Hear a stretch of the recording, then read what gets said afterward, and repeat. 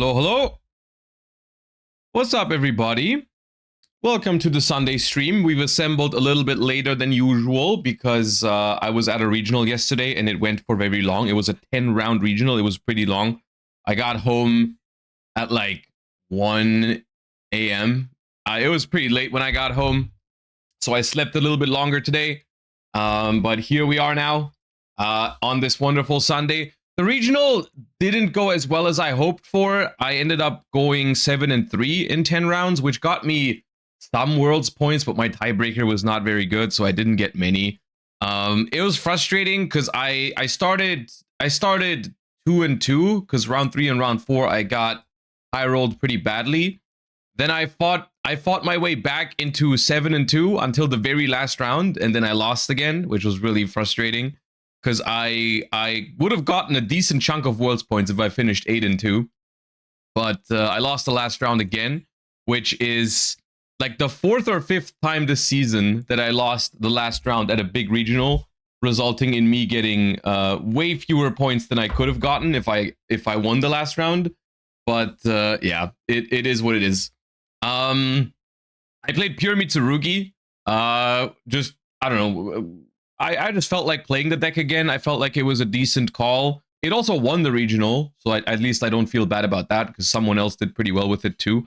I thought it was decently well positioned. I did play Super Poly. That was one of the reasons why I wanted to play the deck, because it could play Super Poly, and I was afraid of people doing like Ilya, Sylvia, and Dragoons. So I wanted to play a deck that can play Droplet and Super Poly. And Super Poly was pretty good when I drew it. So I don't feel bad about that call as well. But yeah, it was an okay regional. I did all right. It was a rough day. I had the losses I had were pretty difficult. Also, the deck, like, it didn't feel consistent enough with the one Habakiri. I replaced it with Manjus, but I can show you the deck list in a second if you guys care. It's not the greatest result, but if you want to see it, I can show you real quick. The main reason we've assembled on this Sunday, though, is because YCS Sydney has happened this weekend, and as per usual, if there is a YCS that I'm not participating in, I like streaming them. I like watching them live with you guys. However, with YCS Sydney, it was pretty difficult because the time zone difference makes it almost impossible for me to watch it live because Sydney is 10 hours ahead of Germany in terms of time zones. So essentially, when they start playing at 9 in the morning, which is usually when round 1 starts, it's 11 p.m. for me. And then they play essentially throughout the entire night for me, right? So yeah. Oh, Pasm, thank you for the 5 gift subs. I appreciate that. Thank you, very kind. Appreciate you. So, like, I wanted to watch YCS Sydney, but like because of the time zone difference, it's unfortunately not something we can watch live. But still, the YCS has pretty much just finished this morning. And I've tried to avoid as much as possible of the coverage, at least from day 2. I've seen a little bit of day 1 on Friday night when I was building, like I was sat here, I was building my deck for the regional, and I had the YCS run on the monitor. The production quality is something that people have already criticized online. Yes, I have seen that, you know, especially on the first day, they struggled a little bit with like camera quality, microphone quality, and all that kind of stuff. You know, I'm aware, but from my perspective, I'd rather have a bad stream than no stream. So I guess we'll take it. And the good news for us today is that since we're rewatching the games, and I can commentate over them, if the microphone quality is a problem, I guess it won't be a problem for us because we can just you know, commentate over it. So that's fine. I guess we'll see. It's all right. I honestly, yeah, like I said, I think it's better than having no coverage from a YCS. I feel like every YCS in the world should be streamed, and if of course, ideally, it would be with a high quality stream like the European and the NA ones. But I guess we'll take it. So what we're gonna do today is we're gonna jump into the coverage and we're gonna watch some of the matches. I will say I do know which decks were in the finals, and I assume that people will probably at some point join the stream throughout the day and say, "Hey, Josh, did you see X deck won YCS Sydney or whatever?" So I'm not expecting to be able to watch all of this completely unspoilered, but I guess that is the price we pay for rewatching it now. But I think it's gonna be fine. I think it's gonna still be some good gameplay, hopefully, and we can cut out all of the breaks pretty much between the rounds. We can just watch all of the feature matches, no breaks, nothing. So that is that. All right. How was your regional? I went 7-3. I lost the last round, which was pretty annoying. If I had won the last round and gone 8-2, I could have gotten, or I would have gotten, a decent chunk of Worlds points, but now I finished 7-3. I got barely any points, and now like 4 people overtook me because they all did better at the regional. Because it was like it was an 80-point regional, which is crazy. And there's like almost everyone who was around me in the points list got more points than I did, so it was pretty rough. So now I'm like down to 21st, I think, in the points ranking, which is tough. But there's still a couple of big opens. There's still nationals, so you know it's not over until it's over. It's just one rough day. It's okay. Okay. YCS Sydney. It says day 1 on the thing, but I'm pretty sure this is day 2 actually. We're gonna listen into the stream, and if the microphone quality is bad or anything like that, then we can just move on to mute it, and I'll commentate alone. But yeah. Also, after we're done with YCS Sydney, we have some other things planned for today. I don't know how long this is going to take, but we are also going to take a look at some of the things that are going on in the OCG right now, because in case you didn't know, the Overframe collection. The Overframe collection is now out in the OCG, so we can take a little bit of a look on the impact it has had on the market in the OCG, and in general on the product. You know, like, is the product something that is sought after, or you know, like did the Overframes help the overall situation? So that's something we're going to discuss and look at some posts later. Yes, I have the Sunny video open in another tab already. We're going to take a look at that as well. And just in general, we're going to have a chill Sunday yapping about Yu-Gi-Oh! And watching some Yu-Gi-Oh! All right, so let's jump into YCS Sydney. I believe what we are starting with here, let me see if I should move my camera somewhere else. Where do we go? Go a little smaller. And we go over here. I think that seems appropriate. Okay. I think we're starting in the middle of game 2 here because the stream had a disconnect. So there's a little bit of footage that got lost. I think I checked, and I think it also wasn't part of the other stream.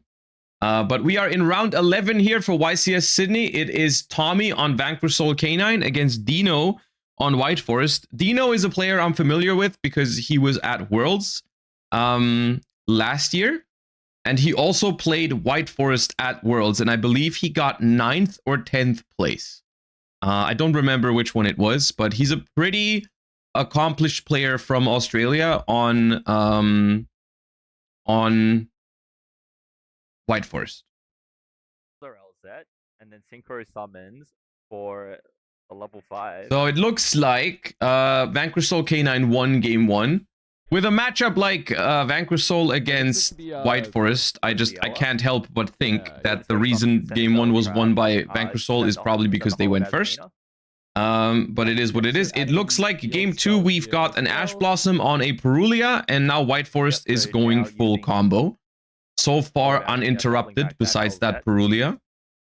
I'm going for another synchro play. And looks like we have a pretty strong start at that. We are going for... We're adding the Gaze of Timaeus back to hand with the Abel Star. Nothing, you know, is going to throw him off here. He had Ash Blossom for the Perulia. Dino's just playing his own game at this point. Not to mention the Diabell got to add a spell or trap from the graveyard to the hand. It's So just playing all the unfortunate cards that like Konami didn't give us any where you support can for this start YCS targeting stream. cards Literally like just two Wizards guys and trying their whatnot, best so, to do this. and I don't know any of the Hello, backstory behind this stream. Like I know that there's been past YCS Sydneys where I think they haven't streamed, and so I'm really happy that they got a stream together for this one. Of course, you can't tell the difference between this stream and like a European or an NA YCS stream. So yeah, it is unfortunate, but I guess if the alternative, if they didn't have a budget for this, if the alternative is to not stream it at all, then I prefer to have this kind of stream than having no stream, I suppose. Of course, in an ideal world, they would give it a higher quality stream though, but it is what it is. Was Bowden on commentary? Yes. The two people talking right now are Bowden Temnik and Yao Wei Zhang. Additional copies of Molchami Fuwalos, as well as 3 copies of Evenly Matched. Could this be... There's barely any glare and no camera shaking. That's a huge W. I mean, look, for me, of course, the higher quality the stream is, the better. But ultimately, the most important thing for me is that I can tell what's going on when they play the game. And in this case, I can tell what's going on. So honestly, of course, it looks bad compared to European and NA streams. But look, I can tell what's going on in the games. And it is coverage from a YCS, so I'm fine. It's all right. Yeah, this is something that White Forest can do now with the new Dark Magician support. They can now incorporate the Dragoon combo into their combo because, of course, the deck naturally searches Diabell Star, and then it can turn it into Dark Magician of Destruction. That way, the deck now has even more Omni Negation besides the Ilya Sylvia. We can also make the Dragoon at some point. Just really going with it. Tommy doesn't really have much in terms of interaction for Dino's turn. Have we talked about how insane the Dark Magician of Destruction and Gaze prices are? We haven't talked about it yet, but I think it's kind of it's a combination of like all of the it's basically it's anime support, Dark Magician, so it's sought after for that reason. It is meta relevant because there's a lot of decks currently experimenting with those cards in the meta, because who would have thought that summoning Dragoon with basically any level 6 Dark Spellcaster is something that people are going to do. So it's when anime support meets playable, and it's from a box that, like, it's a side set that doesn't have that much other stuff in it, right? So, okay, we're ending on Ilya Sylvia, Gaze of Timaeus to make Dragoon as a quick play. We're negating Fuwalos with Ilya Sylvia. Interesting. But we also, like, this is just gonna, this is not breakable, is it? What 4 cards break this board? So, one interesting thing to point out here is that Dino left the Gaze of Timaeus face down instead of activating it on the first turn. This way, because it is a quick play spell, you can just use it on the opponent's turn to summon the Dragoon at any point. You're playing around a couple of board breakers that way. You know, if there is a droplet, then you can just summon the Dragoon after the droplet is being used. Same thing with Dark Ruler. Same thing with Super Poly, right? Okay, normal summon Raisin. We're going to chain Diabells to summon Zaylin, another negation. And that is going to prompt our Vanquish Soul opponent to pack it up and go to the next game. All right, White Forest winning the game, going first after ashing a Purulia. Great start to the day. Oh, what is that side deck for Vanquish Soul? Oh, no. Dude, I see Gravekeeper's Inscription. I see Dimensional Fissure. I see Anti-Spell Fragrance. Uh-oh. Diabells can summon the chain guy? Yeah, Zaylin is a tuner. Zaylin is a tuner, so you can summon it with Diabells, yeah.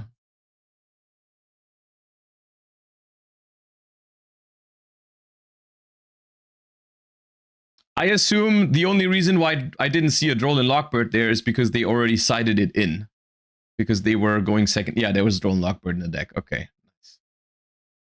This is going to be really difficult for Dino going second on average. He's got to be very lucky to not get hit with any of those cards. Remind me, is Gravekeeper's Inscription monsters in the graveyard can't activate, or any card in the graveyard can't activate? Because that does make a big difference against White Forest. Because White Forest does have a lot of spells and traps that can also trigger in the graveyard. If Gravekeeper's Inscription stops those two, uh-oh. That is really bad for White Forest if Tommy opens that card. Oh, the nice thing, since we are in post, we can actually skip the siding and the shuffling. Technology. Up. All right. Game 3, round 11. Vanquish Soul K9, I would say heavily favored going first, but we'll see how it goes. I see a Droll and Lockbird already, so if they have a play, and they do have Reinforcement of the Army. So that is going to be Raisin access. It does not get ashed, and it looks like there is also no Droll and Lockbird. At least not yet. So we're going to see Tommy do at least some Vanquish Soul combos, backed up by a Droll and Lockbird. So that is going to be rough for White Forest. We decide to Imperm Raisin, hoping for no dodge, but there is the Caesar Valius. Yeah, this game is cooked. This game is cooked. It is Giga Omega cooked for White Forest.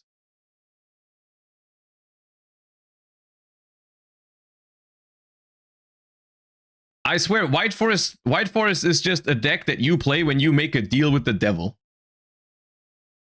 It's just a like, yeah, I'm gonna win if I go first, and I'm gonna lose when I go second kind of deck. And the only people who disagree with this are the people that play White Forest, because they will always tell you, no, the deck is fine going second. I don't believe in it.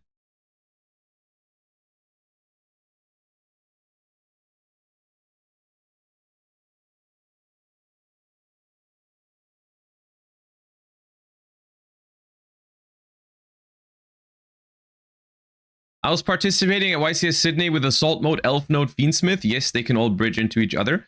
And holy crap, the amount of people playing Dragoon, Dark Magician of Destruction, and Gaze package I saw was insane. One of the yummy lists was also playing 3 Goyo Defenders to make Ashura King. I saw that, yeah. In day 1 on one of the feature matches, they were playing Goyo Defender. I've seen that, yeah. A lot are playing it and none top. Nice engine. I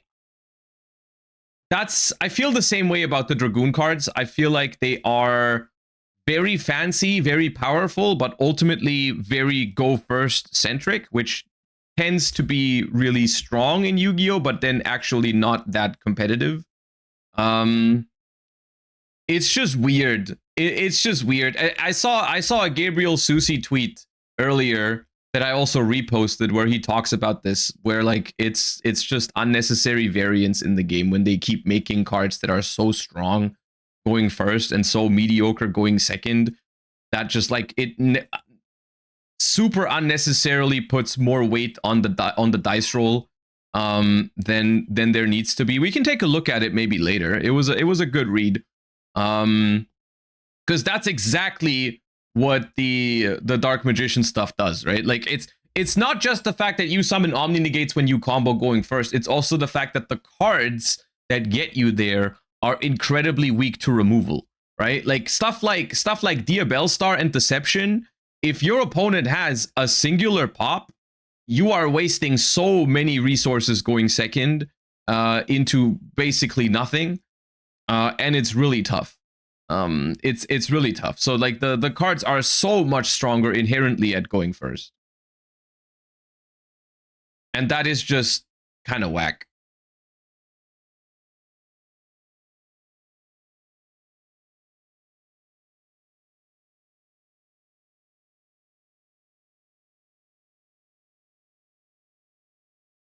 Do you think White Forest is gonna break this board if there's a Droll and Lockbird behind it? White Forest doesn't break this board if there's no Droll and Lockbird behind it. I'm telling you that much. This is the full combo, dude.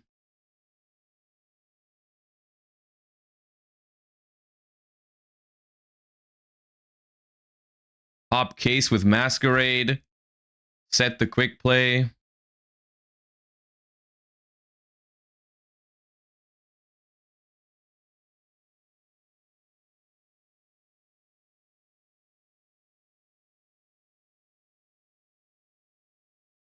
Voldemort, thank you for the 46 months. Appreciate you. Also, Euler, thank you for the 45. Welcome back. Evenly, maybe. Evenly is not the worst against Vanquish Soul K9, yeah. But like, if they see it coming, if you enter battle phase and they activate the quick play to rank up into Werewolf, and then when you evenly, they look at your hand as well. Dude, we have so much card advantage that we are burning with Borger. We don't care about drawing a card. Or did we? No, we had Prosp, right? We can't draw. Fair enough. Oh, we have Prosp, right? We haven't activated it yet. I just saw it in hand. Okay, that makes sense then.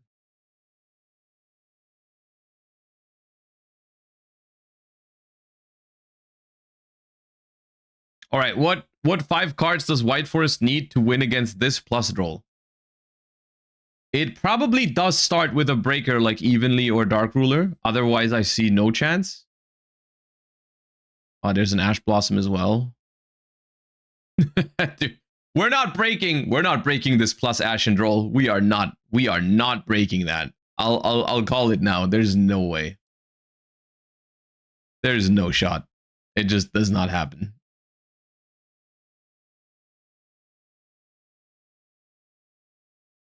There's no shot. The hand camera here is unfortunately not positioned super well on the bottom right. Like, it should be a little upward. We can kind of see the hand in this camera actually, but it seems like a lot of monsters. We're not breaking this. There's no shot. Sphere mode out of nowhere. Sphere mode doesn't even get you close to breaking this board. You are not even close.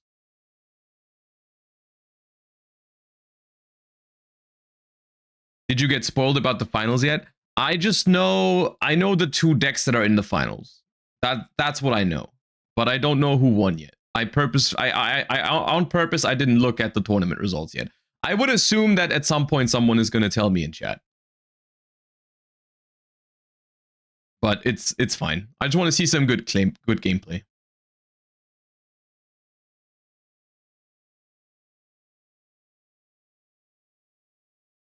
All right, we booked the LZ. I don't even know if we're going to get to see the Droll in Lockbird. Or at least I don't think the Droll in this case actually matters, because I feel like we just can't play against the rest of this.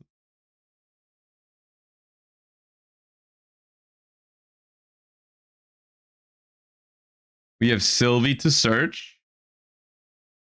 Because they have the Droll, I would actually not be surprised if they let this go through, because this likely just searches another searcher, right? It likely searches the field spell or the regular spell, the whatever it's called.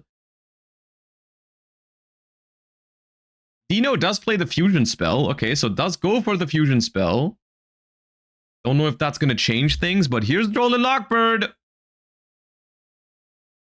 Hey, it's fine, Dino. It's semi-limited. It's okay. It's all right.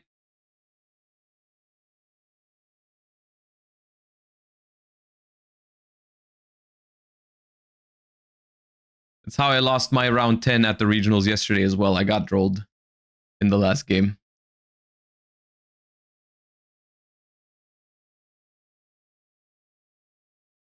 All right, good thing we didn't search one of the searcher spells then. Good thing we searched the quick play, but does the quick play really do enough here is the question.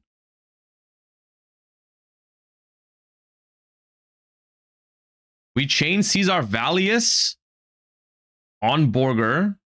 Now they fuse these 2 together. This is Illusion and Light Spellcaster, so this can make Ilya Sylvia or Murcielago. But Murcielago can't add, so we make Ilya Sylvia. What did you play? I played Pure Mitsu at regionals yesterday. All right, we have an Omni Negate now, but there is a lot of things that we need to negate. Okay, we have Light and Dark Chaos Angel here. We do have Light and Dark Chaos Angel, but there is the K9 quick play phase down that can just pop this. Can you Chimera under Droll? You cannot, no.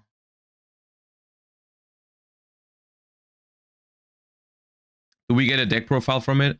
I didn't think my deck was like spicy enough or my result wasn't good enough to make a deck profile on YouTube for it, but I can show you the list later if you're interested.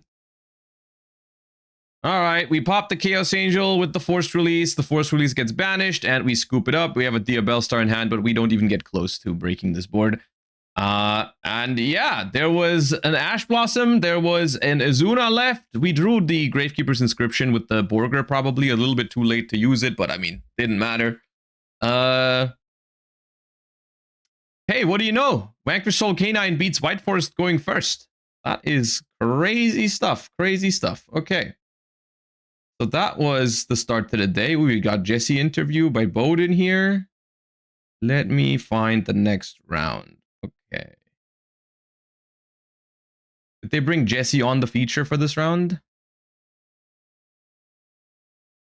Hello. No. We've got White Forest again.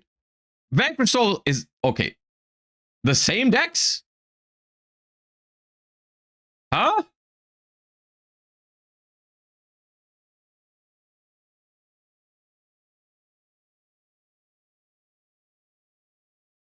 Or did they just... No, it must be, right? Because they changed order. Like, it was Vanquish Soul at the top, White Forest at the bottom.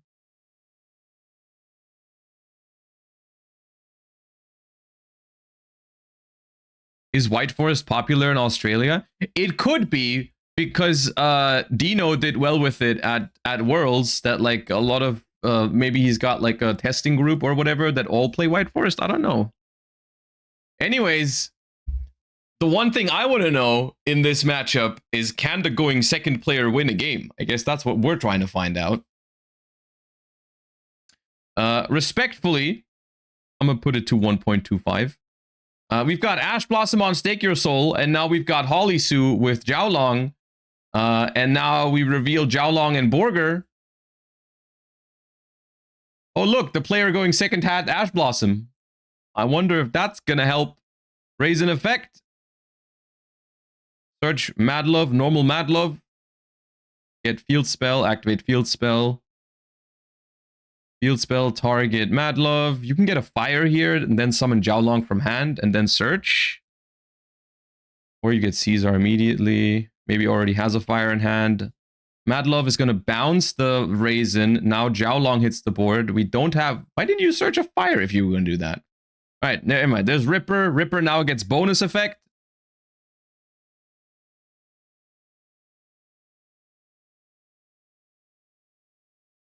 He's throwing his cards. I did put it to 1.25 speed. Maybe that's why it looks a little bit like that, but I think it's probably fine. All right, so Ripper searches. Okay, what do I see? I see Thrust. I see Thrust called by dude, if they would have gone first, dice roll ass matchup, dude. If they went first, they had what was it? 2 starters, Thrust called by Ash. Was their hand going first. Should have rolled a higher number, man.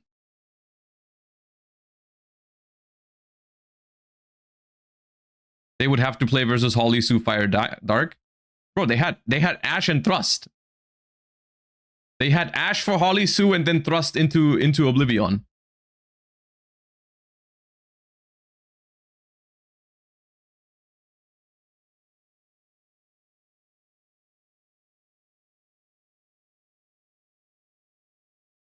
Ooh, we go for Imperial Princess Quinkery to bring the Holly Sue back. Then bounce it with Caesar. Okay, I guess that's something you do because it's limited in TCG, so you try to recycle it that way. Fair enough. And then we go end phase, we get the trap. So... Okay. You know, I've seen worse. Draws a second Thrust. That's not great.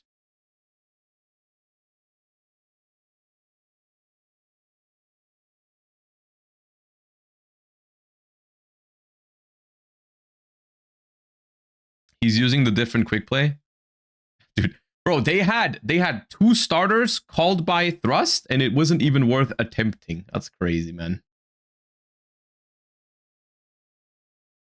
The other K9 quick play spell is something I've seen some people use it. I personally don't know if I like it, but it can be used during any phase. That's the main difference, is that it can be used not just during the main phase, like force release, but it doesn't pop.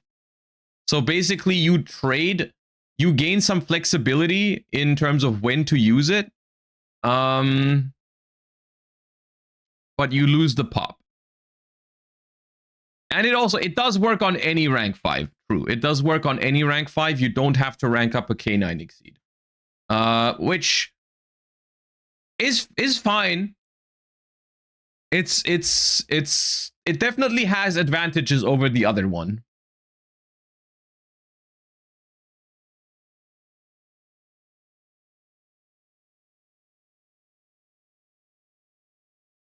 All right, the player going first has claimed their victory. Let's see if it's any different in game 2.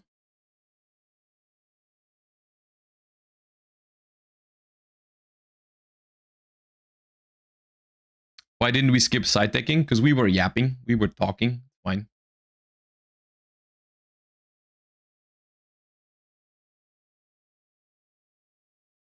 All right.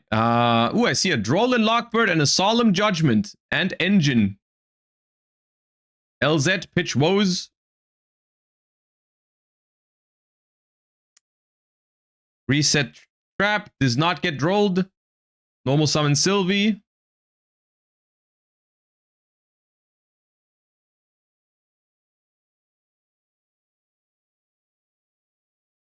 I made a PDF of all the TCG exclusive we ever got. Are you interested in it?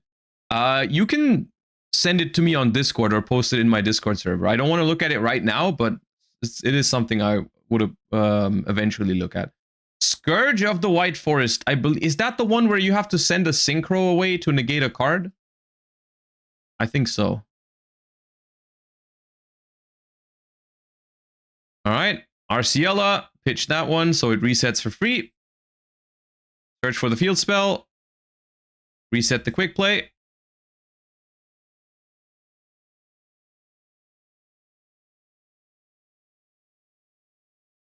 Activate LZ. Summon. Level 8 synchro. We don't have a target for the Diabells in the graveyard, so we're just gonna search.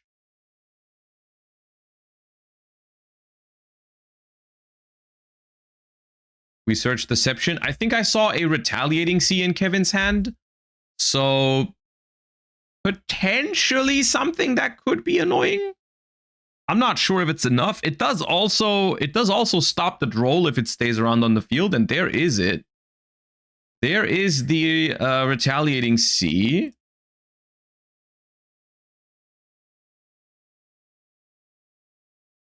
We can chain Diabells to it though. Could send the Deception from field now. Yep.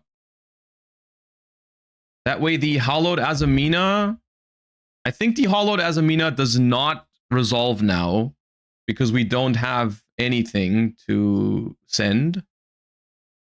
We summon Zaylin with the Diabells.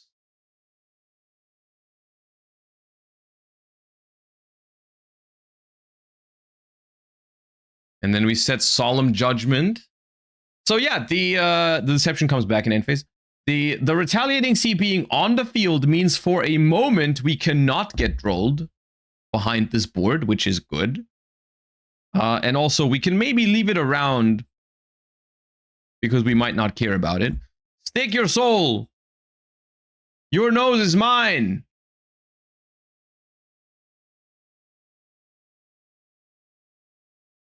With a Jiaolong, are we going to... okay. We do not Solemn Judgment it. We go Chain Sylvie, Chain Zaylin to negate it. And now we Solemn Judgment the Raisin to negate that. I see another Retaliating Sea in Kevin's hand. I see a Jiaolong. Nothing that reminds me of a play right now. The Sylvie is in defense mode, so it can get run over and like that. Typhon on the Retaliating Sea. Activate Typhon.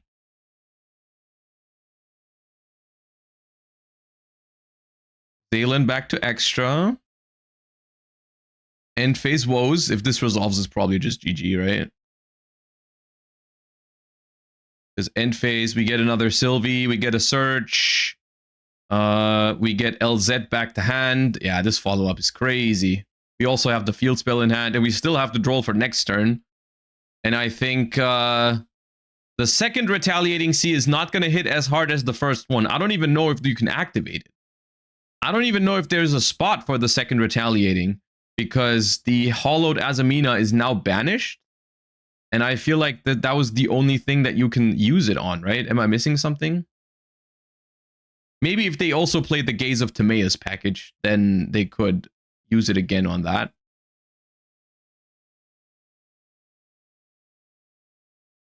But in that interaction is not even that good, because oh, we do search with deception. We play Depters. Okay. This is the other fusion spell for Azamina. This does mean the second Retaliating Sea is gonna hit hard. But there is also now there's a battle phase. So they could attack over it.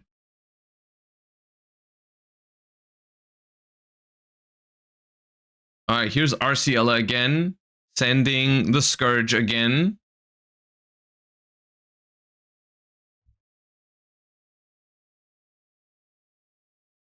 Gets the quick play fusion. They play a lot of one-off target. They play Scourge, they play the fusion spell, they play both Azamina targets, they play Woes. Like every one of is in their deck. Activate Woes to search. Search the White Witch. Summon White Witch by pitching the fusion spell.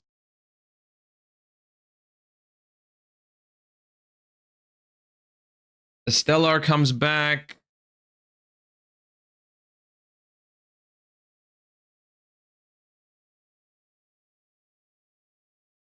And the trap. The trap gets you Philia. Yeah, there's Philia Diabel.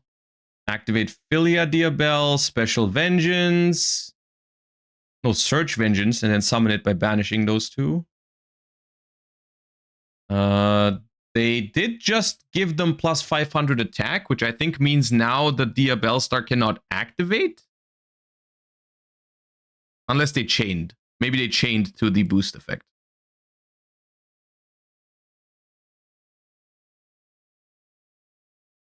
You can Retaliating on Philia. Yeah, true, because it says add or summon if your opponent controls a monster. But is that like... Maybe they wanted to save it, hoping they would still use the Azamina spell?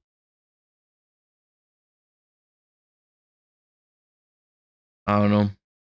Because chaining it to Philia doesn't really do anything, right? You still get to summon it. Alright. Didn't even need the Drollin Lockbird in this case, because we just negated the two cards that our opponent was able to play. Why are you not at Sydney? Because it's very far.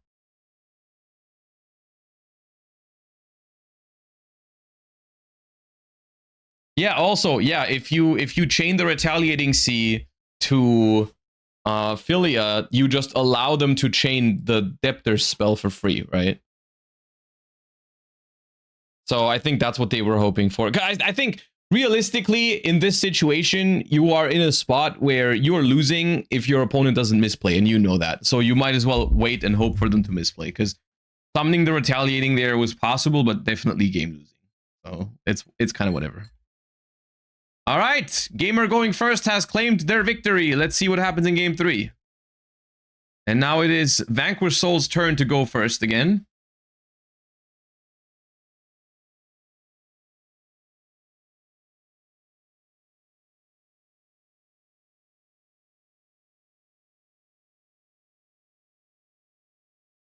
All right, we have Stake Your Soul again with a Godos. Hold up. Hekahan's Godos? Okay. Ooh, I see an evenly matched. Okay, a pairing. Okay, this could actually make a difference in this matchup if we pair Fuwalos to stop them from making a good board or big board.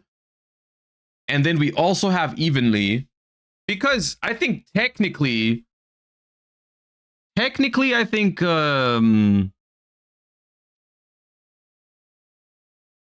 we are okay into Fuwa with Vanquish Soul, but I don't know about Fuwa plus evenly.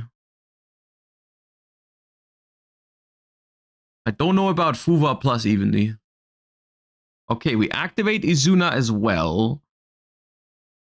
Oh, I think they're going for the full... I think they're going for more draws under Fuwa. Yeah, they're making the Ripper as well. Okay. This is dangerous. I think this would be correct against a hand trap deck, but against a board breaker deck like White Forest, I'm not sure if I think the Ripper is that worth it here for the extra card. But I guess we'll see. Okay, Hekahan's Godos is like, if your opponent adds, you can special it, and then it can steal a card from the grave, right? It only steals monsters, though, right? It special summons a monster from their grave. Ripper makes evenly worse. Against evenly matched, specifically, the Ripper is actually not bad here, because you can rank up into Werewolf and then still look at their hand and take a card away. So yes, giving them, because technically, by going for this Ripper, what they're doing is they're giving them one extra random draw, but then they get to look at their hand and take away the best card, which is always worth it, right? Giving your opponent one draw to then take away the best card out of their hand is usually a good deal.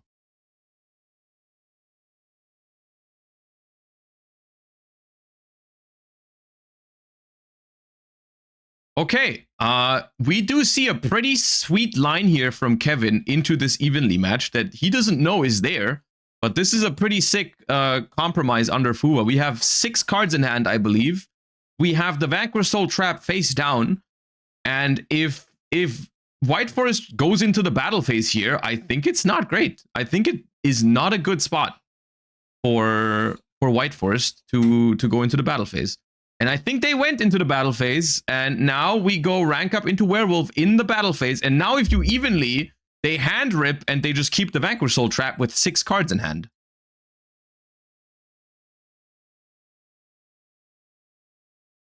So this evenly is really not cutting it here, I feel like. Wait, did we not go battle phase? Oh! Hold up. Is what happened? They went battle phase? Maybe they... I'm not sure. Are we in main phase 1 or main phase 2 now? They just said end of main. Yeah, but like that K9 quick play is not main phase only, so they would have done it in battle phase, not in main phase 1. So either there's two realistic scenarios here. Maybe they attempted battle phase. In battle phase, Kevin activated the rank up, and then Grant decided to not activate the evenly, but to hold it as a discard for the Bellstar and just went to main phase 2. That is the more likely scenario, but it could also be that Kevin decided to rank up into Werewolf immediately in the draw phase, to just hand rip as soon as possible. I'm not sure that's very likely, though, because I think you would, against White Forest, you would probably keep the Ripper around for a moment because it's pretty good against the little LZ. All right, we boom the board.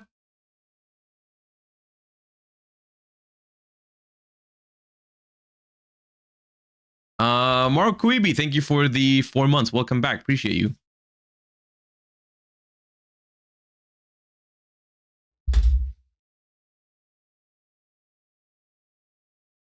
All right, now the question is, how much can White Forest do in main phase 2 here? I don't remember exactly what their hand was. I think it was 2 copies of the White Forest field spell. I think there was a hollowed Azamina. And I think there's one more. Woes? Sylvie is banished by the werewolf. The Sylvie is not there anymore. Okay. So activate Hollow. We're going to chain Valius to pop the Silvera. So the Hollowed cannot resolve. We do not have a Sinful Spoils, but we can now play with the White Forest Field spell. We can now play with the White Forest Field spell. But there's Lupus now, right? Lupus plus Izuna? I think there's an Izuna in hand for Kevin. No, there's Izuna plus Lupus still. Because now we've activated a hand effect with this LZ.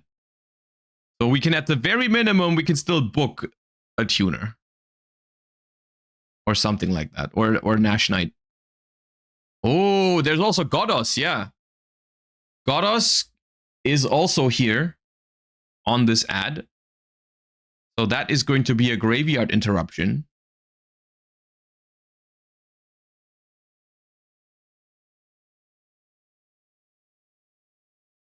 All right, Synchro 6, we allow it. Arciella. What does Godos do? Hekahan's Godos has 2 effects that are relevant here. In this, it says if your opponent adds a card from deck to hand, you can special summon it from your hand. And then during your opponent's, I think, main phase, quick effect, you can revive a monster from your opponent's graveyard to your side of the field. So it's like a 2-step interruption. You first have to trigger it just to summon, and then you can steal from their grave.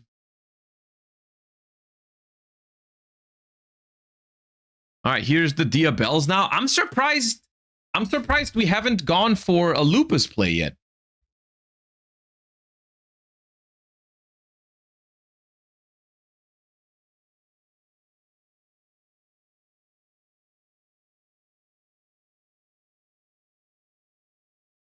I don't know why we let them get this far. We should have booked a tuner with Valon. I feel like. Maybe he doesn't have Izuna. What did they add with Ripper if not Izuna? That makes no sense to add anything but Izuna, right? They got 5 cards in hand still. I'm sure they have Izuna. I think they're just holding it for something. He added Lantern? Why? He didn't need the Dark. He has Madlove and Godos in rotation.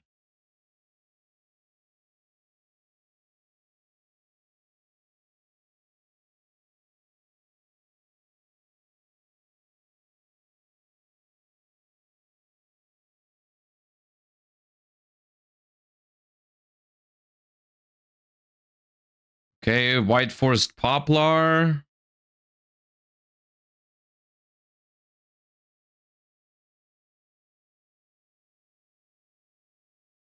Yeah, now you can't Lupus anymore because you got 4 monsters on the field for now. We are in main phase 2 though, I think. So we can't lose this turn, but this is a scary board.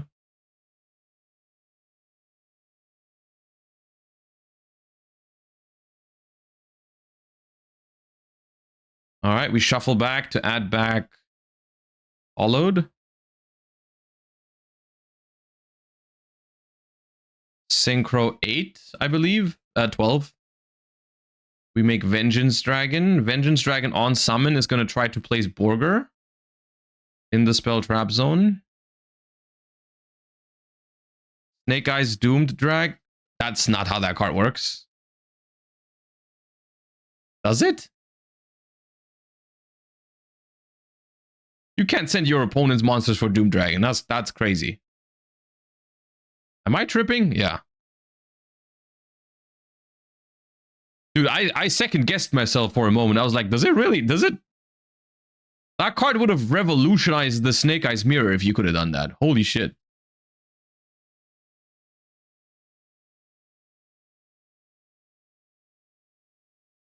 Dude, that could have been an interesting way to... See, there is Izuna. Of course there is Izuna.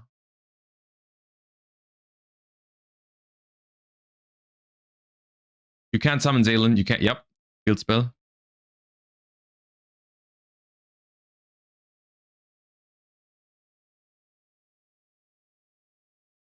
Dude, I'm just thinking, like, if Snake Eyes Doomed Dragon could be summoned this way, it would have been a really interesting balancing mechanic for Snake Eye itself, right? Like, imagine you could play Snake Eye's Doom Dragon in any deck, and then when you go second against Snake Eye, you can just summon it immediately, send their IP Masquerena to the graveyard from their spell trap zone. That would have been a pretty, maybe that would have been healthy actually.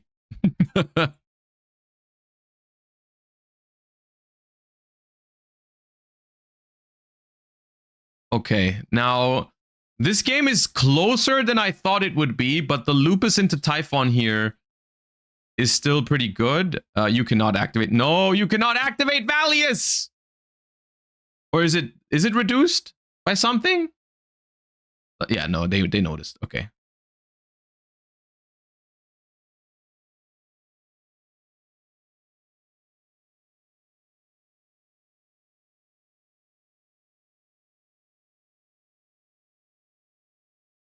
All right, how about we start with Typhon Effect? Maybe we start with Typhon Effect. What about that?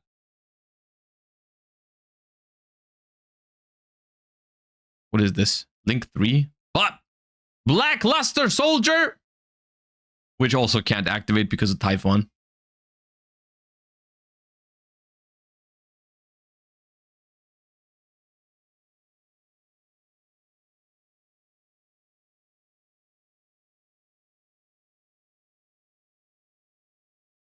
All right, the Vanquish Soul Duelist seems a little nervous, I feel like. I feel like they don't really... Ooh, this Raisin goes hard.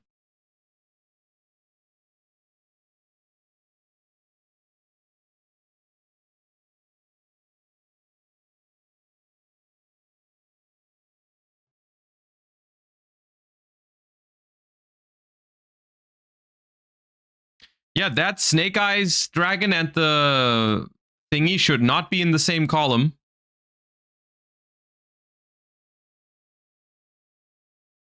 Now we make rock add back. Now, okay, both the Diabellstar Vengeance and the Diabells are both 3,000 because of the banished trap card, right? One of the two. I don't know if it's the trap or the spell boosts by 500 when it's banished. Continue, like permanent. So I think both of them are locked out by the Typhon right now. The spell, okay, the spell. Assuming they activated it? Yes, assuming they activated it.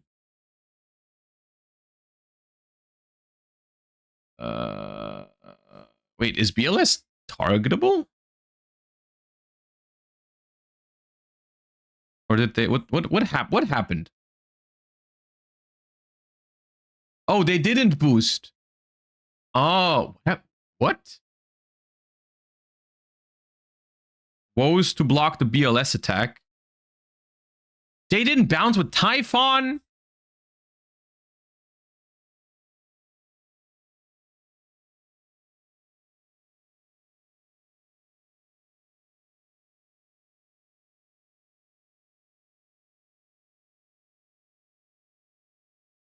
Okay, so we did not find game. We make Zeus now. Olisu effect. This is a messy game state. Ah, Borger Burn! Borger Burn! Borger Burn ends it. They play 2 Borgers. I was assuming it was a one of. And there it is, game. Okay, well.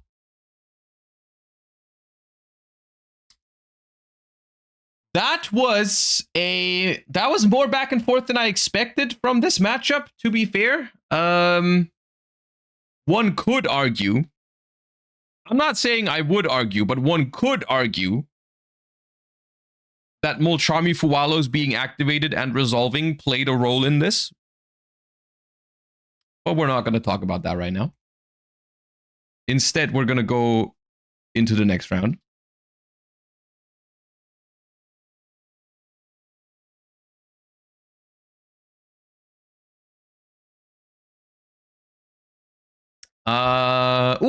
Genesis Proto YCS Finals. Hell yeah.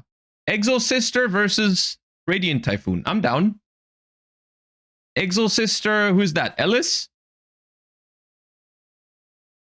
Sakitama. Okay, that feels like 2 engine requirements.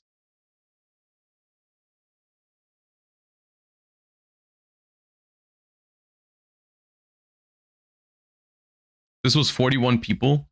I mean, yeah, it's expected to be smaller in Australia, right? The YCS was also significantly smaller than our YCSs. This event was announced one day before the YCS. Oh yeah, that sure didn't help either, yeah. Okay, it seems like we don't have the most optimal start here with the Ellis and the Sakitama, but it doesn't matter because it does get you to Michaelis and that gets you to Betrayal. So now we have Martha. So I'm sure we will still get there.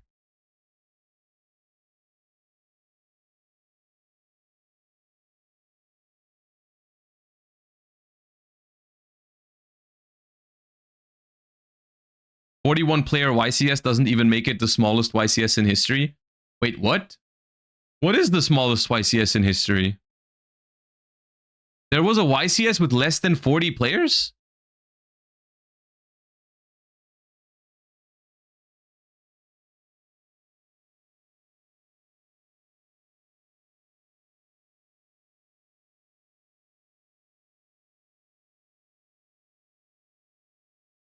If I remember correctly, there was a 40-player remote duel one in LATAM.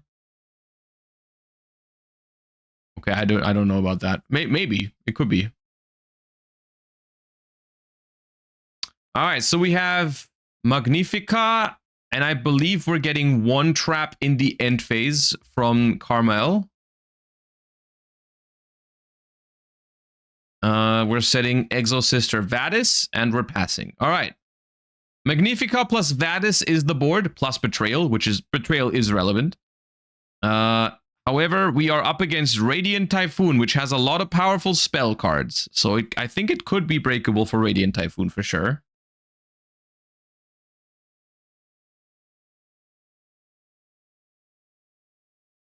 Frame, thank you for the 6 months. Welcome back. Also, Kirby Derp, thank you for the 21 months. I appreciate that. That's a long time of support. Thank you. We have not looked at the overframes yet, but it is planned for today. Don't worry. Okay, we start with Book of Eclipse. That is a pretty solid card here. That card is not free in Genesis, right? That card is like 5 points, I want to say. But it's a really good counter to Magnifica. 7? Maybe it's 7. It's like some small amount of points. All right, Manifestation for Mystical Space Typhoon. Mystical Space Typhoon here is best on Exosister Betrayal, I think. Yes, on Betrayal it's really nice. And now we can summon Varurun to protect from potential hand traps. I don't know if Exosister does play hand traps, because I think some of the Exosister engine actually has points in Genesis. It's not free.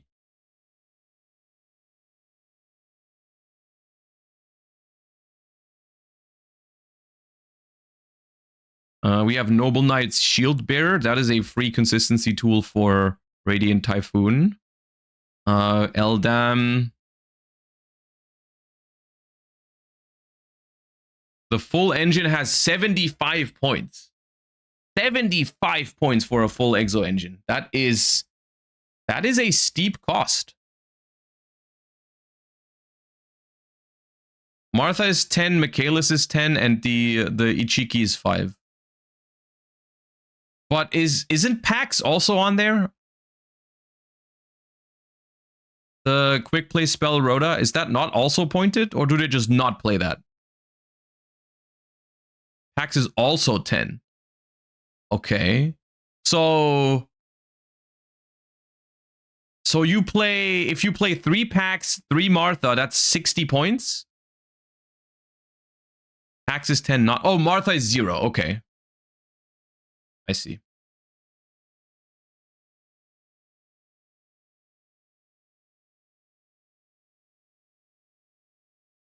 My brain instantly went Goling 2, but you can't, it's Genesis.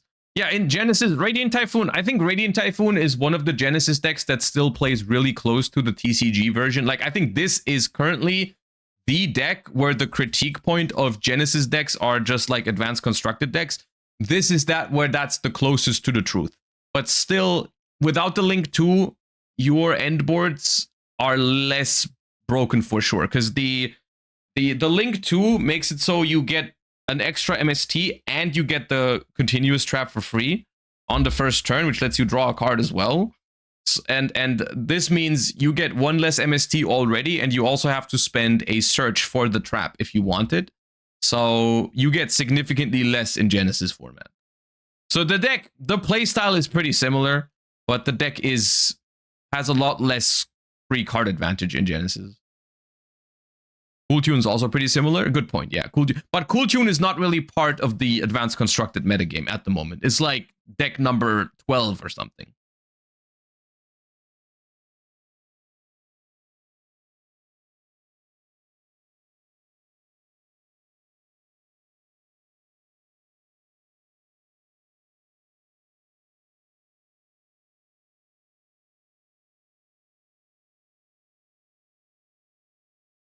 How much defense is Magnifica? It's pretty big, isn't it? Okay, we can only clear... Oh, Mirage Nightmare. We can only clear the 1 Exosister. Oh, they draw a card as well from the Eclipse. This Magnifica should be in defense, yep. 28. All right, that's pretty big.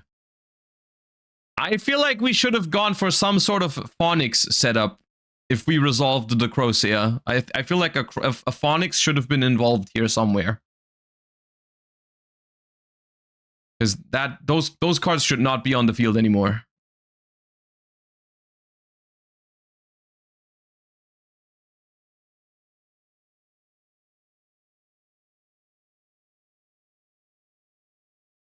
Okay, we go mandatory effect of Labyrinth, of Mirage and Nightmare, I think. They chain Magnifica to tag out. And now they droplet that. Sending the last card in hand away, so they get to draw a full 4.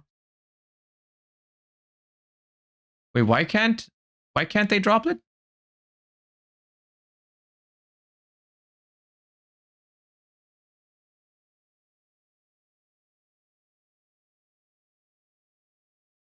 I'm confused. Oh, is this end phase still? Was this the end phase effect of Magnifica to banish?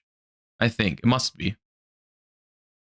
It was not tag out, it was end phase banish the droplet. Okay, I see.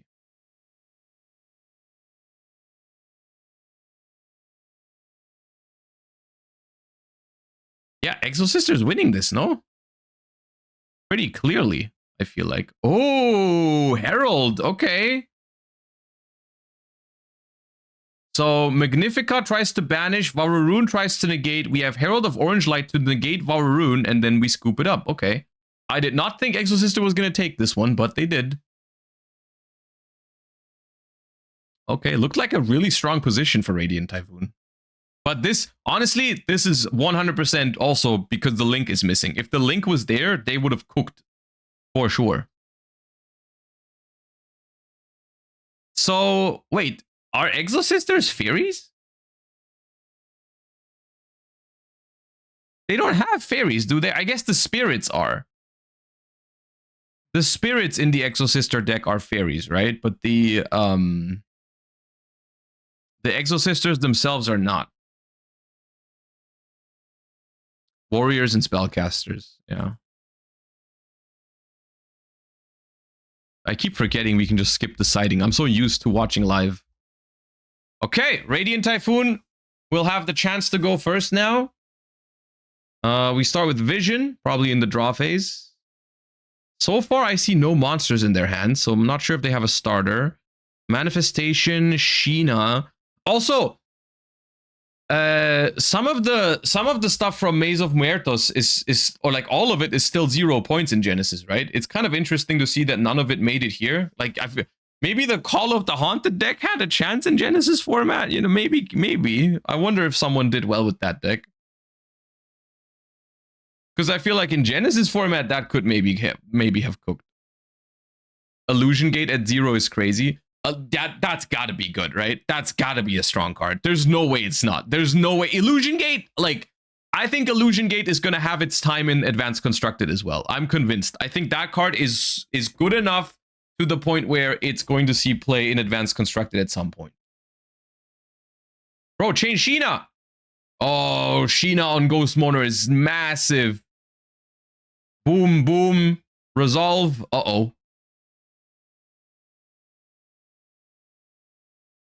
Does Magnet Warrior have points? I would be very surprised if it did. I don't know, but I think it probably doesn't. Wait, that means you could play Block Dragon, right? In Magnet Warriors? You can probably play Block Dragon as a one of. I don't know if it's worth.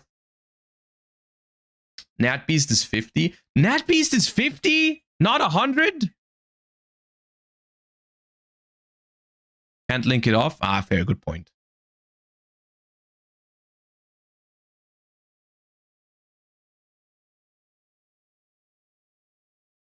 Or Gallon Granite, but you don't need it. The engine is insanely consistent. That sounds like a good deck for Genesis format. It did get top 4, I believe, at the regional I went to yesterday, out of 600 people. So it's even not bad in Advanced Constructed. Okay, we resolve our stuff, but our end board is Sheena. We have Crocea and Varurun in hand, and a Mirage Nightmare now. Okay. It had a mirror match at X1 in round 9. Yeah, I saw that. It was Josh against Luke Tyler. I think they came together. They probably played the same deck.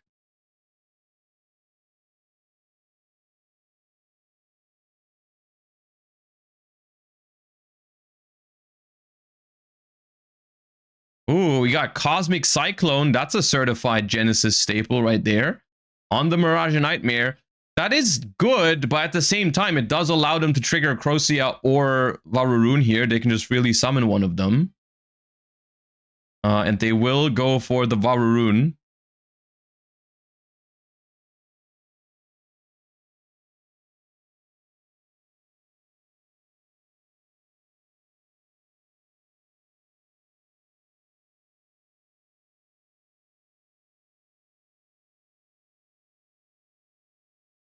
This does feel breakable, though, depending on the hand. But Exosister is not the best deck at going first. Going second. Varurun negates Martha. And then the next best starter for Exosister is Betrayal, right? But Betrayal just eats MST, which we know they have, so... I think I see a Herald of Greenlight. I think there is a Betrayal. There's a Martha, and there's one other card I can't quite see. If it is a Fairy, then I guess we can try to push through one MST with the Herald of Greenlight. Will Konami hit Radiant Typhoon again in Genesis? It's possible. It keeps doing decently well. I think they just passed turn. Yeah. Draw Swen for turn. That's GG. Swen for turn is GG's. Yep.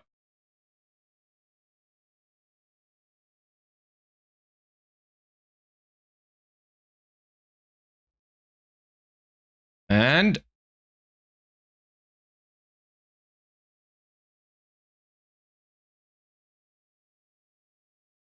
all right, game 3. Martha.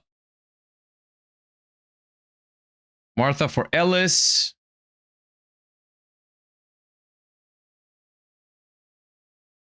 Do you think Dracotail will get hit next ban list? Absolutely.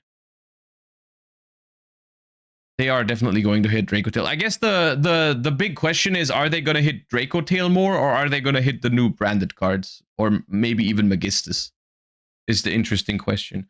I assume you're talking TCG, because in Master Duel, I mean, I guess in Master Duel, my answer is the same. I do think they will hit Dracotail a little bit.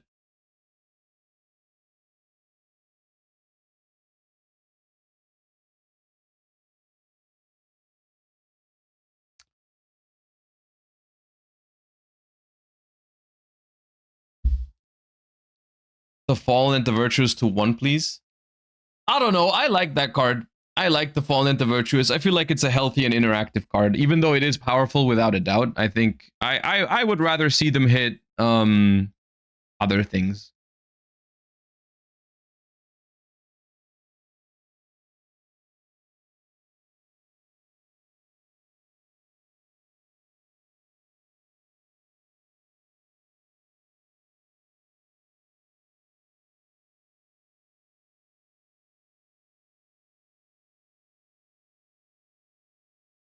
A flame ban. Flame would be an interesting ban. But I guess the question is the problem Draco Tail or is the problem the branded cards? Or is it a combination of both? And I'm not sure how willing they are to hit branded.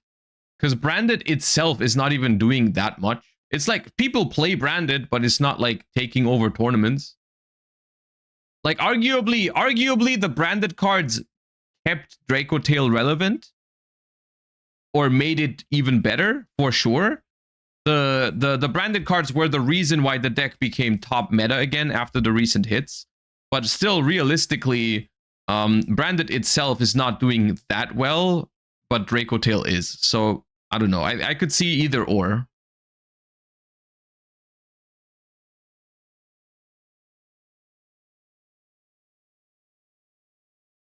Okay, we Kaiju the Magnifica, which is pretty annoying, I feel. And now we have an MST in hand for the Betrayal.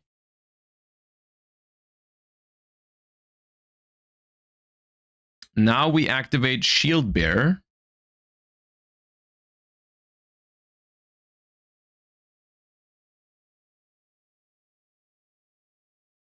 At least for Master Duel, Draco Tail is fine if you just ban 5 Rainbow. The fact that that card is limited is simultaneously so sad and so funny to me.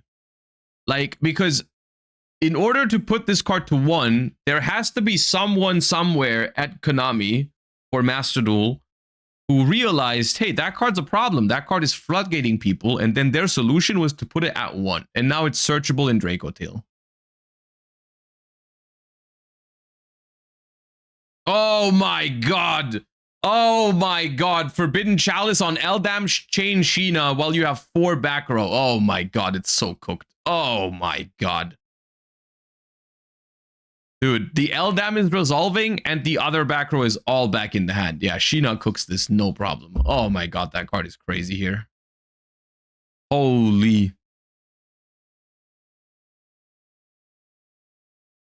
Holy shit, that card is good here.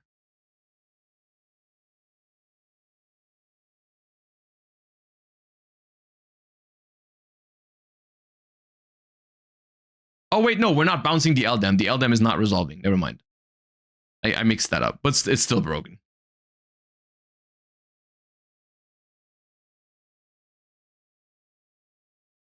All right, Manifestation.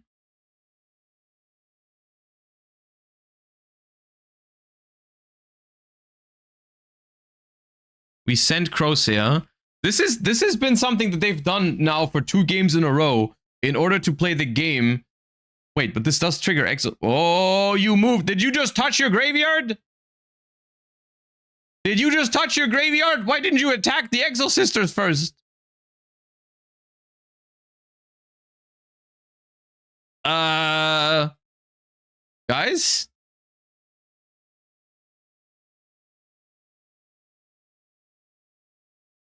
I think we may have touched the graveyard. Uh-oh.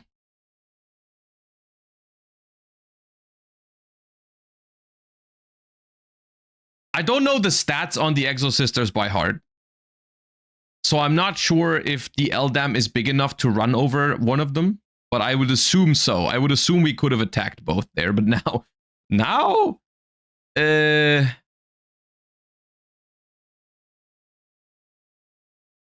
They all have like 800, yeah. And Eldam is like 16, right? No, Swen is 16. How big is Eldam? 12 or something? 14? 13? I don't know, something like that. Eldam is 13. Plus Chalice. Yeah, it was 17. Yeah, it was big enough. We could have attacked. Uh-oh. Honestly, I think that cost... straight up, I think that cost them the game. I think they had a guaranteed win if they didn't do this. And now it's looking pretty rough. It might still be possible, but now it's going to be hard.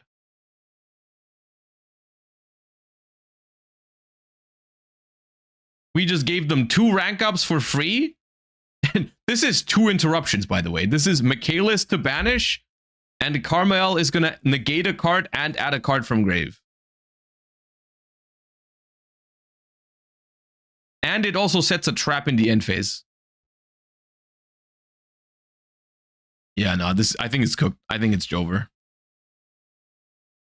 The Kalis effect banish. Goodbye, Sheena. Now the other two are not big enough to run over the exceeds. You can't run over anything. Yeah, it's cooked. Oh my god, it's so Jover. Oh man, that's so unfortunate. Dude, they touched the graveyard. No, why did you do that? You have sinned. Okay, now you have to give them back a card from the grave.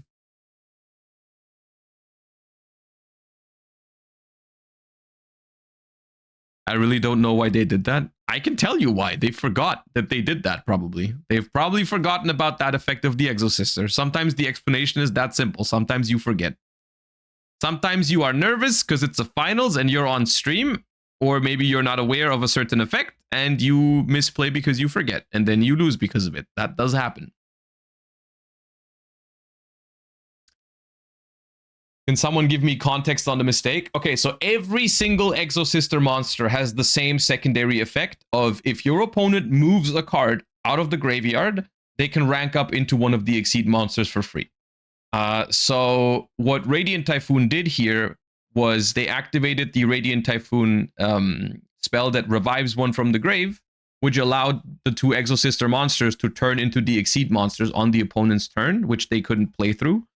And the alternative was to just attack the little Exosisters first.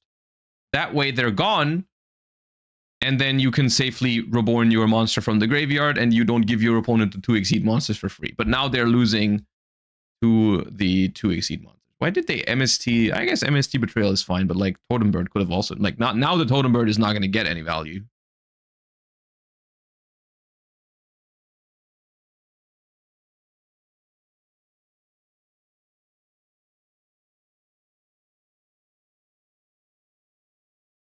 Except for Martha, she can do it when anytime a card is... Yeah, for Martha, the only difference is that it doesn't matter who removes the card from the grave. You can do it yourself as the Exosister player, yeah.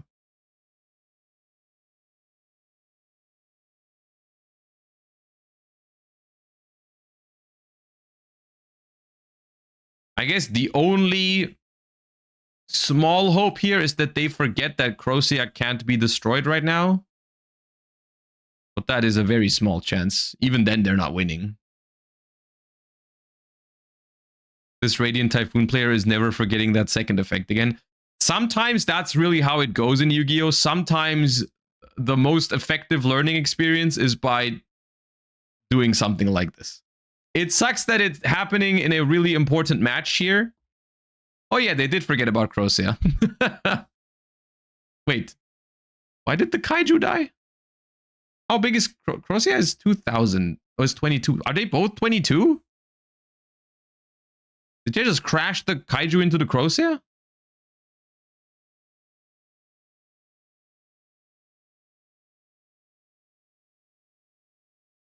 Oh yeah, Crocea is 22 as well. Nice.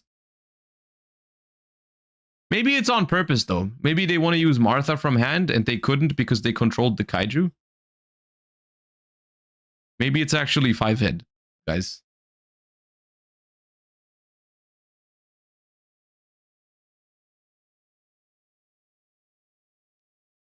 But what Martha Magnifica still has a banish here, right? On the Crocea if they want to get rid of it.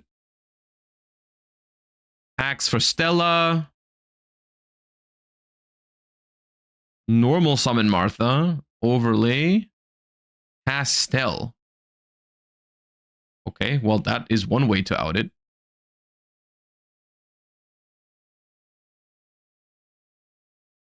So Radiant Typhoon is on 0 cards. Also, I think no important resources in the graveyard. I think there's no Varurun or Phonics. Set 3. Yeah, it's not looking good for our Radiant Typhoon duelist. It's not looking good for our Radiant Typhoon duelist here. Sometimes it's a fascinating game, Yu-Gi-Oh, when like one singular mistake like that can cost you everything. Oh my god, it's about to happen again. Chain Vadis to Ascension or Elation, I forget what it's called. Summon Ellis and Martha, and now have you just touched your graveyard? Rank up, rank up. Chalice. Okay, dude. All right, we did not have to. now they're just showing off. All right. Cass Patel. And is that Jabreen? I think it's or is it As Sophiel? I don't know. One of the two. And that is GG. All right. Exo Sister wins the Genesis YCS. That's cool to see. And could have definitely been Radiant Typhoon, but you know. Ooh, top 8. Oh, that was the end of Swiss already. They only played 12 rounds. Okay. Top 8. Top 8, we have Dom, Jesse Colton. Jesse Colton is in second place. I wonder who that is. Never heard of him. Must be a newcomer onto the scene. That's awesome. Okay. Then we got Destin, Frederick, Wei Tong, Jeffrey, Cynthia, and Jacob. Those are your top 8 duelists. All right. I don't know who you were rooting for, but I'm rooting for Jesse Colton. I'm always a fan of when some new duelists make their way onto the scene that I've never heard of before. But yeah, let's see if Jesse Colton can take it all the way.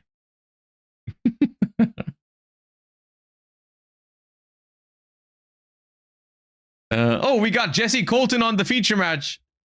Branded Dracotail against Harrison, also on Branded Dracotail. Wait, was there a Harrison? Oh, Jeffrey Harrison. Okay, that was their Harrison Jeffrey. Now I don't know what the first name is in one. Now I'm confused. All right. We've got Jesse on Branded Dracotail in a Branded Dracotail mirror match against Harrison for the top 8. YCS Finals top 8 is a weird way to word this, but okay. Let's see who's going first. Looks like Harrison is, the way Jesse's put his hand down. Yep, normal summon Lucius. Add Phimena. Ooh, we do have Albion the Shrouded Dragon. Sending the white Albaz probably from deck to grave. This way we are going to have access to it with our Thalion. That is going to make the end board significantly stronger. We are using Lucius first, presumably to play around a potential main deck Droll and Lockbird. I'm not sure if Jesse's maining Droll or not. But we want to guarantee the Phimena in hand before we draw with the Dragon, because if we draw first and then we get Drolled, we might not have a way to fuse. Phimena effect. And Jesse does have a Molcharmy Fualos in response. Shouldn't be the biggest deal in the Dracotail mirror, depending on also how many Dracotail names they have in hand. Looks like a second Phimena. Okay, we're fusing Lucius from the field, Phimena from hand, and Albaz from hand, the OG Albaz. For an Thalion, that's going to be able to add 2 cards back from the grave. Jesse draws a card for the Fuwa.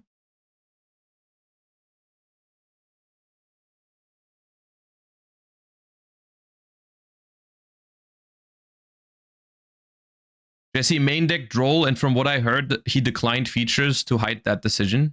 Okay. I mean, yeah, it is true that getting a feature match earlier in the YCS can put you at a disadvantage, especially when you're a known player like Jesse Colton.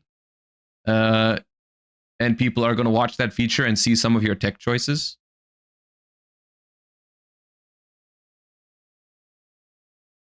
You can decline features. You can decline features during the Swiss rounds, as far as I know. I've never done it, but I think you can during Swiss at YCSs. As soon as you make it into Top Cut, I think you are required to go on feature if they want to feature your match. but during Swiss you could.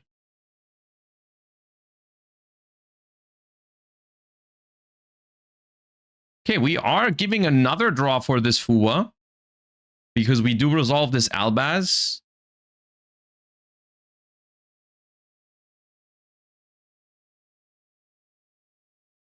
And we did set Ketu Rahu. So are we really gonna give 3 draws to Fuwa in a Draco Tail mirror? That's unheard of. I don't know when I've ever seen 3 draws in a Draco Tail mirror going first for Fuwa. You're not surely you're not supposed to do that. Because now also, if you go Ketu Rahu now, you can't even make Gulamel because you summoned Albaz in between randomly. So this doesn't give you anything. You could have just set 2 traps and it was the same thing as before, because now you're forced to make a second Arthalion, which does nothing. There's no way you're passing now. There's no way you change your mind now. No traps? You got no traps now. Because you're not willing to activate that Rahu. Oh my lord, okay.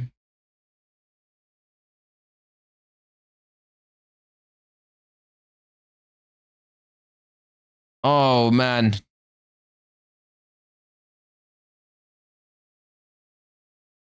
All right, guys, we'll blame it on the nerves. We'll blame it on the nerves because it's YCS top 8 and you're up against Jesse Colton.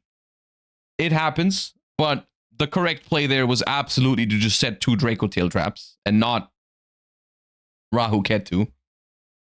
Maybe Ketu was fine. Maybe Ketu was fine, but Rahu definitely not.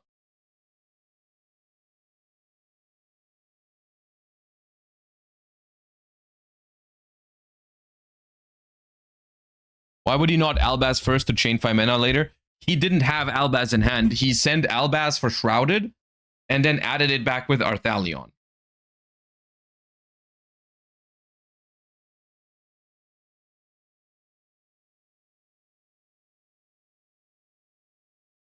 So look, honestly, any average Draco Tail hand should be favored into this opener. That opener is incredibly weak in the mirror. Normal summon Albaz, activate effect. Discard Droll and Lockbird. It is in the main deck, actually. We go Fallen and the Virtuous. That is a lot more value than Fallen and the Virtuous normally gets in the mirror, I would say. Normally, Fallen and the Virtuous is not the greatest card, especially when you're going first. Going second, you can dodge Flame with it, but going first, it's pretty good. It's not that great. Trading for Albaz plus Droll discard is pretty good for Fallen and the Virtuous standards when you're going first.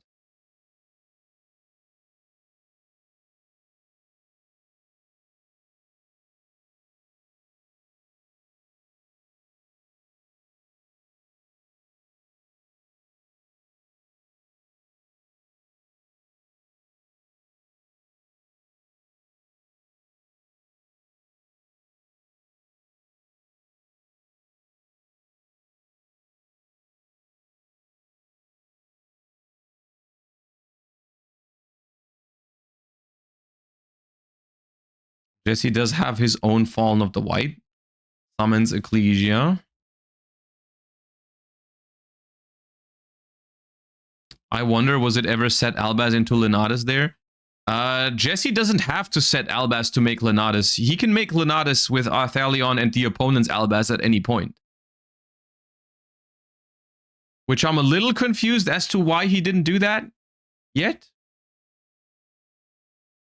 Maybe he didn't want to open up to Ecclesia, tag out into Albaz, make Mirror Jade. Didn't want to have an extra deck monster on the board. That's possible.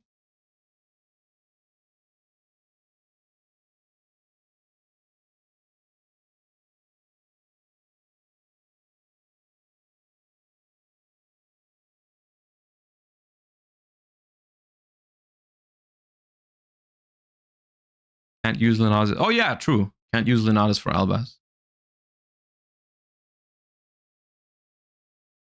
All right, we hit him with the Rahu.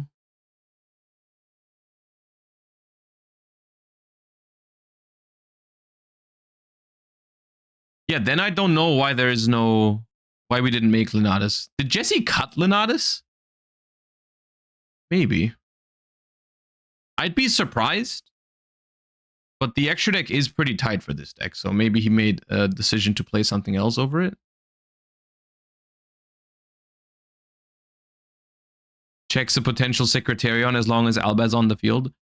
That is true. However, you would have to assume that if your opponent makes Secretarion, that they use the Albaz for it, right? Like it'd be completely insane if the opponent goes Secretarion and leaves the Albaz on the board. But I guess from the first turn, you can maybe kind of grasp that the opponent is nervous and might make that mistake.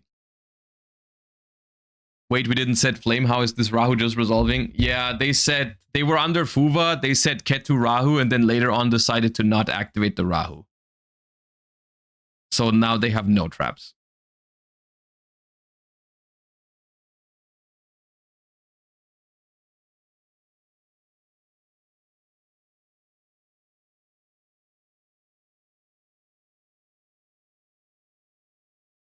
All right. Arthalion is summoned with Pan and... What is it? Pan and Urgula? Pan and Urgula. So this Albaz that's going to be summoned can be popped by this Pan immediately. That this game is just over. The droplet on the Arthalion is not bad, but this game is just it's done.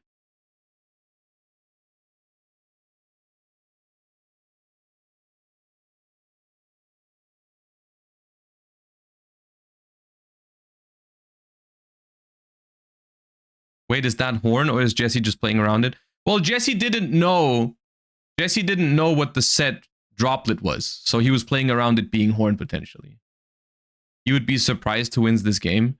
There's no way, Jordan. Come on, really? Jesse loses this? I guess Harrison does have Phimena Urgula now to pop the Ketu on res here.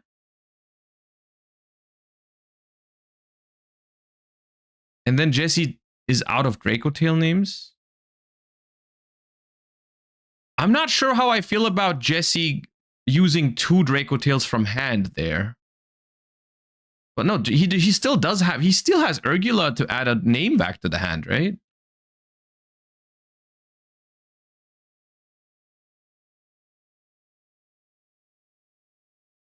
Chain Ecclesia to Phimena.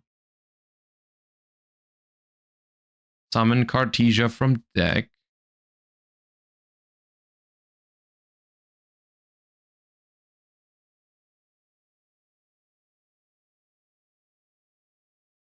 Summon Albaz. Does he have Cartesia in hand?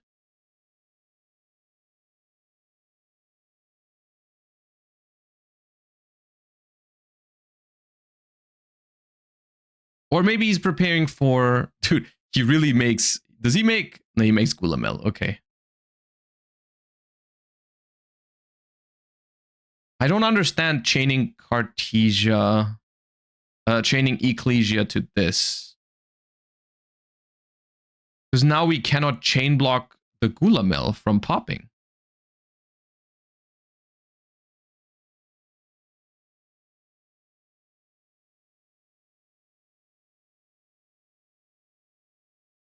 Makes it so Ecclesia is guaranteed in end phase, I guess. You can still save it. Like, let's say they fuse away something like Pan or Mululu. You can still tag out with the Cartesia in response to that.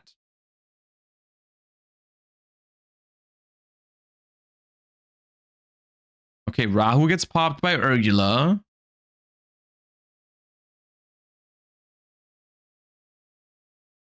Okay, so now Harrison is completely out of interruption.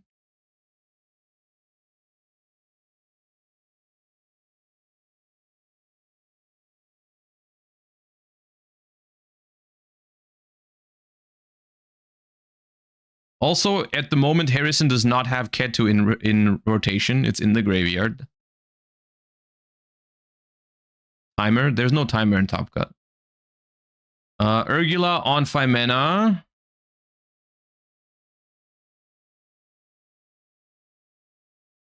So why is this Albaz here?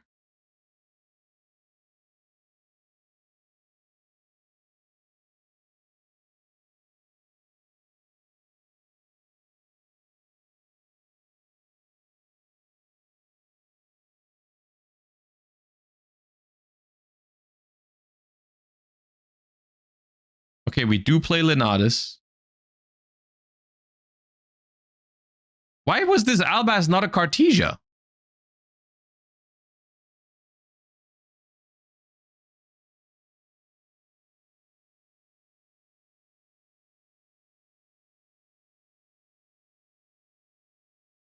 Oha, whoops. Thank you for the 16 months. Welcome back. Appreciate you.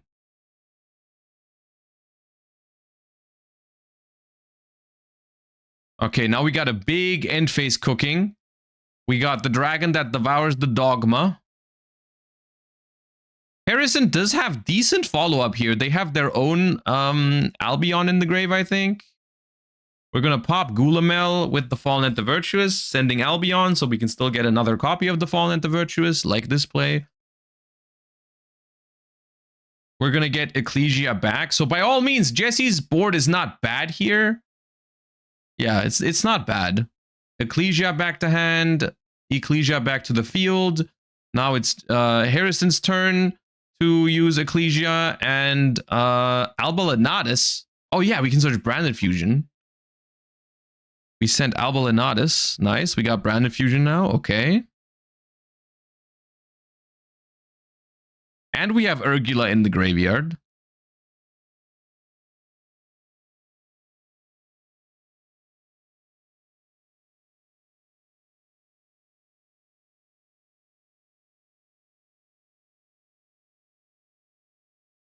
All three Albas engraved though. Oh, okay. Well, we have to add one back with Arthalion first, I guess.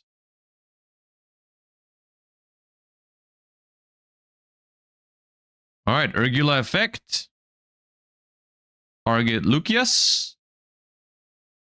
I think Sting was popped by the Gulamel. Sting was popped by the Gulamel because Jesse chained the Ecclesia one chain link too early, I feel like. Otherwise, we could have saved it, which could have made a huge difference here. Normal summon Lucius now.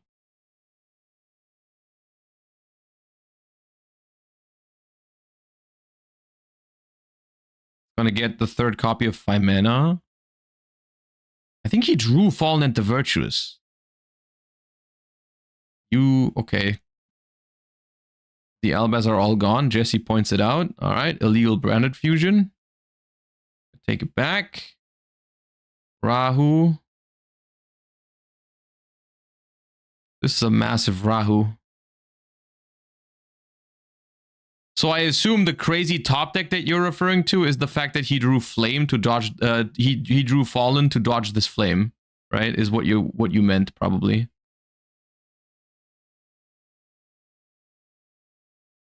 Yeah, that's a crazy draw. That is a crazy good draw. That's really hard for Jesse to play around as well because he knows everything in rotation except for the one top deck, and then the top deck is like the best possible answer to Flame. Sends Dogma.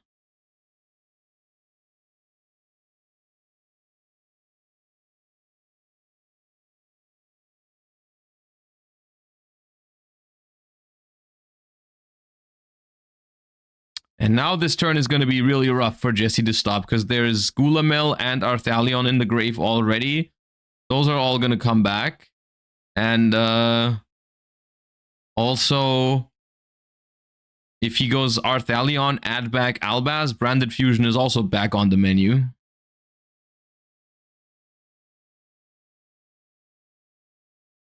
Chain Phimena. I think Jesse is aware that he needs to prevent the Albaz add back, so he wants to make a Secretarion here in attack mode. In attack. Is the set not Horn?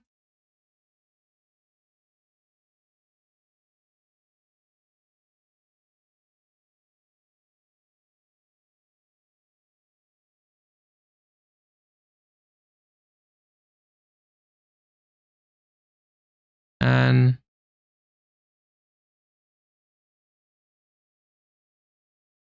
Isn't it Sting? Maybe it's Sting. I'm not sure. So there's Charles. If it's Sting, then attack mode is fine. I just wasn't sure.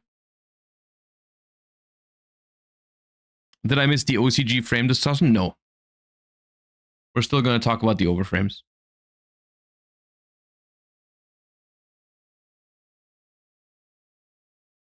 Rectro, thank you for the tier 1 sub. Appreciate that. Welcome to the stream. Always happy to see the first time subs coming in. Thank you, thank you.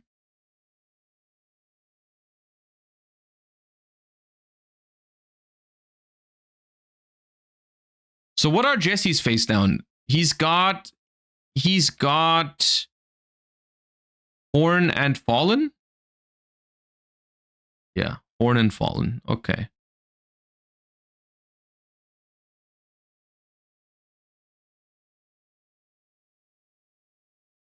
Chain 5 mana to Horn to deny the draw. But we... Oh, I see. He needs a monster. Oh, he plays Rindbrum. Okay. Chain Fallen to pop Lucius. He needs a monster here. That's why. Yeah. He needs to draw a monster with this Sting in order to resolve this 5 mana.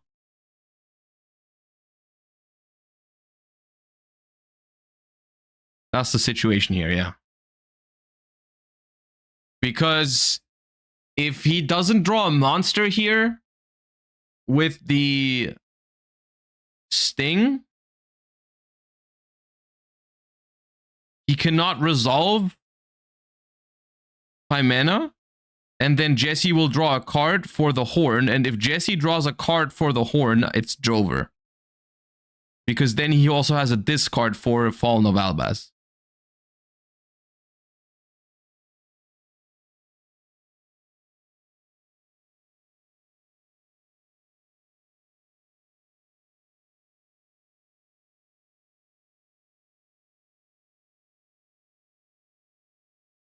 Bro, I drew Frixel.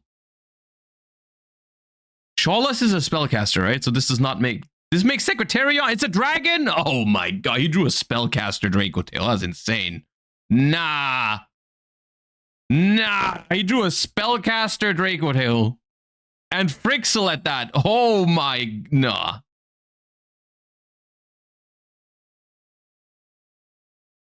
Ah, god, dude. Oh my god. Oh, Lord, that's crazy.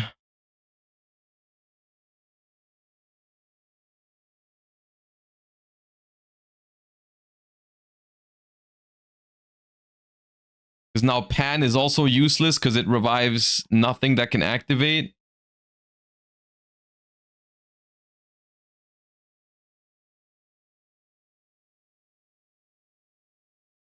Awesome game 1. It is an awesome game 1. Because, like, yes, Harrison got a little bit lucky there after screwing up turn 1. But I do feel like even if you look at this game from Jesse's perspective, I think there was a couple of spots where he could have turned the tides around. Like, if he holds... I think the main difference is if he holds the Ecclesia Synchro 1 chain later, he prevents all of this, I think.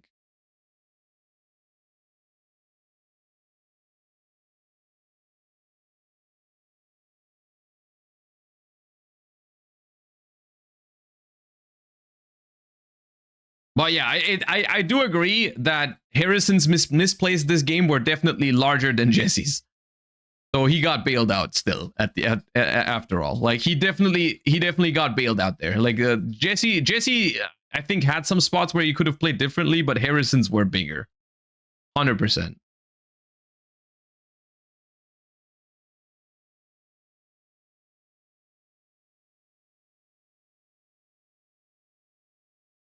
Okay, so Jesse still has Rindbrum as an interruption. Well, not interruption because there's nothing to discard and Secretarion. Yeah, he chains Rindbrum here. Brings back Fallen of White.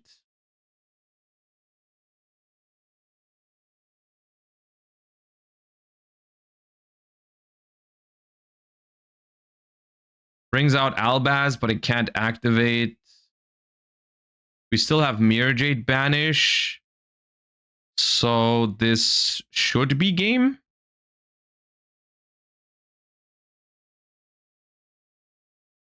Attack twice. Wait, no, it's not game, actually.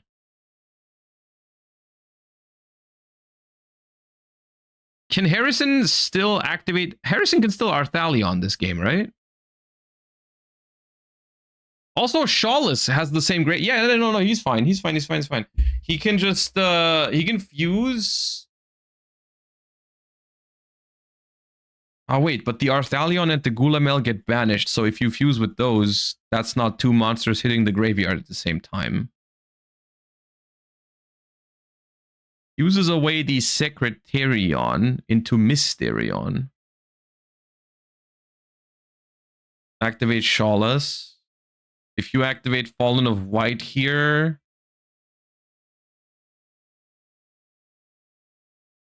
you should activate Fallen of White, yeah. Fallen of White, yeah, but it's game, right? I think. Is that Jesse Cotton? Yes. It is. Well, technically it's Jesse Colton.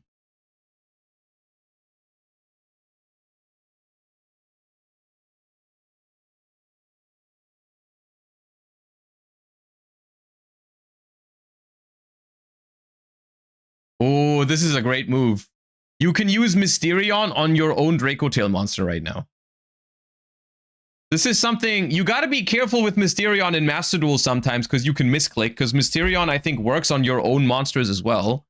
So what Harrison can do right now is use Mysterion on the Draco Tail, but that's a dragon that only banishes Lenatus. That's not worth. If it was a spellcaster, it'd be better.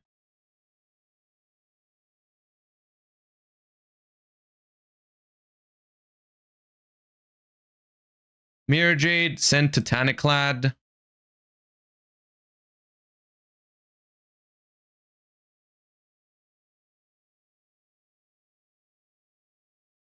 Jesse chains the Ecclesia to summon Artesia.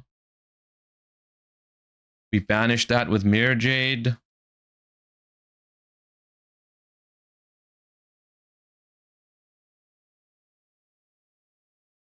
And now we go Shawless and Gulamel pop, I guess.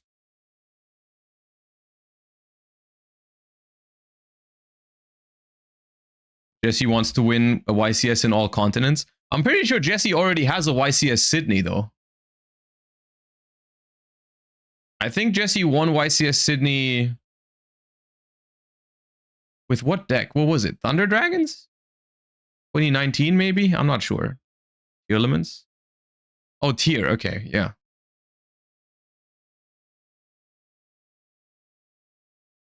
Okay, this game was a banger, and it did not go the way I expected it to go after that turn one. I will say.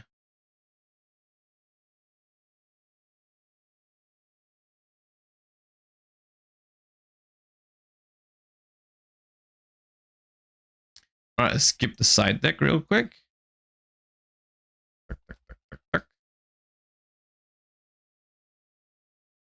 All right, we got game two. So this time we got Jesse going first.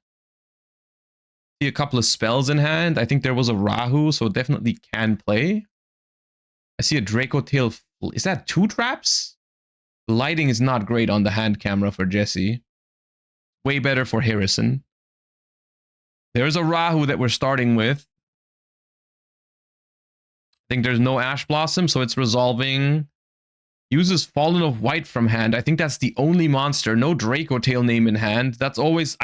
This is one of my least favorite things about the new Draco Tail branded deck, is that you just have so few Draco Tail names. It's like 11 or 12 in most of the lists. So very often you're going to have to do awkward fusions like this.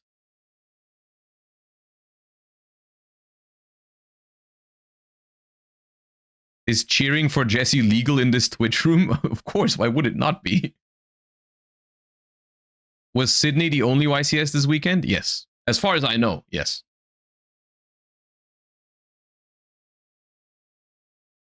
Okay, Albaz plus Urgula. For our Thalion.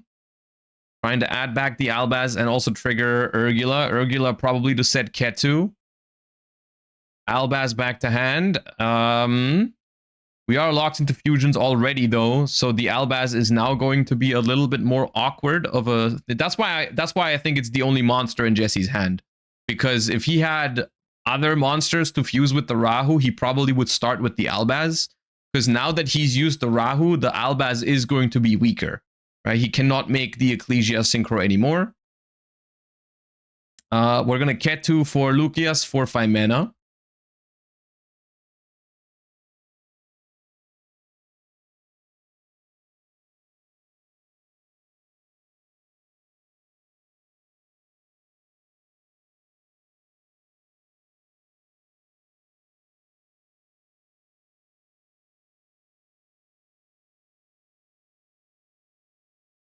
Valid question after what he said about you. I have no idea what you're talking about. I'm not aware of any sort of beef with Jesse.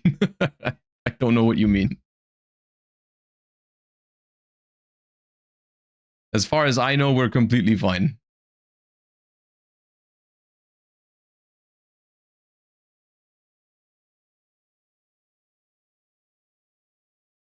All right, 5 mana fuses those two into Secretarion. Set Sting.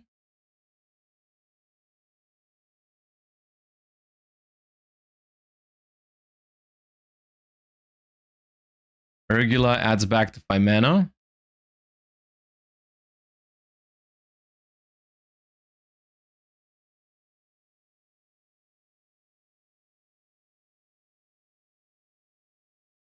Secretarion revives Lucius, but we've already searched with Lucius, but it's still a good fusion material on the opponent's turn. I believe Jesse drew 2 traps, which is why this opener is completely fine, right? I mean, we technically only got to 1 trap in the combo, but I think that's because he had 2, so this turn 1 still looks mighty fine to me. 5 back row, including Fallen and the Virtuous, and 1 other mystery back row. I don't know what that is. But we've got Secretarion online. We've got Ecclesia to tag out into Albaz. That's a really strong start. We got 5 mana in hand.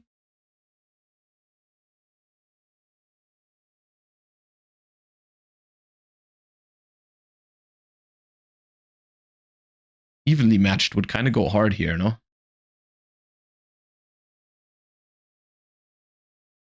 All right, Albion sent the White Dragon is again the opener here for Harrison. What is your stance on 3 main deck Ecclesia? I think it's solid. I think it's a possibility. I'm not sure if I would definitely do it, but I think it's something you can definitely consider, yeah. The only thing I don't like about it is like, or with 3 Ecclesias, I would really like to play Exciton Knight, and the extra deck is super tight already. And I don't know if I would want to play 3 Ecclesia without Exciton Knight, but I also don't know if I want to make room for Exciton Knight. Okay, we've got Pankratops here, which is not a bad card to have. Unfortunately, I think you are kind of forced to Pankratops the Secretarion here.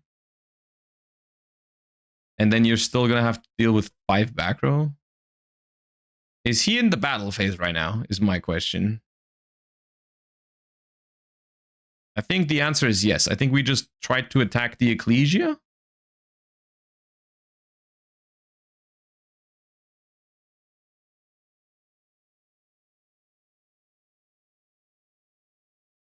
Ooh, droplet in the battles, in the damage step. That's fucked up. The last set was droplet. That's going to take out the Pankratops because it's not double the size of an Ecclesia. And now we don't have an out to the Secretarion. We've wasted our battle phase, and we are kind of cooked, I feel like. We have Ecclesia in hand. We can special summon it, but we can't activate it because Secretarion, which I think means we have to normal summon it, which means it probably gets Dracotail horned. Does not get horned, okay. Jesse might not be afraid of it. Or it doesn't have Horn, I guess. Summon Albaz in the fence. We just Fallen into Virtuous it. That's also kind of smooth.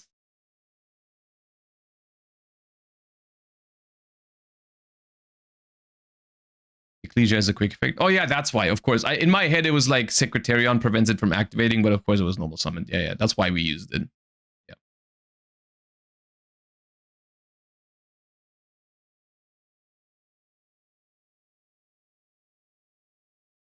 All right, Harrison does not break that board. That game 2 was pretty straightforward. Harrison's hand didn't seem that great for going second, and Jesse executed the combo pretty well going first, and drew. What was it? A droplet on top of it. That was pretty solid.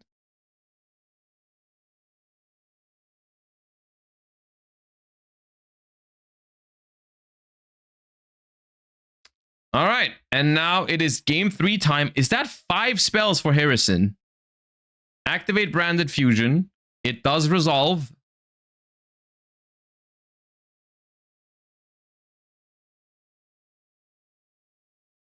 I think that was 5 spells. It was at least 4. All right, Frixel plus Albaz are going to make Sanctifier. Frixel activates.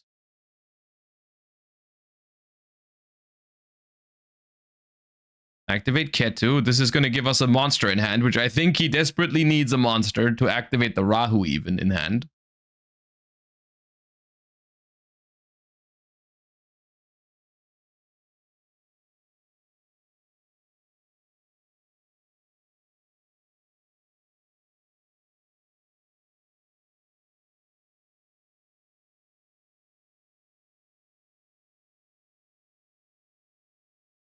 Now we can resolve this Rahu.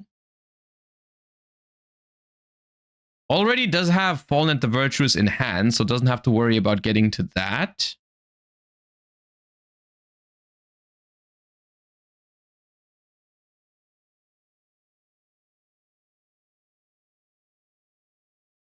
So we go for a bigger Rahu here. Draws Fallen into drew Fallen of Albaz. Okay, so there was a monster. Urgula, Phimena are gonna activate, so we're gonna have 2 trap cards. 2 trap cards. Some resources back in hand.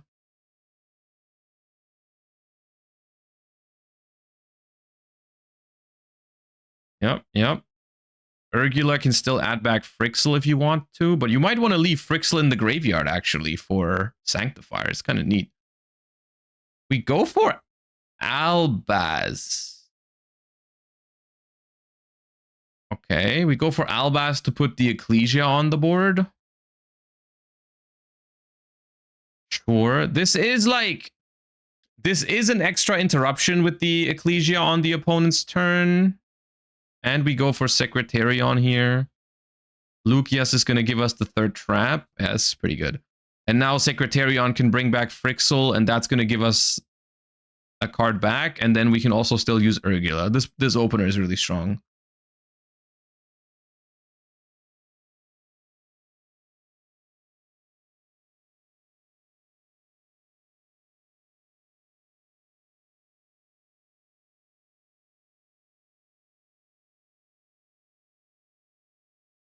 Looks like we're considering Albaz plus Frixel. Yeah.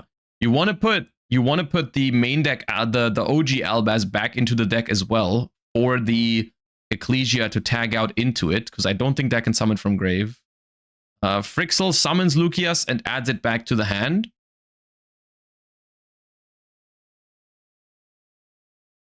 We set another card, which is the Fallen and the Virtuous, I believe. I saw that. And then in the end phase, we're using Albion. This is a really strong opener. I wonder if Jesse Colton can overcome this one. We have Fallen and the Virtuous ×2 now.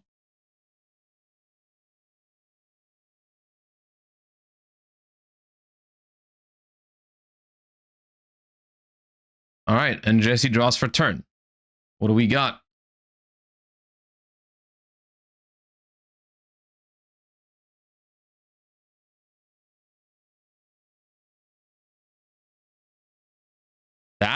is a phenomenal start. If we have a way to stop Flame, does he have a way to stop Flame? There's Flame. Oh my god, Duster Droplet is nasty. Okay, holy shit. Well then, I guess it's winnable.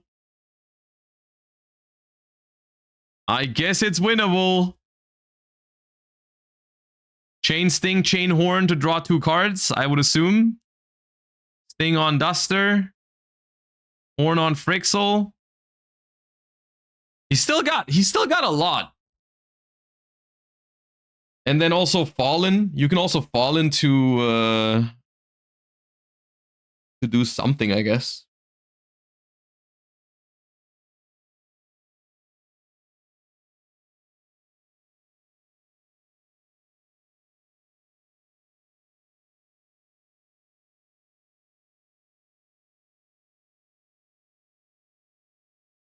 Can't Fallen, we sent a spell. No, after the traps you can.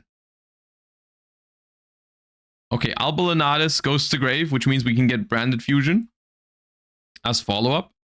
We pop Flame. I like this because that means we can recycle a trap. That is a really nice move. We can now that Sting and Horn are going to resolve, we can put Ketu and Flame back to the deck. So we are not out of trap cards. And we do have a tremendous amount of cards in hand, and we still have a board to deal with. Horn. Oh, did Horn bounce Secretarion? Okay, maybe Secretarion is a one-of. It feels like this play, the Horn bounce Secretarion feels like Secretarion is a one-of in their deck. Because we also saw the Mysterion earlier, so it feels like they only play one. Otherwise, if you play 2 Secretarions, you definitely don't bounce it there. To force them to use Droplet on it. Because if they have to use Droplet on the Secretarion, then they are not using it on Sanctifier or Ecclesia. Right? Normal summon Cartesia.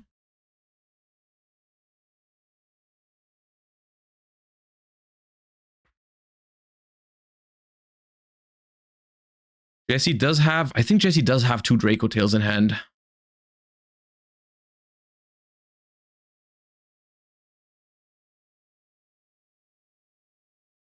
Was that Urgula Pan? No, it's Lucius Pan? Yeah, Lucius Pan.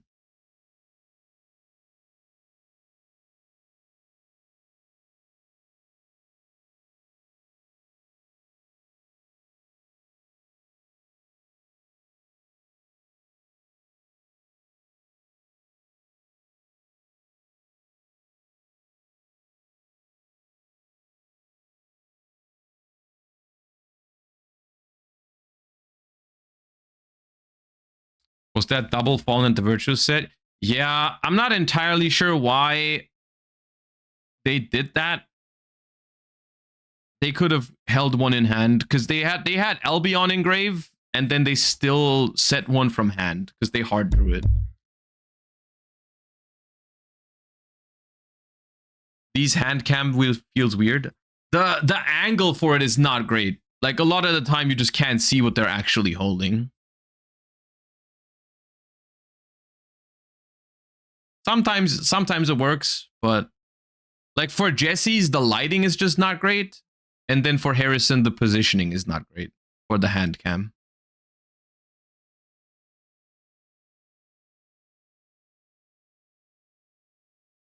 Did Jesse actually travel to Australia just for a YCS? Yeah. People sometimes do that. Is Nibiru still popular now? Nibiru is not that popular, or it was not very popular, but it's starting to see a little bit more play now, I feel like, because people are starting to respect like the yummy versions more and Malice.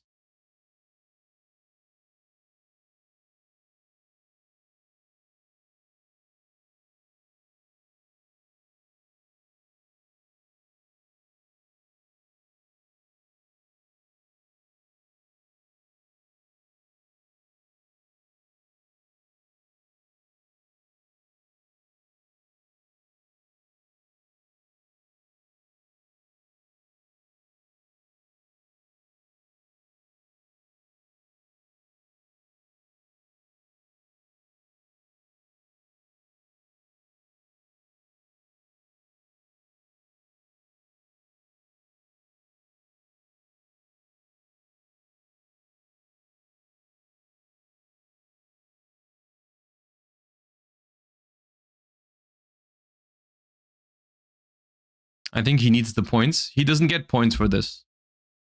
You cannot collect worlds points in other regions anymore. They changed that like 8 years ago.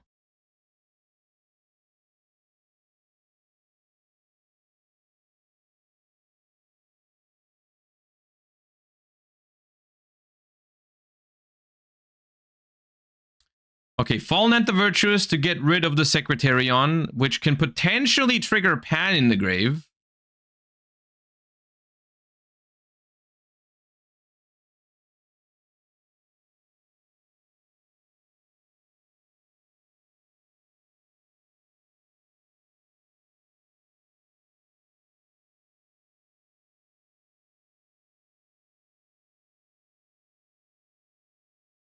All right.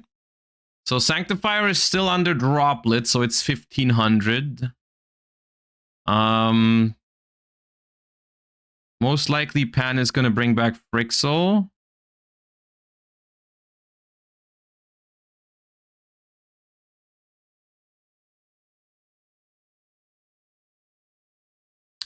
What's a good side engine to pair with Sky Striker once we get Camellia, Mitsu, Radiant, or something else?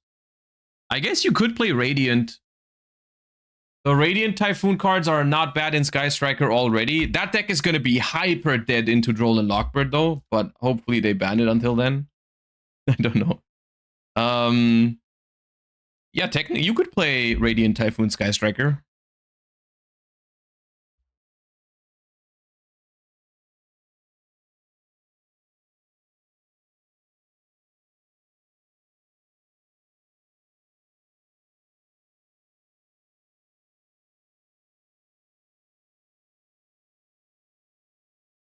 Any Radiant Typhoon starter is full combo. Yeah, right. I mean, you go Eldam Swen, add a free spell to hand.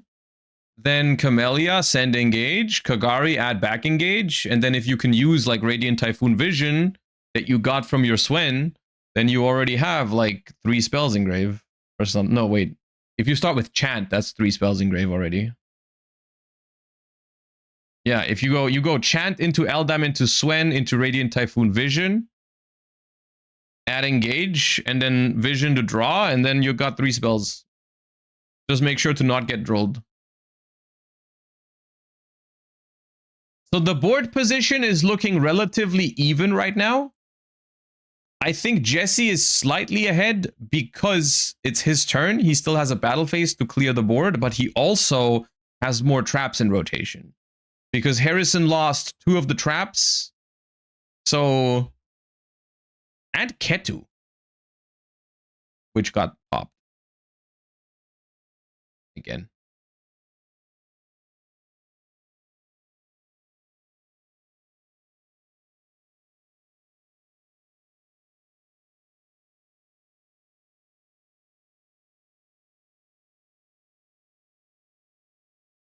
Harrison is dead this turn. Yeah, he might also be game this turn.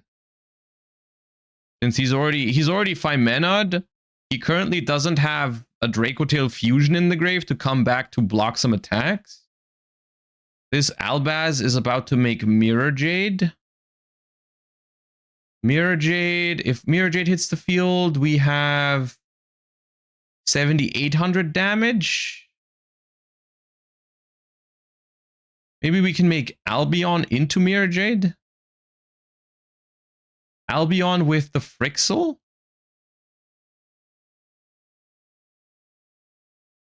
Oh, Dogma. Okay.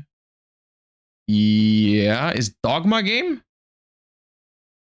Dogma is 35 if you have Ecclesia, or 3,000.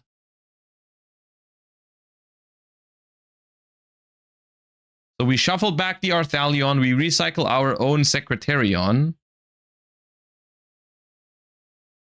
Do you think 1 OG Albaz, 2 white is better than 3 white? Unfortunately, yes.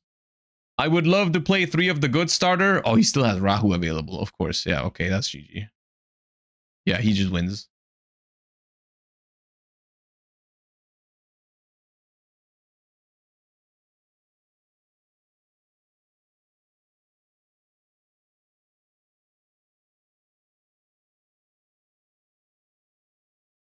are they all only playing black or white sleeves because they won't give any hint on what they play?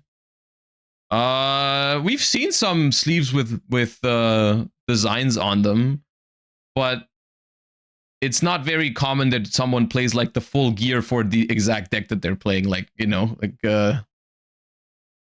playmat and sleeves and everything. I don't know, probably.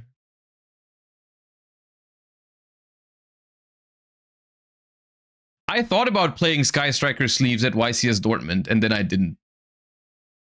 For that reason, I didn't want to just like play. I didn't want to make it that obvious. All right, and Jesse turns it around after a pretty crazy game 1. This was a good match. Pretty crazy game 3. Basically broke the best possible board that Branded Dracotail could make. Duster Droplet was one hell of a combo, to be fair.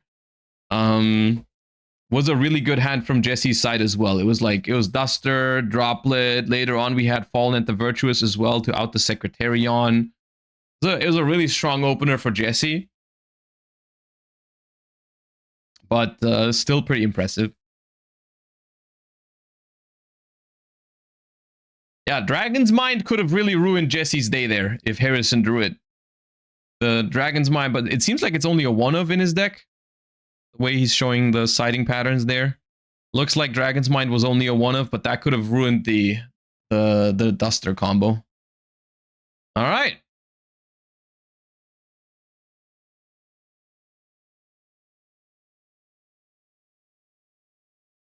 And now for top 4, unless they stream multiple top 8 matches. Okay, in top 4, we are now watching YCS top 4A, which implies that they're streaming both top 4 games. Interesting. We've got Jacob versus Dominic. We've got Vanquish Soul Canine versus Radiant Typhoon. So we know that in the top 4, there is 1 Vanquish Soul, 1 Radiant Typhoon, 1 Branded Dracotail, and 1 other. Okay. Ooh, the Mole Charmy sleeves. Let's go. Based Dominic with the Mole Charmy sleeves. Reminder, you can get the Mole Charmy sleeves if they're not sold out. They're constantly sold out, but at Young Cards with Josh 10 for 10% off. But Jacob also got some drip. These are the YCS Japan Fiendsmith sleeves. They are also pretty cool. The other one is DDD. Wait, DDD is in the top 4 match? Jesse is playing against DDD? That's crazy. All right, Dominic wins the dice roll with a 7 against a 4. So Radiant Typhoon going to be able to go first here.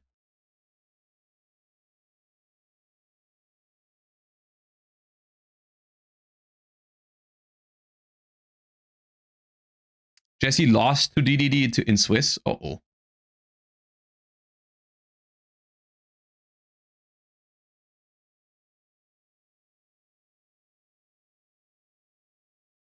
All right, we see Pot of Extravagance in Radiant Typhoon for a little bit of extra consistency. You know, I think that is one of the weaknesses of this deck is sometimes you don't have enough starters.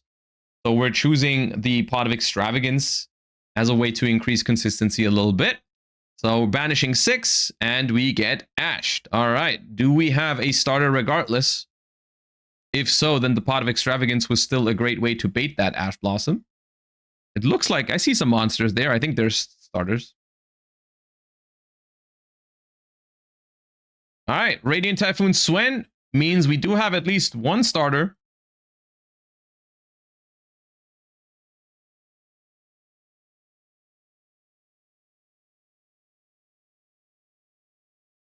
Grabs Radiant Typhoon Chant.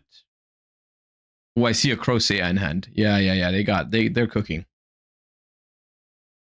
All right, Radiant Typhoon Chant is gonna grab Eldam.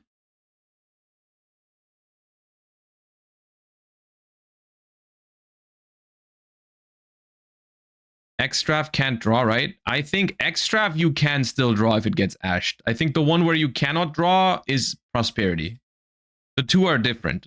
I always forget which one is which, but I think because Prosperity is the entire turn, and Extrav is only after it resolves. I think with Extrav, it's part of the effect that it locks you. I think.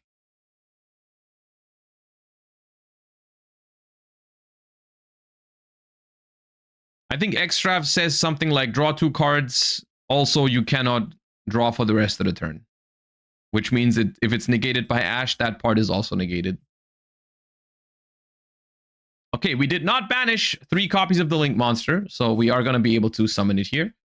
Giving our opponent 1 draw for the Molchami Fuwalos. Probably the only draw for Molchami Fuwalos in this instance.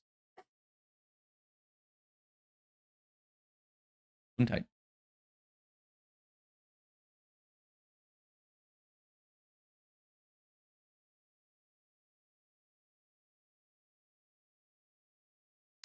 Ooh, we do summon Megala, though. Are we going to give another draw to the Fuwa?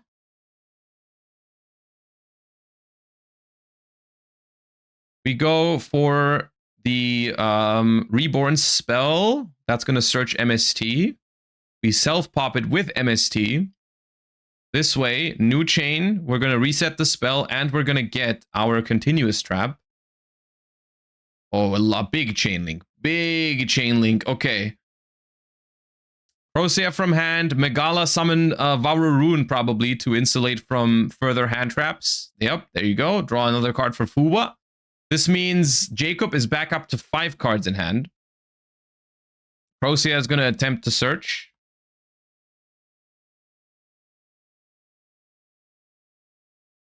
Opinions on Extrav and Radiant Typhoon? I think it's good. Yeah, I like it. Ooh, we see a Ghost Bell on Crocea. And here's the big question. Do you negate this with Varurun, potentially opening up yourself to a Holly Sue or a Nibiru? Or do you play it safe and not negate it? Personally, I would lean towards negating it at this point. Your opponent only has 4 cards in hand. Holly Sue is limited. The chances that they have Holly Sue plus Fire Dark are incredibly small.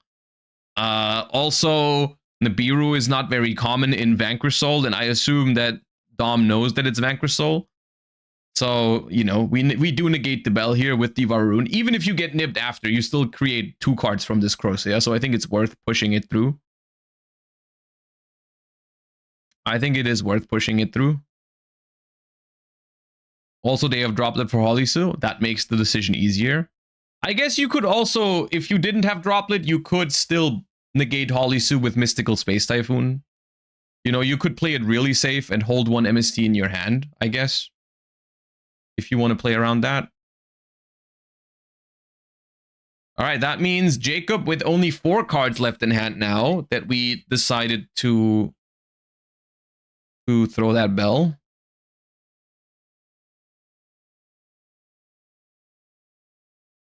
All right, indeed, Radiant Typhoon Vision gets to draw 2 cards. Oh, we drew Ash Blossom.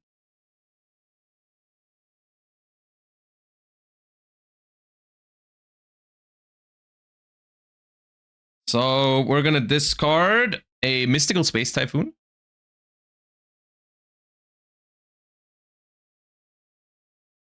We're going to draw 1 with Mandate.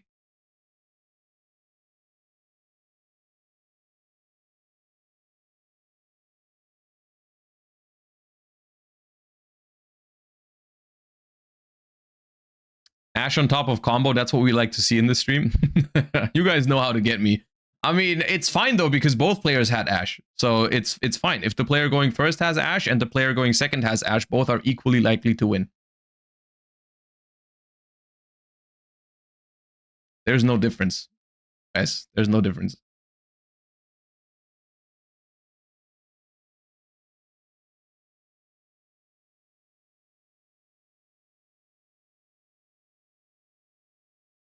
This setup is pretty nice.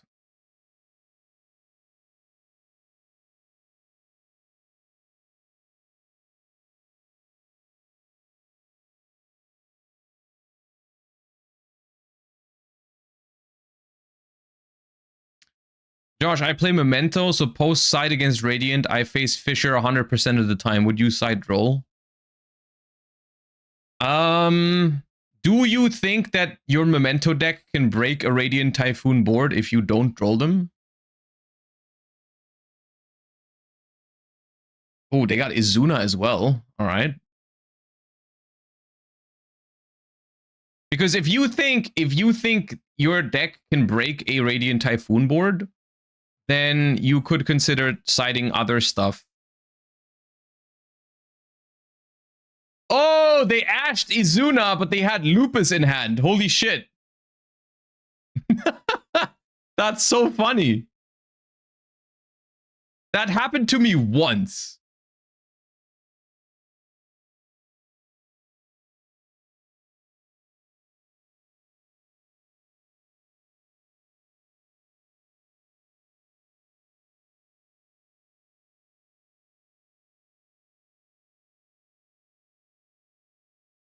Okay, is the goal here a fat Zeus?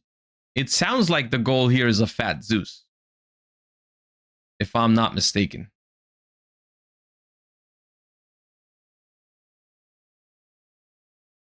CXYZ Nash Knight, I think, is 2000 attack.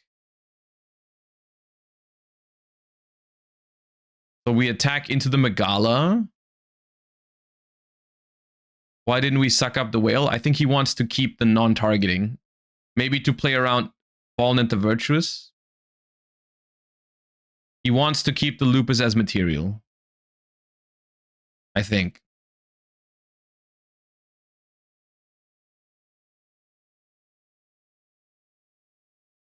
Also, it does also play around Phonics in the battle phase. But it does not play around Droplet, right? The way Lupus works, if Dominic goes Droplet now and Droplets the Nash Knight, afterwards it's targetable. So we can shuffle it with Phonics, right? You attack. Okay.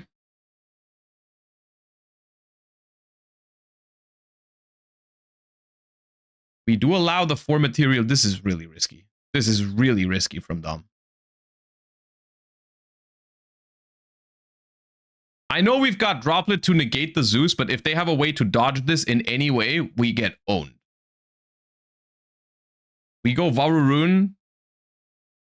If they have their own Droplet, I mean, it's not likely, I guess. It's Vanquish Soul. They probably don't play Droplet. But if you're going to have to spend your Droplet anyways, then you might as well do that in the battle phase.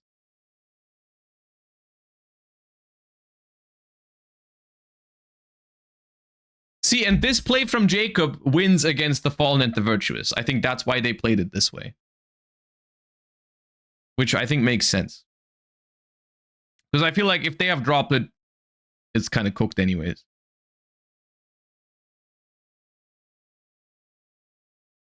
So now it's targetable. So Mandate is going to try to negate the Zeus. We have no quick effect to dodge it. Which means Dominic is going to be able to negate the Zeus.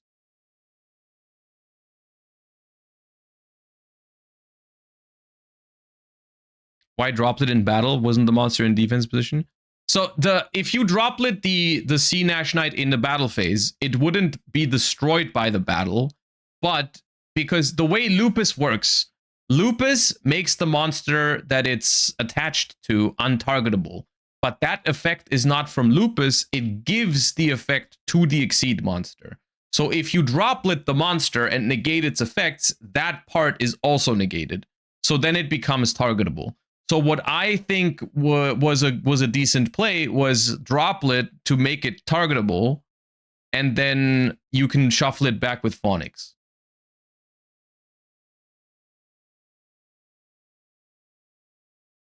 Why did they detach Lupus? Well, they had 4 materials. If they have to activate it twice, they have to activate the Typhon twice anyways, then...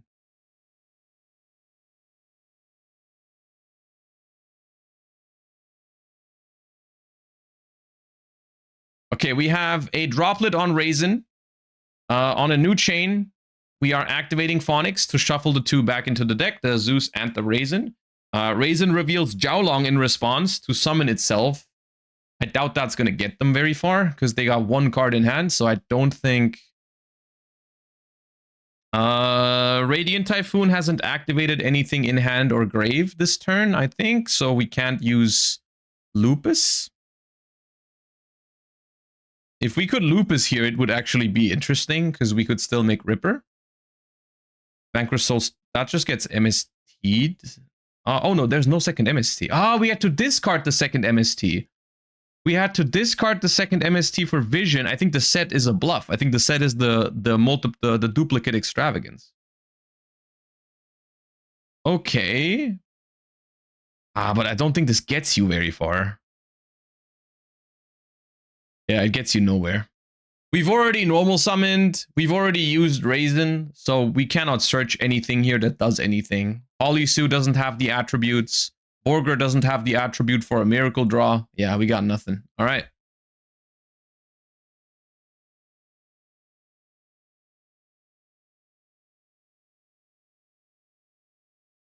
All right, game 2. Vanquish Soul gets to go first this time.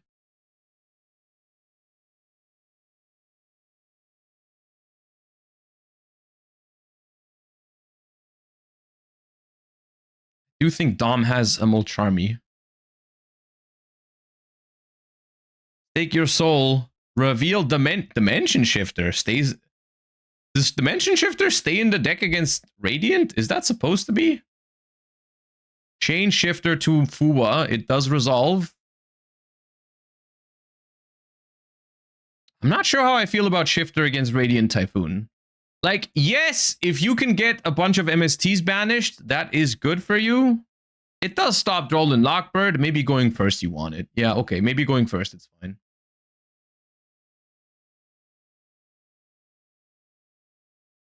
Going first is good because they cannot put Mystical in the grave to special the guys. That is a good point. Yeah, to be fair, that is a good point. When they go first, they can just special them all anyways because you don't have spell traps. But when you go first and you have some spell traps, it makes it really awkward if they can never put Space Typhoon in the graveyard. Yeah, you know what? Going first is probably correct. All right, we hit him with the Fuwa, Purulia, and now the Purge. This is a nasty, nasty opener. All right, Purge gets banished. Negates the Vanquish Soul start ad.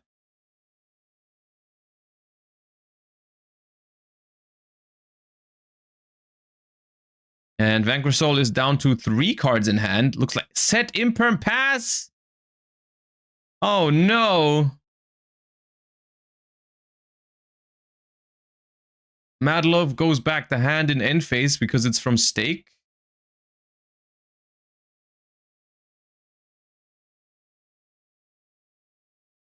Imperm going first is surely wrong.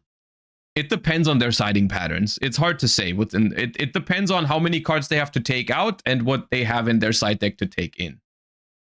Can't just say. Imperm is not a bad card. Like, it might just be the best card they have for the matchup. I don't know what else they got.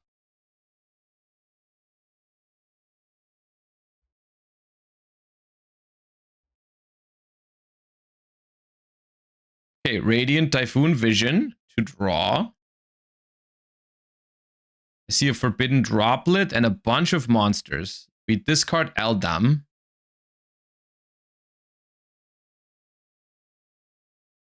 We normal summon Eldam. Do you think Feedralis in Radiant Typhoon is good? It's definitely a consideration once it comes out. I don't know if you really want to skip on making the link.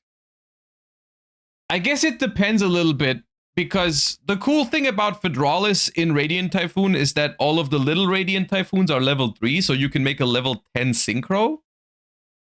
So if you... I guess we don't have Baron, though. Baron would be perfect, right?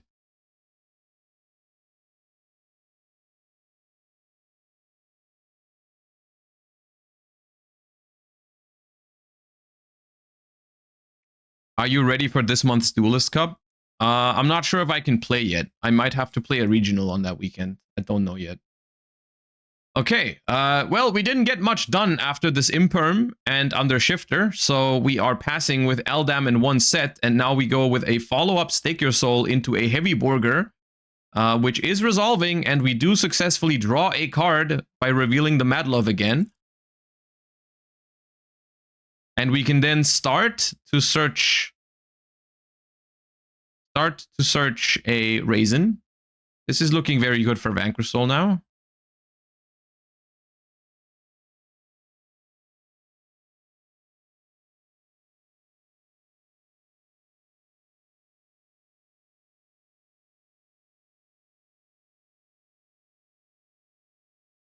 Yeah, I know. You can still make the link too after Harmonia and then get the trap on the opponent's turn. It's not that bad. You just don't get the MST and the removal effect.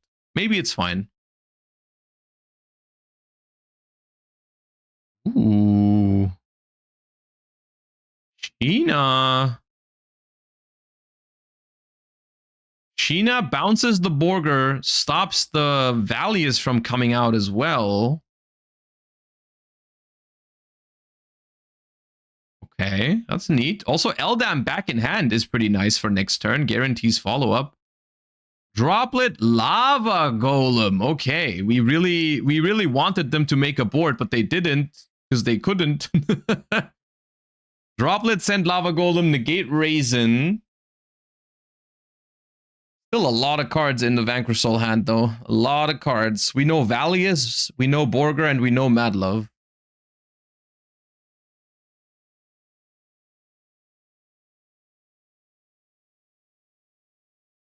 Fairytus, thank you for the 32 months. Thoughts on the new X-Saber support? I think it's fine. Nothing too crazy is my first impression, but I haven't played with it yet. What did you play at the regional? I played Mitsu. Pure Mitsu. With Super Poly. Because I was afraid of people doing the Dark Magician stuff. I wanted board breakers. So I wanted to play a deck that could play some board breakers, but also still fit hand traps. So Pure Mitsu was like one of the few options. I didn't top, no. I lost the last round to Draco Tail. So I barely got any Worlds points. It was 10 rounds, I went 7-3. 8-2 would have been pretty solid for Worlds points, so it was pretty frustrating to lose the last round. But it is what it is. Would you have played the new Super Poly target? Probably. I played the Azaminas. It never happened. But I played Saint Azamina, and Ilya Sylvia against Draco Tail. Didn't get to pull it off, but it would have been awesome.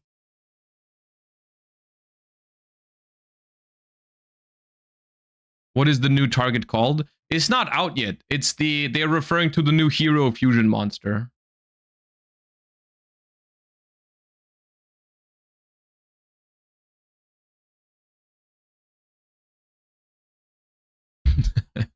Murasaki, thank you for the 5 months. Also, Milan Haki, thank you for the prime. Appreciate that. Welcome back. GMX for hire, huh? That's a deck I tried for one evening when they announced the GMX cards. I thought it was really fun, but I didn't feel like it was good enough, unfortunately.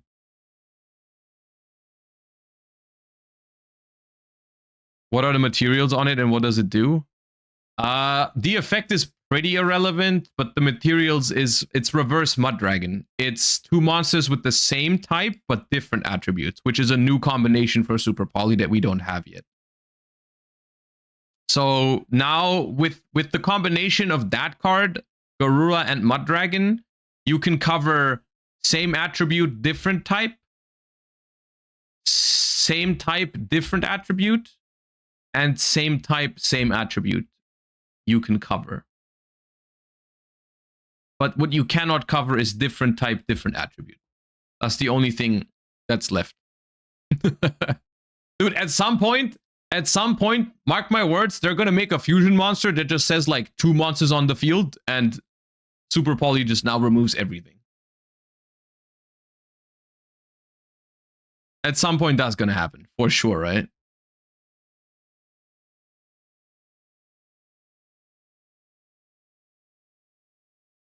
Two plus is crazy.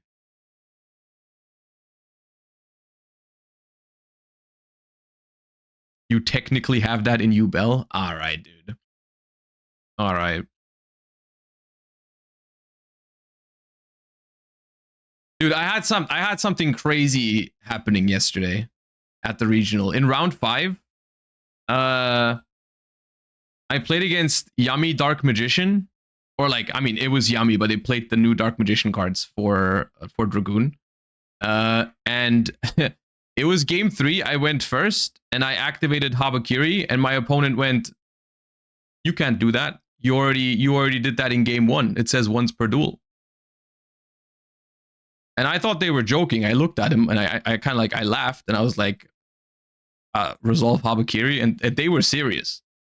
They called the judge, and then the judge didn't understand what we were talking about because they didn't get. They thought I tried to use it twice in the same game, and then I told them, "No, we're talking about game 1." They thought I meant, or they meant like I used it the previous turn. Well, I said like last game I used it, and then they appealed to the head judge as well, which was quite something.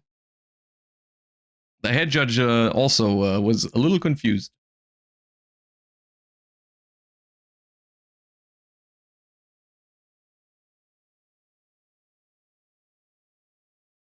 It was round 1, right? No, it was round 5.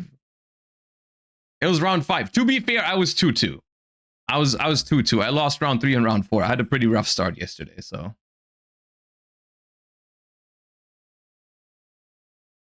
To be honest, that's a based restriction for Habakiri. Dude, unironically, as weird as that situation is, it got me thinking, like, what if they made cards like that? It would probably be unbalanced, right? It would probably be, they would probably do it in like a way where a card has a super broken effect. So the idea is like, oh, if you use it once, you can only use it once per match, which is a funny thing or a fun idea to think about. But then at the same time, they would probably make it so broken that you would still like, you would auto lose a game to it. And then the only good thing about it is like, well, I guess it can't happen again next game, but it would still be like unbalanced probably, right? Like, for example, like imagine they put something like that on like Dimension Shifter, right? Like, are you really going to be less salty about getting hit with the Dimension Shifter if it's once per match? Like, no, obviously not.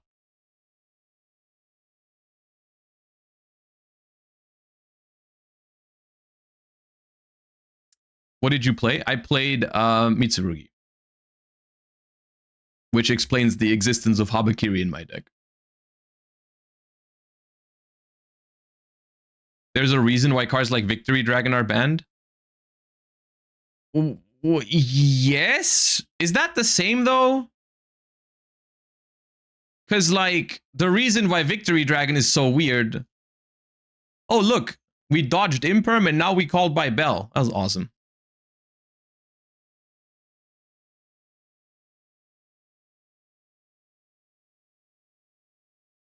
It's not the same, but it creates issues.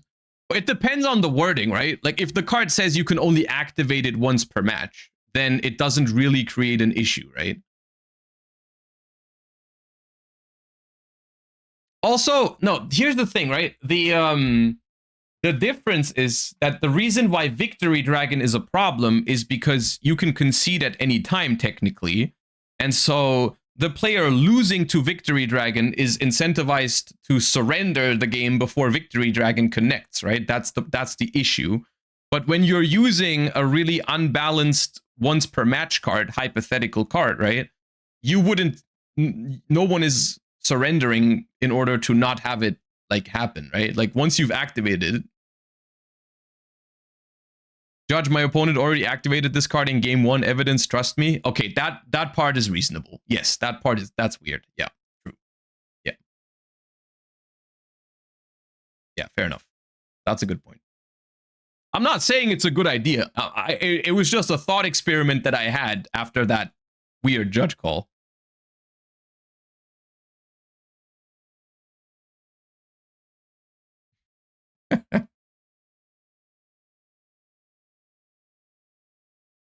Do you side out a once per match Habakiri in game 2 and 3? I mean, you probably would never play Mitsurugi to begin with because your deck is just not consistent anymore. Because you just, like, literally, you have no one card starter anymore if you've already used Habakiri and you can't use it again on the next game. Literally, none of your starters work. Haba doesn't work, Aramasa doesn't work, Manju doesn't work, Pre-Prep doesn't work, Prayers doesn't work. You just cannot play the game with one card anymore. You always need at least 2.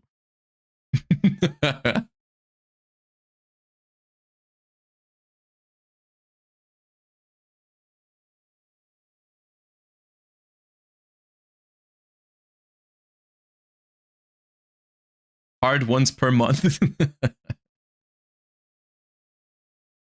You go to locals, your opponent activates Habakiri. You're like, no, dude, you already did that last week. You already did that last week.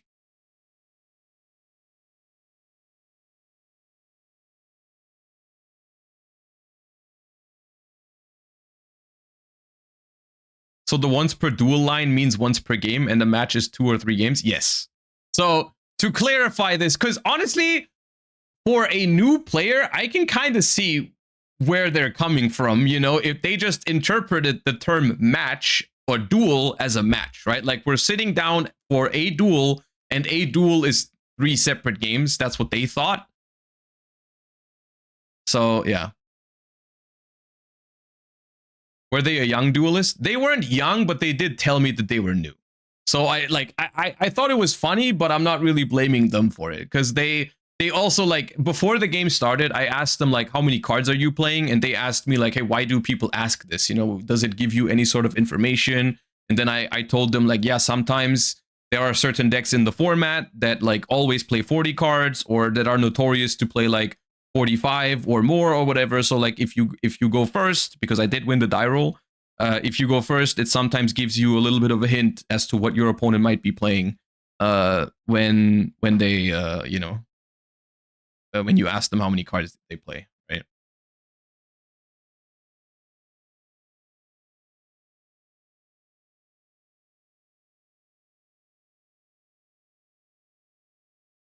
Do they have to tell you what the number of cards? Yeah, the number of cards in your opponent's deck is public knowledge. You can ask that technically at any time. I think even during the game you can ask how many cards do you have left in your deck, in case that's ever relevant.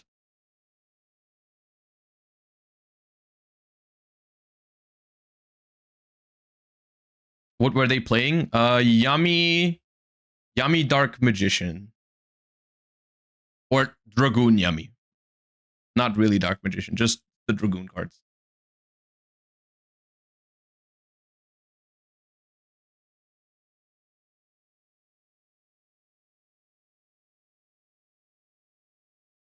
Cards left in deck is allowed, but they can call it stalling if they know there's no reason for you to care. I mean, yeah, obviously, you like, it's like 30 seconds left on the clock and whatever, and you're like, oh, how many cards do you have left in your deck for no reason? Yeah, you can't do that, of course. Do they have to pick up the deck and count if you ask how many cards are left? Well, technically, yes, but obviously you can only do that if you have a good reason to ask. Like, if you're, let's say you're playing against Lunalight and you don't have an out to Liger, but you can technically survive by putting up, I don't know, Crocea that can't be destroyed or something, then it's okay to ask, like, how many cards do you have left in your deck to like get a feeling if it's possible to deck them out. Like, that's something you can ask, right? Or when they activate double Fuba or whatever, and you think about, like, can you deck them out or something like that, right? In those instances, absolutely, you have the right to ask how many cards do you have left in your deck. I've never experienced someone asking without a reason, though. Like, I've never been in a spot, but I guess that would be weird. Like, of course, people ask in the beginning of the game, like, how many cards are in your deck, and then if there's ever a situation in the game where it's relevant, then they would ask. But no one has ever asked me how many cards are left in your deck for no reason.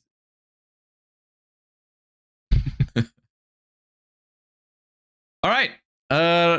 Radiant Typhoon. Okay, we were kind of like we kind of got distracted, but Radiant Typhoon won. Going first against, this was, what was it? Bell, Ash, Imperm, but they had, no, it was, yeah, Bell, Ash, Imperm, but they had Fallen Enter Virtues to dodge the Imperm and then Call Pipe for the Bell.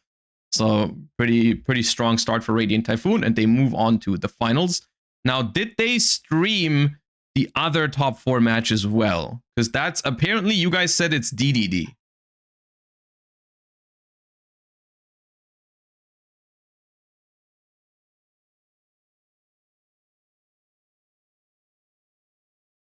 They did. Okay, Branded Dracotail, Jesse Cotton on Branded Dracotail versus Destin on DDD. All right, Ash on Branded Fusion.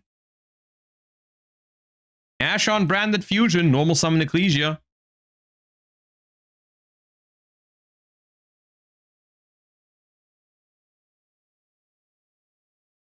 Fallen of White brings back the Ecclesia. No Fuva. Ooh, we drew the Cartesia as well. I wonder if that's a 1 or a 2 of.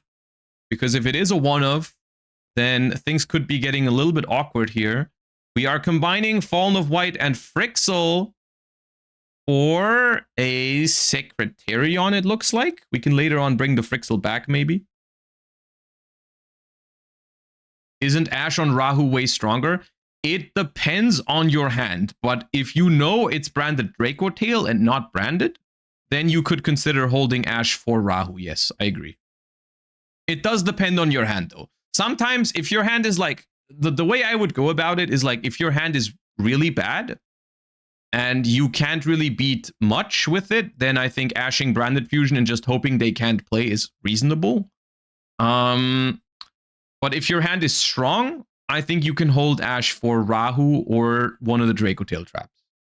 That's roughly how I would go about it. Of course, that is simplified. Like, there's more to it, but yeah. Do you still have time to cover OCG full art news? Yeah, I should have. We don't have to stop at 5 p.m. We can go longer today. I don't have. Let me check my calendar, but I don't think I have any plans today, so we can go a little longer if necessary. No problem. Yeah.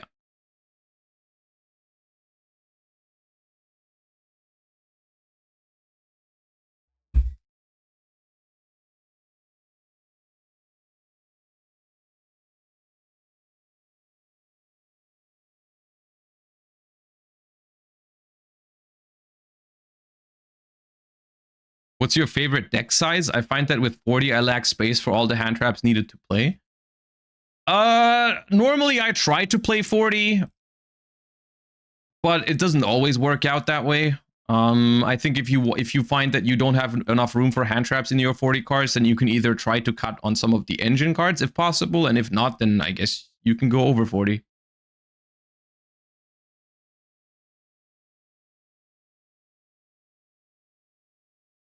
Like yesterday, for example, at the regional, I built a 40 card version of the Mitsurugi deck, but I only was able to fit 2 Pot of Extravagance in it. And then ultimately, I was drawing some opening hands the night before the regional, and every time I had Pot of Extravagance, I was really happy about it. So I decided to play a 3rd copy of Pot of Extravagance as card number 41. Because I just really wanted to open that card, and I didn't want to cut non-engine for it, but I also didn't want to cut engine for it. So I was like, you know what? This card is often Pot of Greed, so I will just play it on top. Which maybe you can cut. You can maybe find another card to cut to optimize it even further, but I felt okay with it being the 41st card.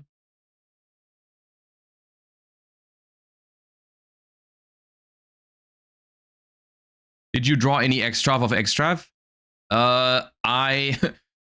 It was a pretty cursed day yesterday. Round 1, game 1, I went first. I activated Extrav. I drew Prosperity and Shifter with it. Round 3, I lost going second against Radiant Typhoon because I opened triple Extrav. And then the last round, I went first against Draco Tail. I had double Extrav in hand as my only engine. It got ashed on turn 1, so I passed. I survived their turn. I activated the second Extrav on the next turn, and I got ashed again. So that was my day with Extravagance yesterday.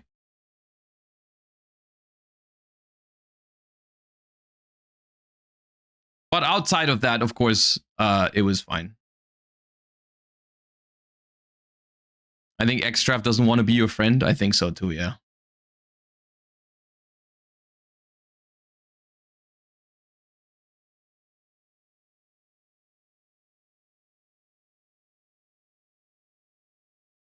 Dude, I got distracted again. Did Draco Tail just surrender?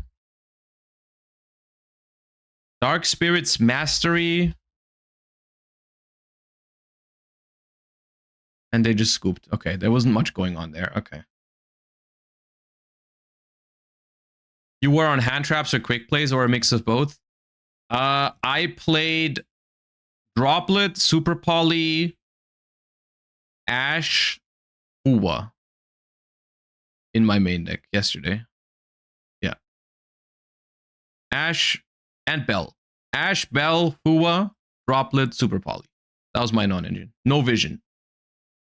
Impulse was in the side deck because I played Manju. I played Manju to make up for the consistency of Habakiri.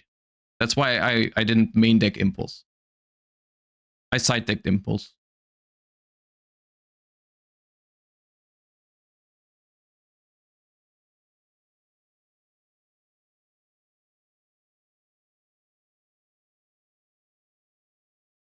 Why Manju over Lamia? Because Manju, if you get ashed on Saji, Manju can get you the ritual spell, but Lamia cannot. I wanted more hands that can consistently play through Ash Blossom. That's why I played Manju.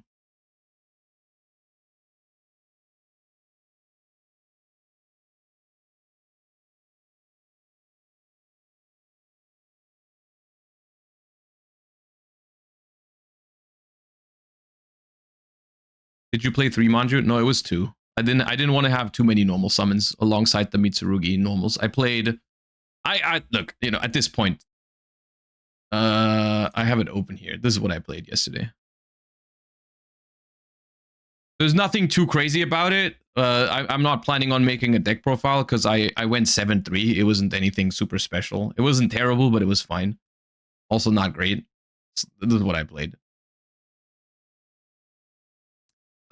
It was 1 Nibiru for Gallant Granite. I sided the other 2 to respect Yummy. I played Bell over Fallen and the Virtuous. I really like Fallen and the Virtuous also in this deck, but I wanted to play Super Poly and I didn't have extra deck space because I was playing Extrav and Super Poly, so I didn't have extra deck space for the Albion stuff. This was my extra deck. Super Poly was nice. I liked it. I think it's a good card this format. I think it was even solid against Radiant Typhoon, because what you do with Super Poly against Radiant Typhoon is you activate a spell card that they want to negate with the trap. So then they chain MST, and then you chain block the trap with Super Poly to make Mud Dragon, and then they can't chain anymore, and so your spell resolves. You clear some bodies, you get Mud Dragon, and then Mud Dragon can chain block another MST later, which I think is pretty solid. So, yeah. Yeah, that's pretty much it. Only 2 rituals, because you only play 4 ritual monsters. So the card Hard Drawn is often not live. And this was the side deck. There's nothing, I have nothing in the side deck dedicated for going first, because I wanted to, I chose this deck because I wanted to play a deck that can play those 2 board breakers, but I still wanted to have room for the hand traps for the matchups where you need the hand traps.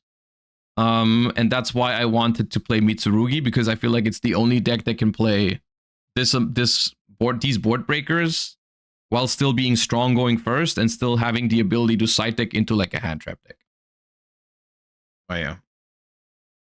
Yeah, I cut Vosu last minute. I cut Vosu because Lunalight isn't that popular right now, but also I have tons of hand traps against Lunalight. I got tons of hand traps against Lunalight. I think it's fine. I can basically, I mean, I don't know if I side Perulia against Lunalight, but like you can side 12 hand traps for Lunalight, and then you already have all of this in the main deck. I think it's fine. I think it's alright. So yeah. How bad is the consistency with 1 Haba? The consistency isn't really the problem. I just basically you change the 2 Habas for 2 Manjus, so you pretty much have the same consistency as before. Doesn't really change that much. My losses were pretty non-gamey. Like round 3, I lost to Radiant Typhoon. I lost the dice roll. They went first. They went full combo through my Ash Blossom. It was like Totem Bird, Continuous Trap, 2 or 3 MSTs, Megala, Varurun, and something else through my Ash Blossom, and my hand wasn't great, so I scooped. Game 2 I won. Game 3 they go first. Once again, my only hand trap is Ash Blossom, and they go Crocea. I ash it, and they have Called by the Grave. And then my hand, after they Called by the Grave my Ash and basically make the same board, like Totem Bird, Varurun, double MST, whatever.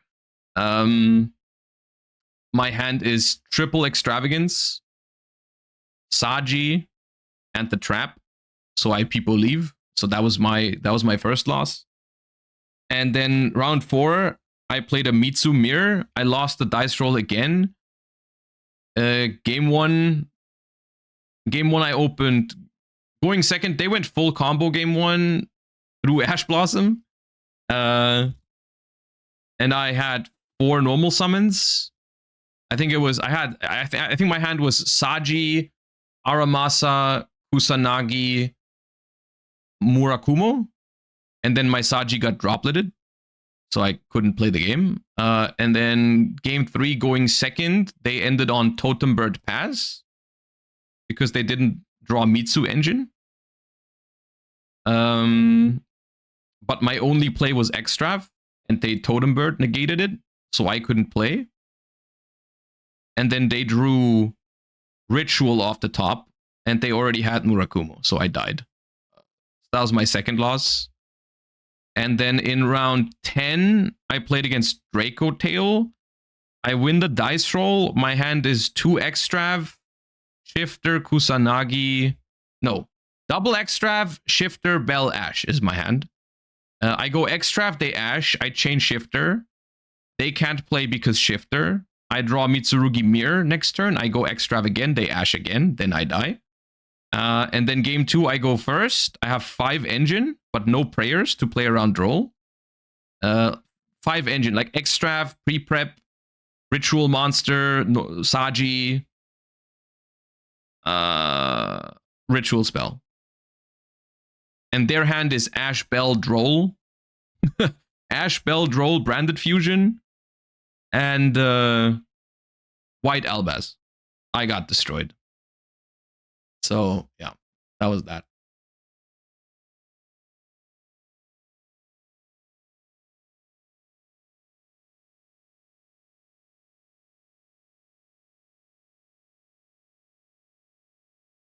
I need Ben's Highland hand on the list. It looks fun. Yeah, it was fun.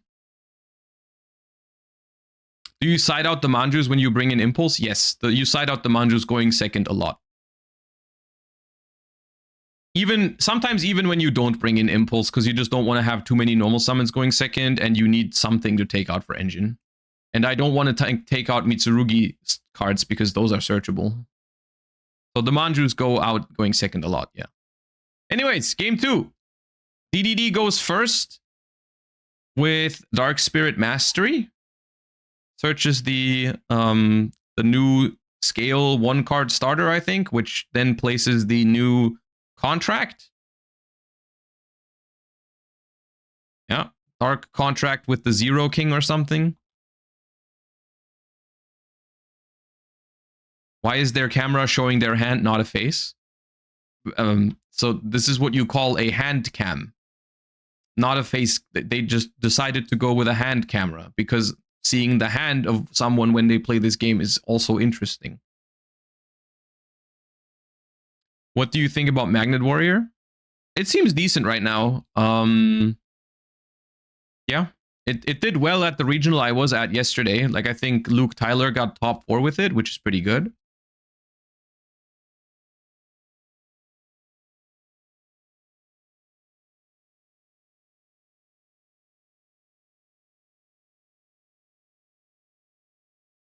What do you think about the Dark Magician support and Pure Dark Magician? I have mixed feelings about the Dark Magician support because I think it's completely fine and reasonable for the Dark Magician deck. Unfortunately, the way I'm currently seeing it being used is not in Dark Magician. I haven't seen a single person play Dark Magician yet. At the tournaments that I've seen. Like, even yesterday, I've seen plenty of Dark Magician cards, but no one actually played them in Dark Magician. Everyone just turboed out Dragoon in other decks, which is kind of cringe in my opinion. If it made Dark Magician playable, I'd be okay with it, but it arguably doesn't really achieve this. Has the engine top 8'd? I think Tom Kleinegräber got top 8 with Azamina Yummy. So it's Yummy, but it uses Azamina cards to summon Dragoon and Ilya. So it's yummy with 2 Omni Negates. Because of the new Dark Magician stuff. So, yeah.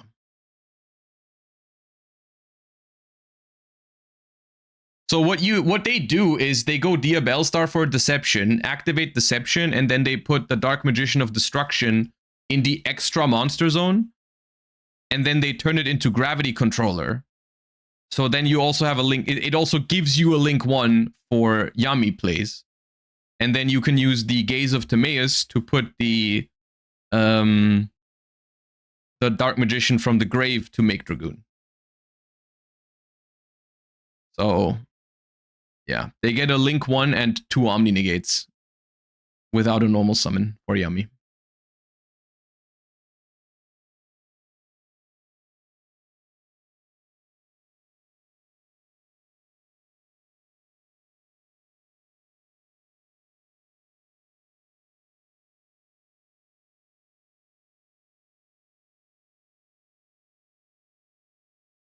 You lose 2 cards doing that, though, since you have to send for Deception?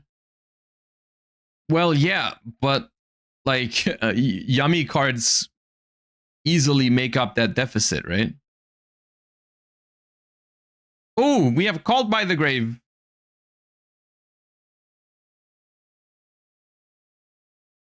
Have you considered adding Azamina to Mitsu? Yes, I did think about that. That was the deck I built first on Friday, but then I was afraid it didn't have enough non-engine. That was my the first idea of the deck I wanted to play was Azamina Mitsurugi with Deception to tribute the ritual monsters. But the build that I made didn't have enough. I felt like it didn't have enough non-engine. I felt like it was too bad going second. Because quite frankly, the Azamina and the Dia Bellstar package just sucks going second. And I didn't want the deck to be hyper going first focused, which I feel like is just kind of where some of the decks in the format are headed right now. There's a lot of decks that are just like hyper strong going first right now, which is a little weird. Isn't the Azamina version also more weakened to draw? They're arguably both kind of weakened to draw, but yeah.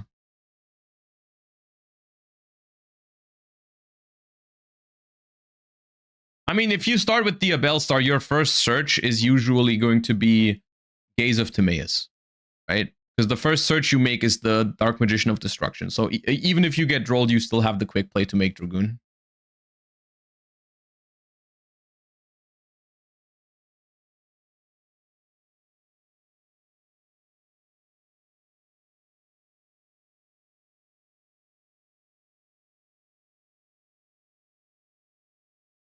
Droll to 1 next ban list anyway, it's coming.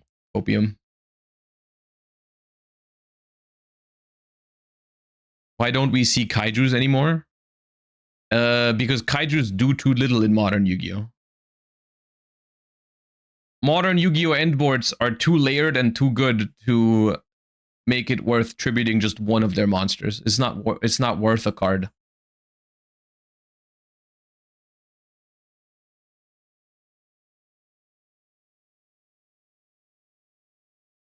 We see them in Genesis? Yeah, because the power level in Genesis is a lot lower. Did Dark Magician of Destruction perform well in YCS Sydney? I don't think so, no.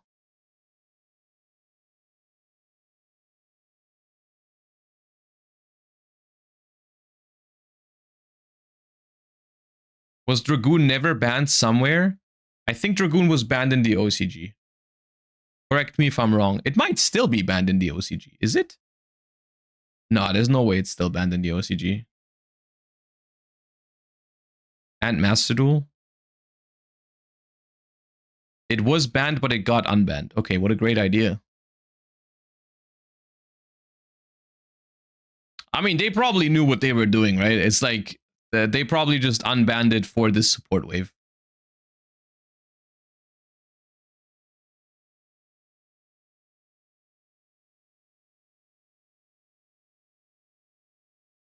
Have we talked about the limit over collection?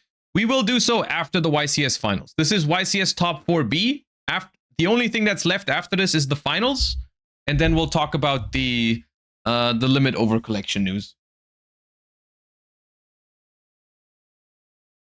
Don't worry, we got time today. I know usually the stream would end in 50 minutes, but I got time today. We can easily watch this, and then we can watch the finals, and then we can still do the overframe stuff.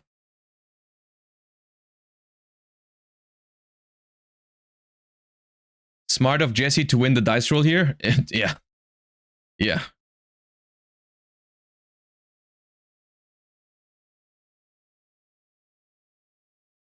All right. Draw for turn. Pack it up.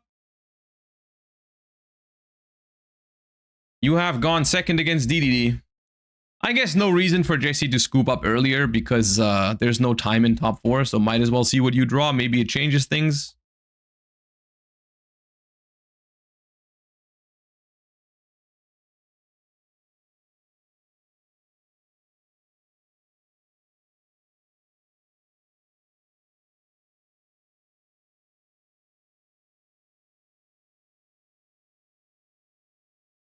How much do you think the local meta is to consider during deck building? I'm going to an OTS championship with 24 players, and I know most people there are really casual with many diverse decks. You should always consider all the information you have about the tournament you're going to. Why would you build for like the top tier meta decks if you know no one is playing them?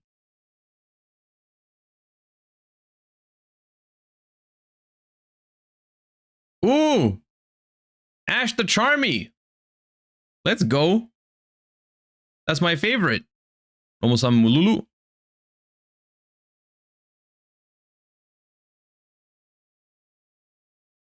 Use Lucius and itself.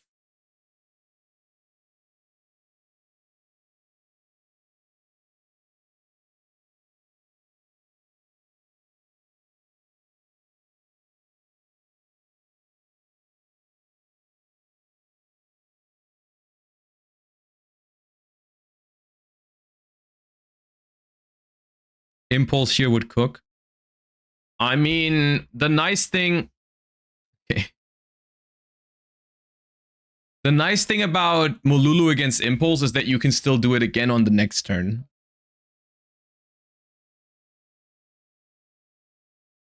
Alright, we're remixing.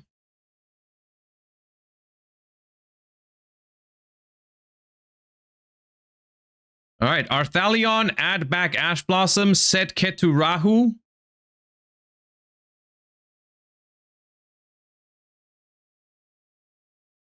How good is Ash Blossom against DDD combos? It's pretty solid, right? Is there a big choke point for it, or do you just throw it on the first starter? I guess you could hold it for the contract that summons from deck. That seems like a decent choke point. They can probably still combo through with extenders, but the contract that summons from deck seems a pretty good Ash.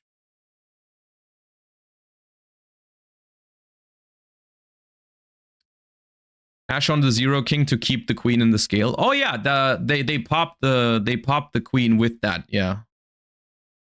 Okay, Ash on Rahu is honestly pretty strong here. Honestly, Ash on Rahu is pretty good. All right, once again, gamers, the player going first has drawn Ash Blossom, and the player going second has drawn Ash Blossom. Let's see who wins.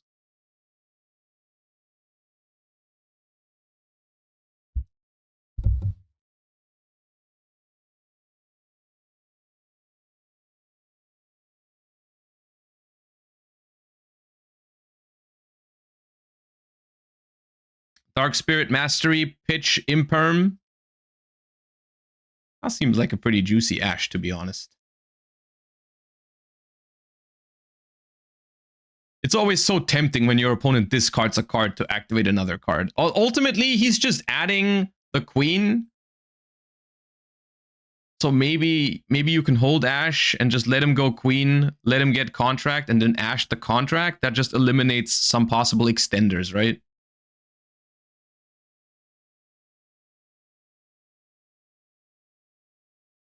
There's the queen. Place the queen. Fallen into Virtuous. Pop it.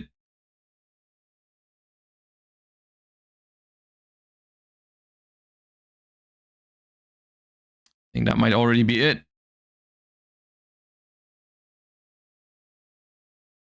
Yep. Pass turn. Albion.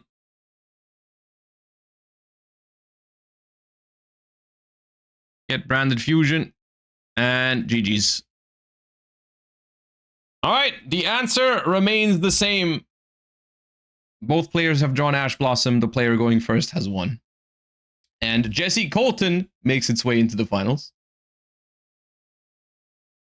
DDD going second. Am I right? Wait, when is the finals? Here. Okay. Ooh, they're showing off the trophy. Okay. All right, so the finals of YCS Sydney 2026 is Jesse against Dom, Branded Dracotail against Radiant Typhoon. I missed who's going first, but I guess we'll see in a second. Dom is going first. Okay, Noble Knight's Shield Bearer.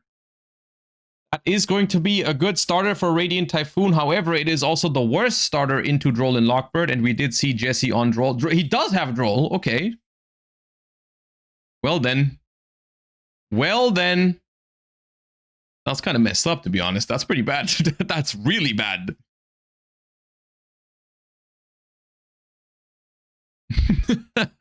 Wait, is that called by the grave? The third card in hand? I can't quite tell. Hand cam is too small. There's no way it's called by. That card would have already been activated.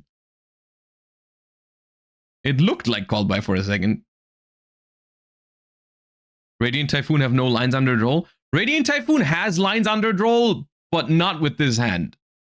It looks like the way you would play around Droll and Lockbird is usually by like using Crocea in the draw phase. Like let's say you have a quick play spell and Crocea, you can activate the quick play in draw phase, special Crocea. That way you do a lot of your searching before the main phase. But if you start with Noble Knight's Shield Bearer, that means you have no way to play around Droll. That is the worst starter into Droll and Lockbird by far.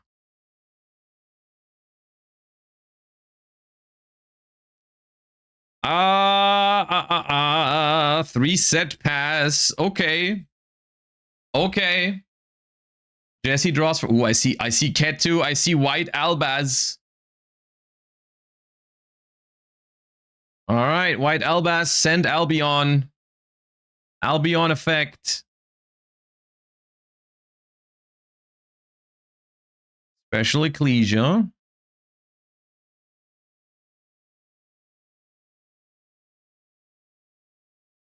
Nothing here. We allow the Synchro 8. This means no Branded Fusion, which I guess is good. And I think Ecclesia has activated the effect. Ah, that's okay. Fallen into Virtuous. That is going to stop the Ecclesia from tagging out, because it does have to successfully banish itself to summon one from the deck. It does put it in the graveyard, though, so Jesse now has the option, if he wants to sacrifice the Albion search in the end phase, he can go after another set card, right? I think with Ecclesia and the Dark Dragon, it's not like one of the two effects per turn. I think you can use both. So you can still use it now to bounce one of the set cards, but it would eliminate your follow-up in the end phase. That is Jesse Cotton, yeah. Even though on the top 8 standings earlier, they had him as Jesse Colton, which I thought was funny. My favorite duel is Jesse Colton. All right, Ketu Dracotail, and at this point, I guess Dom is happy that he's got no cards on the field, no monsters on the field. Hallelujah! Thank you for the 10 months. Welcome back. Appreciate that. I see an Ash Blossom in Dom's hand. I don't know what the set cards are, but he does have. We know Eldam and Ash. We can see Ash in hand. So, thinking about ashing this Ketu. It does not threaten a fusion summon, but it does threaten to get Jesse into a guaranteed play with like Lucius. So Ash on Ketu is the play here for Dom. And Jesse follows it up with a Rahu. Okay, dude. We just draw Droll, White, Albaz, Ketu, Rahu like it's nothing. Okay. Yeah, one of the sets is MST. We know that one of the sets is MST.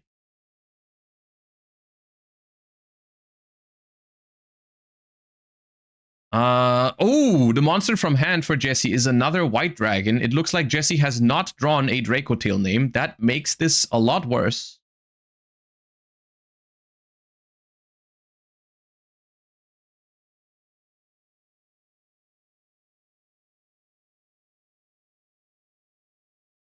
I'd be shocked if it's not Urgula here.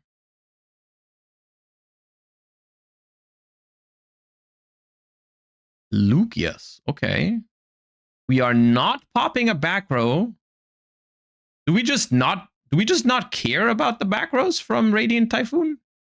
Because we could have bounced one or shuffled one with Ecclesia in the grave, and we also could have Urgula here, but we're not going for it. We're going Arthalion to add back Lucius. At this point, Dom knows that the card in hand is not a Dracotail. It could still be non-engine, but it cannot be a Dracotail. Didn't normal yet, yeah. But this is... We're setting Flame. We know there's an MST for Dom. We know one of the sets is MST, so this Flame is not going to survive the turn if Dom doesn't want to. And now Lucius is the normal summon. And now Dom... Oh, the other one's Droplet. Okay. Oh, but that... Ooh, okay. Droplet negate the Lucius. So we're cutting Jesse off of Dracotail plays. Jesse is locked into level 8 Fusion and Synchro, so no Link here either. The card in hand is not a Dracotail monster. So we're just going to swing for 39 here. And then Dom has a follow-up Eldam, plus the Search for Fallen and the Virtuous. So he's still in this.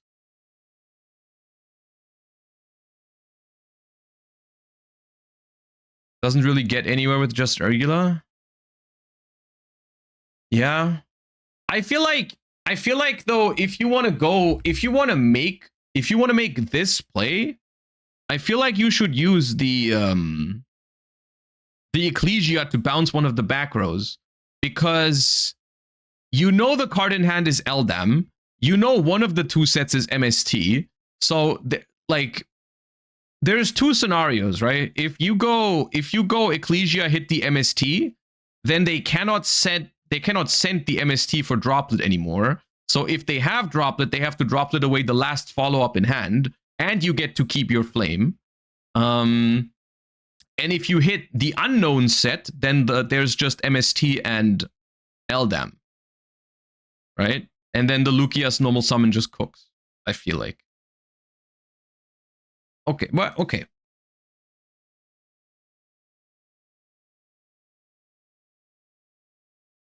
The Fallen against Radiant is also only mid in this game state. The one thing it does for Jesse here is it guarantees the win on the next turn, because it gives him Branded Fusion. Right? Like if he doesn't get owned this next turn by this Eldam, then I think he is winning. Synchro Ecclesia is Ignition. The Graveyard effect is Ignition, yes. All right, so both get a Fallen at the Virtuous. But at the very minimum, Dom has Eldam effect, Search Crocea, activate Fallen, and then Special Crocea, right? Which is a pretty strong push. This is it's going to be a pretty strong push for Dom regardless.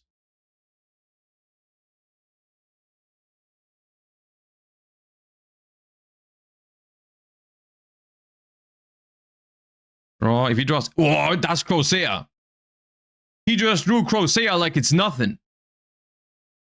Nah. Ooh, Jesse has hard draw Sting. Ooh, that's annoying. There's only one MST. Nah, but top deck Crocea is nasty. Top deck Crocea. I think top deck Crocea is super nasty here. Unless Jesse draws like Ash here. I couldn't see what that was. Oh my god, top deck Crocea is nasty. So the set for Jesse is his own copy of Fallen and the Virtuous.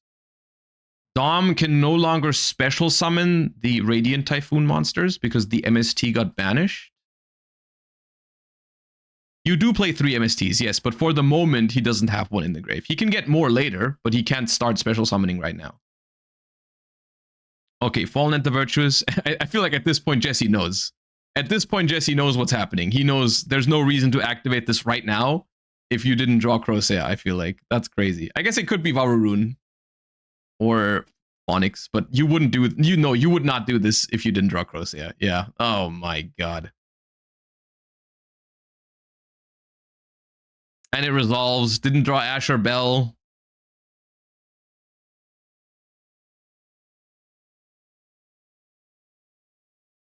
Add space.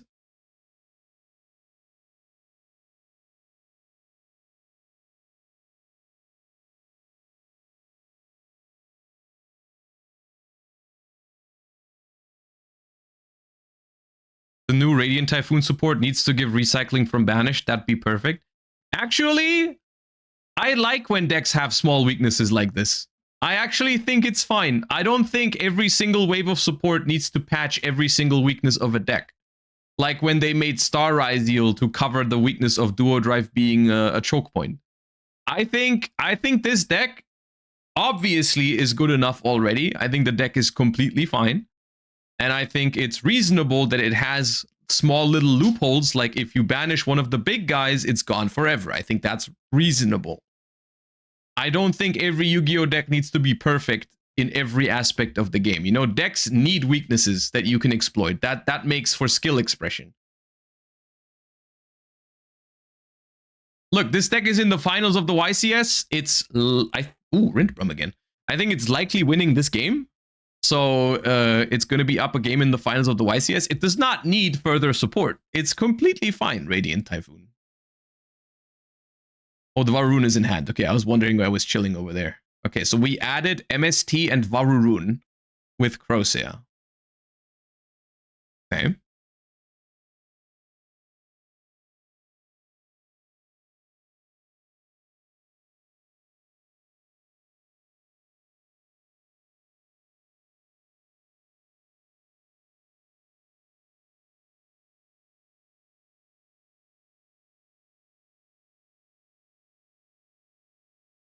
So we bring out Vararoon after the MST. We now special Eldam. Jesse does have Ecclesia.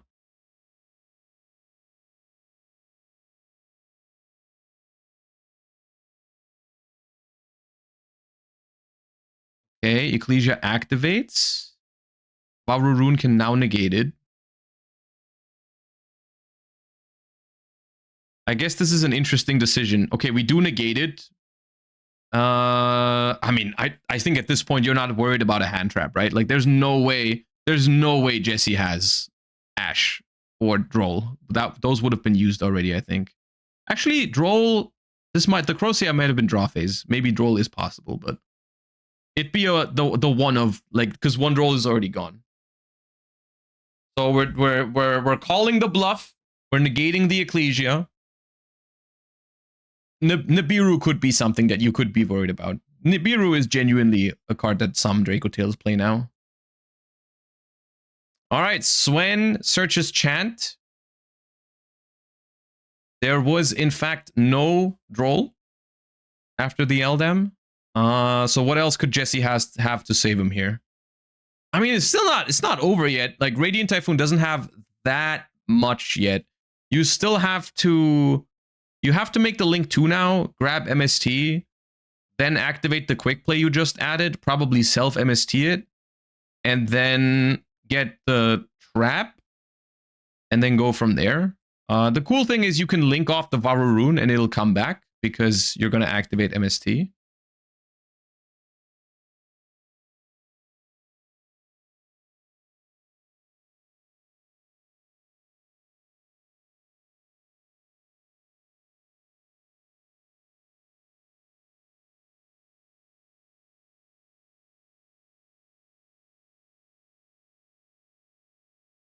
Okay, link 2, there it is. There is add MST from deck. That is going to put a second MST in the grave eventually. That way Varu rune is negate and destroy. We have chant to add a monster. We do not self MST. We add Megala. Ah, because we want to trigger Megala with this MST. Okay, so we're gonna self MST the trap. But first, we're gonna draw a card.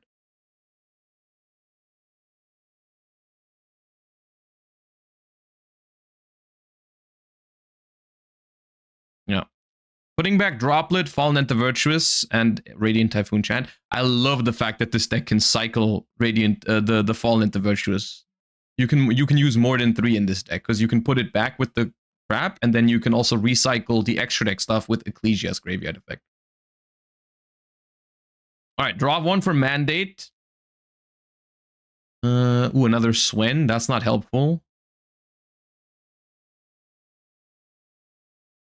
Drawing a card is a Josh certified play. Yes, I approve of this message. Okay, we're gonna have to self MST the trap. I guess they were hoping to draw a quick play spell to MST that instead to you know, do that, but that's fine. The trap, it resets itself anyways. It's free. Here's Megala.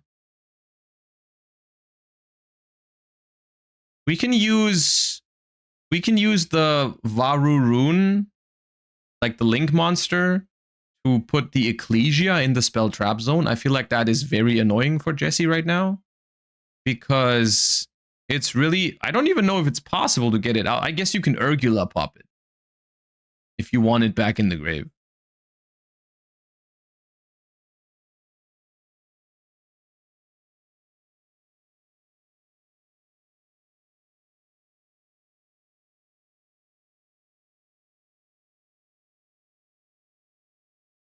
Now we go for the self MST on Mandate. The only weird part about this is that we are out of quick play spells for now, right? We have no quick play spell. The only thing we're getting is end phase. We're getting another Fallen and the Virtuous, which is good. But we don't have any Radiant Typhoon quick plays.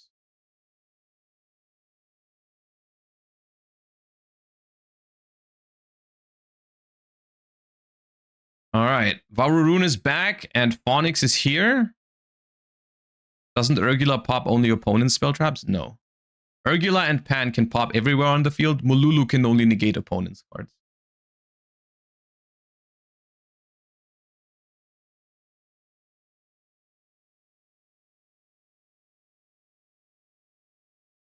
Okay, thinking about using Varu rune to place the Ecclesia, but I think they decided against it for now. No, they used it. Okay, yep, there it goes. Normal summon Swen.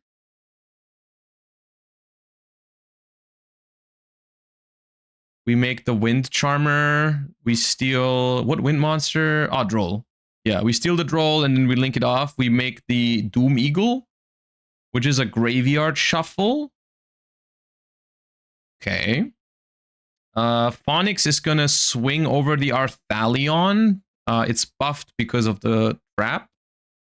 This swings, and now we can use the Doom Eagle to interrupt the graveyard a little bit as well. This is a really good spot for Radiant Typhoon.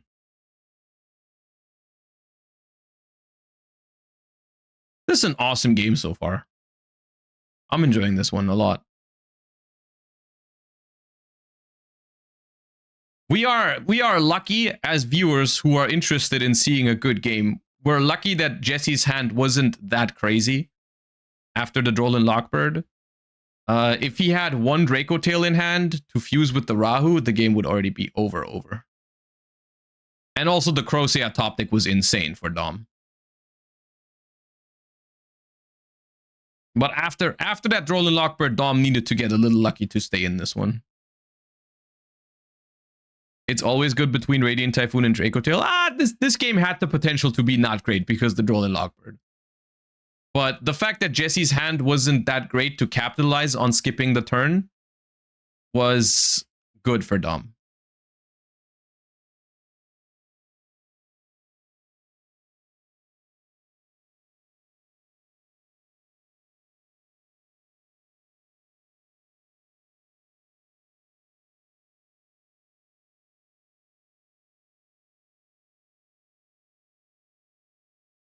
And he packs it up. Okay. Radiant Typhoon takes game 1 after a massive Drollin Lockbird, but Jesse couldn't follow it up with...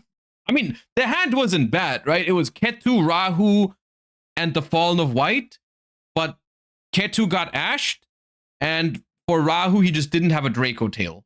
So it was not the ideal hand. It was not bad, but it was not ideal. And then also some decisions were made. I think some of the decisions that Jesse made were not mistakes, but he could have played around Droplet. If he used the Ecclesia in the grave, he would have played around Droplet and probably won.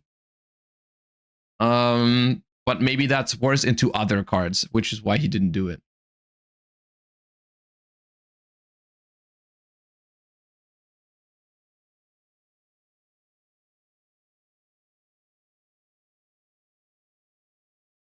Any idea when the TCG gets the new OCG ritual? No, we don't know yet. We only have guesses, which people in the chat have been saying. But we don't have a confirmed date yet, I don't think. All right, game 2. Jesse needs to win this one to stay in this. If Dom wins this one, he's winning the YCS. So let's see.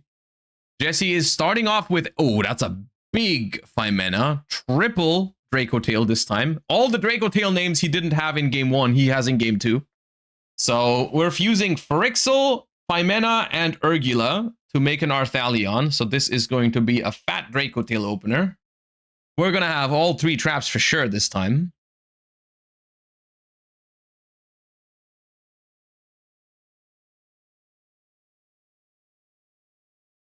We're going to add those 3 back to the hand, and we're going to set 3 traps.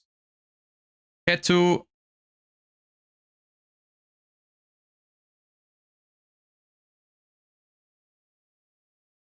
Rahu. Flame. This feels a little weak to Ash on Rahu. Maybe it's fine.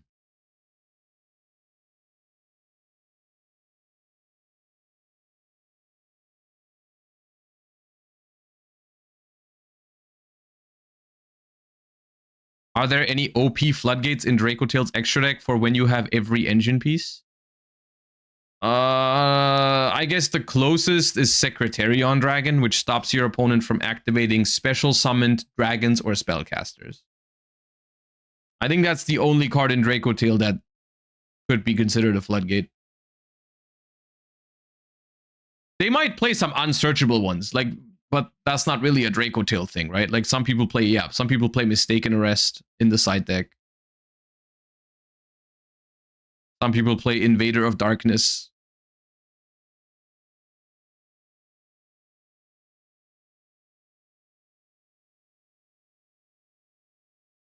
Oh, Dom does have Ash Blossom. Dom does have Ash Blossom, but decides not to Ash the Rahu. There's the Rainbow Magician. Yeah, there's also Rainbow Magician.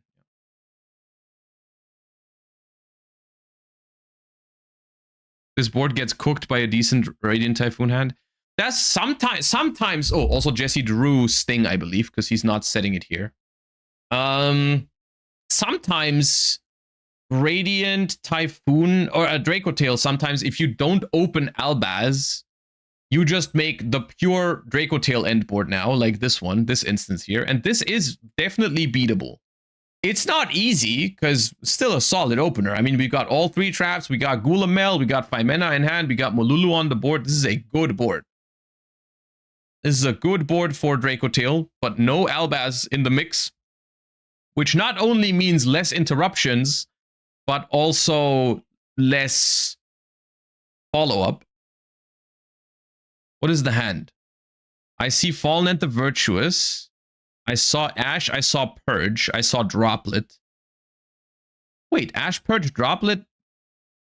Ash, Purge, Droplet negates all the traps.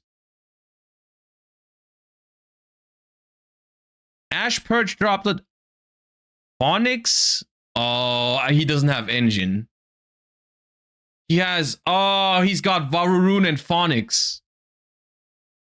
If he has one real starter, I think Jesse's cooked. But I think he doesn't have a starter. He's got Phonics and Varurun, which is not good enough. That's the 2 one-ofs. So he's got, yeah, his hand is Phonics, Varurun, Fallen and the Virtuous, Droplet, Ash, Purge. Which can counter all of Jesse's traps, but cannot play the game. Oh, that's unfortunate. Maybe you can outlast, though. Maybe you can outlast Draco Tail here, because Draco Tail doesn't have Albaz, so maybe you can somehow just negate the traps and keep Jesse out of the resource loop. I don't know if Jesse is playing Shaolus. We haven't seen it yet.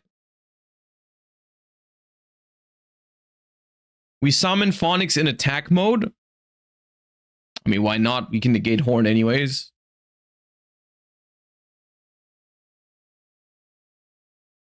How's it going? How's your regional? I'm doing well, thank you for asking. My regional was okay. I went 7-3. I didn't get many points.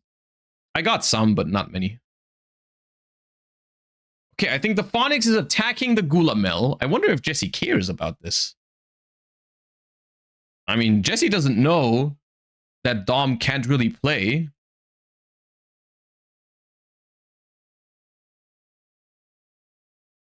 I mean, at the moment, Jesse has 1 Draco Tail spell left in the deck.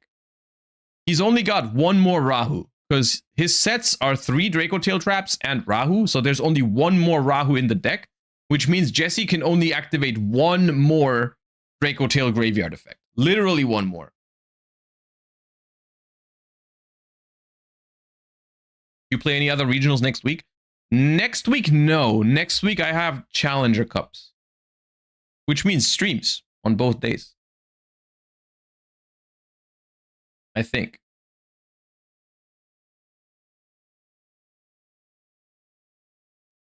Okay, hold up. So the hand is Droplet, Varurun, Ash, Purge. Can you make anything happen with the Droplet? Because you can theoretically go Droplet, send a trap to make Jesse unable to respond with a trap card so that the Phonics triggers. But then when you activate the Phonics, they can chain the traps. And you don't want to shuffle back the traps into the deck, because yeah. But you also don't want to set Droplet, because if you set Droplet, you open yourself up to Femena, Fuse Away, Urgula, because you know Jesse has Urgula in hand, because it was added back with Arthalion. You don't want to open yourself up to that. Unironically, I think you just pass. End phase, get another copy of the Fallen and the Virtuous, and call it a day. I think all the Droplet plays just don't make sense. They don't get you anywhere. I think you just pass, and you hope that you get through it, because Jesse's grind game is going to fall apart after you negate all 3 traps. Okay, Droplet send trap. He does go... I don't see where this goes, though. I don't see how this is winning. I feel like this loses known.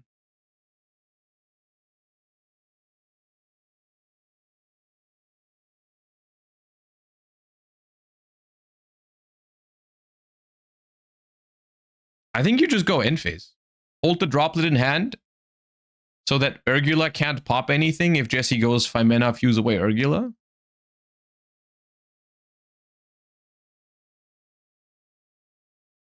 Because this is not winning.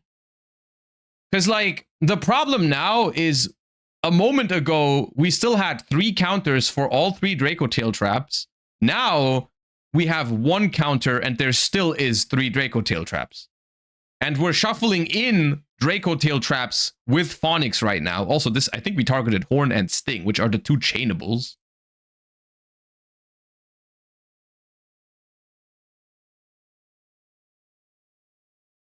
Nah, now it's cooked. This game's over.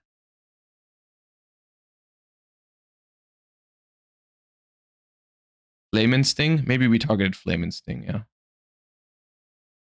But now Sting, yeah, Sting banishes Albion now. And if you ash that, nah.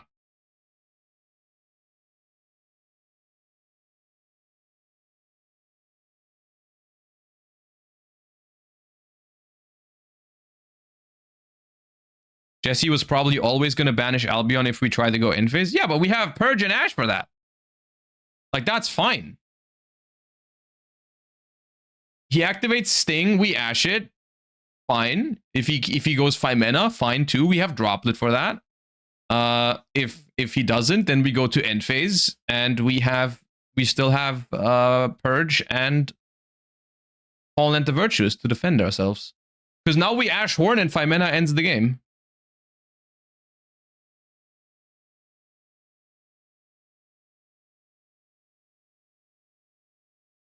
Why did Jesse shuffle the deck? The card he put back is supposed to stay at the bottom. No, he resolves the Phonics of his opponent that shuffled in Draco Tail Flame.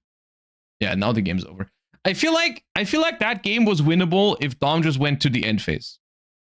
Just call end phase and hope you survive a turn. Honestly, it's not that unlikely that you survive because Jesse is out of Draco Tail spell traps very soon.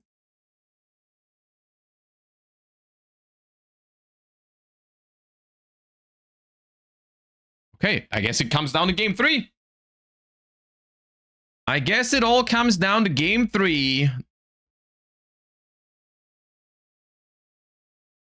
Let's see. We're using fast forward technique. Oh, don't die on me now, stream. Okay. Out of Extravagance. Good start. Based Mulcharmy sleeves. Reminder, you can pick up the Mulcharmy sleeves from Young Cards using Josh 10 for 10% off. Although I don't know if you can at the moment because they always sell out really quickly. But then you can get other OCG sleeves, I guess. All right, we draw 2. It does not get ashed. Wonderful. Draws 2 spells. Ooh, that's another Extravagance there. Ah, he's got roll again.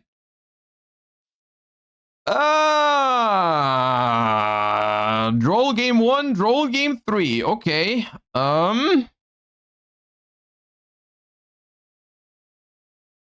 How bad is it this time? I'm trying to see the hand. I can't really... I see Ash Blossom. I see another Extrav. I think that's Sheena. I see Chant. Hand shuffling too quick. I can't tell. We're chaining Chant to the Droll.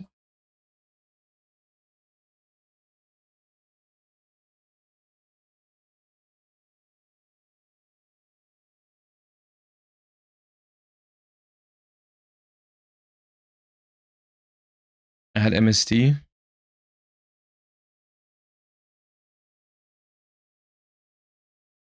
Disgusting semi-limit.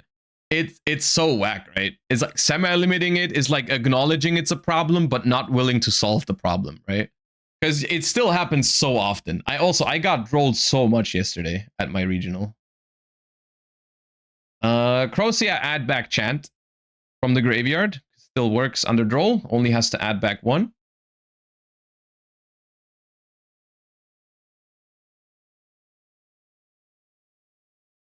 It was really cool to meet you at the WCQ yesterday. Thank you. It was nice meeting you too.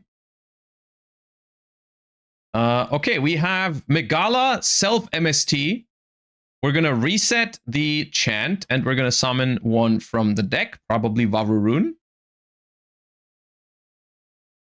This is still, this time, this opener is a lot better into Droll than the one turn in game 1. This is why I meant, like, opening with Shield Bearer is by far the worst. But of course, Dom was also fortunate enough to open the Crocea. So here's Varurun.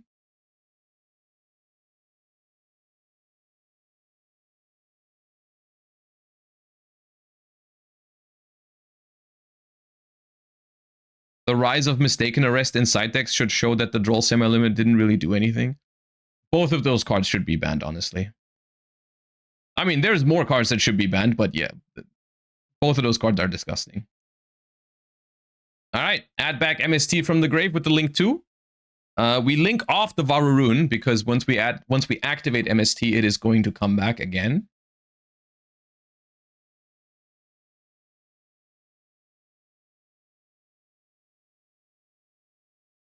We are not going to activate MST yet, though. We want to use it on the opponent's turn. I mean, we can't draw with the trap anyways. So fair enough, I guess. Okay. This way we can use it to trigger the Megala.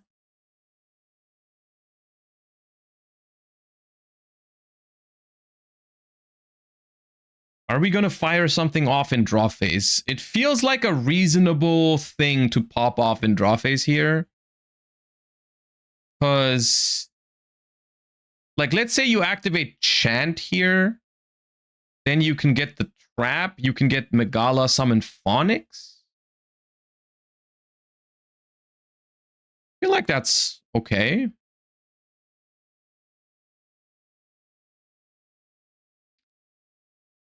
Ooh, Pancratops punishes the decision not to do it in the draw phase, because now if we activate a quick play spell, Pancratops can chain to pop Megala or this. Wait, Albaz also punishes it.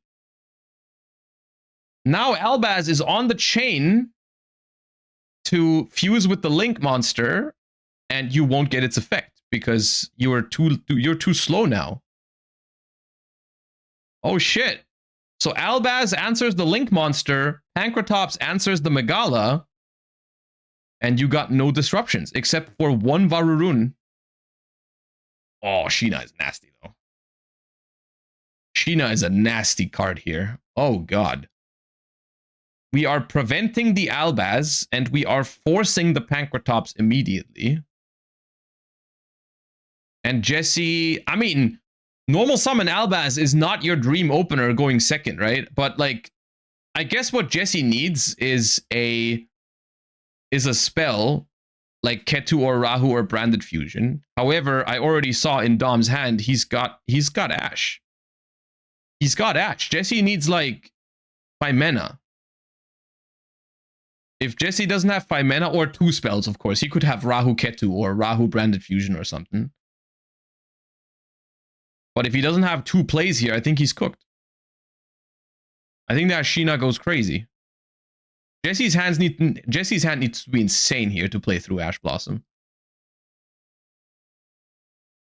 Ash going first, winning the game again. I mean, oh yeah, well, you know how it goes at this point. All right, Varurun. Yeah, I think this is end phase. I think it's Jover. I think Jesse lost. Dude. Yeah, he's drawing for turn. There's no way this is not game. There's 0% that is not game. We already have Sheena on the board. We have Varurun for any hand traps. We know one of the cards in hand is Albaz. Dom has Ash Blossom for backup, even if somehow, miraculously, the game doesn't end this turn. There's an Ash Blossom covering the follow-up. Jesse clearly didn't have a play this last turn because he didn't know about the Ash Blossom. Jesse Colton will not win his first YCS. Yeah. Sad. Dude. That's crazy. I thought Jesse I honestly thought Jesse was going to win at least one of the 2 games with Droll going second. This game 3 showcases one thing really well, which is that they have been designing around those cards a little bit more recently. Like, this game was only won because Radiant Typhoon actually has a bunch of effects that work under Droll because they can add from deck or grave. It's the only reason why this even somehow worked out. If we've learned anything, it's that Droll is bad. That's also a problem with Droll, is that Droll in Lockbird sometimes is bad, yes. Sometimes it's a bad card. But one thing about the card is that it just doesn't have any skill expression. Whether the card is good or not is not in the hands of the player. It's really just, does your opening hand happen to play around Droll, or does it get fucked by Droll? Because there's both cases. Sometimes Droll completely messes you up, and sometimes Droll is fine. And all it depends on is how lucky you are. That is not good design either.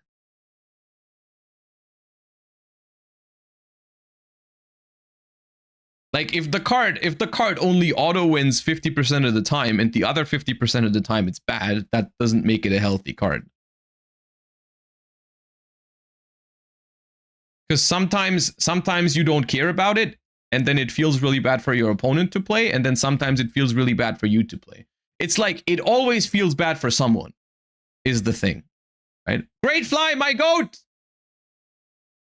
Yeah, that's just game. I don't know if it's already game. Crocia 27. I don't know. Sheena is 29. Yeah, it's game. All right. Droplet, Urgula. Yeah, no engine. Droplet, Urgula, Droll, Albaz, Macrotops. Yeah. That sucks. Oh well. This is the thing. Jesse had Droll game 1 and game 3, and it was pretty good both times. It was really broken game 1. In game 3, it was just okay. His hands were not great both times. Game 1, his hand was better because he had Rahu, Ketu, White, Albaz, but he was desperately missing a Draco Tail in hand, and Ash Blossom denied him that. And then he couldn't play the game properly. He could play a little bit with the Rahu. It was fine, but not enough. And then the Crocia top deck was crazy. And then game 3, his hand was just ass. It was garbage. And Radiant Typhoon had follow-up under Droll, so it was fine. Okay. Radiant Typhoon wins YCS Sydney. Jesse Colton gets second. Still pretty good. Congratulations to both duelists. And yeah, I guess it's good to see that not everything is now Dragoon slop. That is one thing I was a little worried about. Also for my regional yesterday, I wasn't sure how many people were going to show up with like Dragoon Yummy or whatever, right? So it's good to see that the good old Radiant Typhoon and Draco Tail are still here. But yeah, okay. And honestly, from watching this entire thing, of course, I didn't have the commentary on because their mics were pretty quiet. But all things considered, I would much rather have this type of stream than no stream at all. I know the quality wasn't better or as good, not even close to the quality of like the EU YCSs or NA YCSs, but it was fine. I was able to watch all the games. I saw what was going on. There wasn't any major issues with it. Like, yeah, sure, the camera quality could be a little better. The hand cameras, I couldn't always tell what was in their hands, but all things considered, you know, I still can watch Yu-Gi-Oh from a YCS, which is good.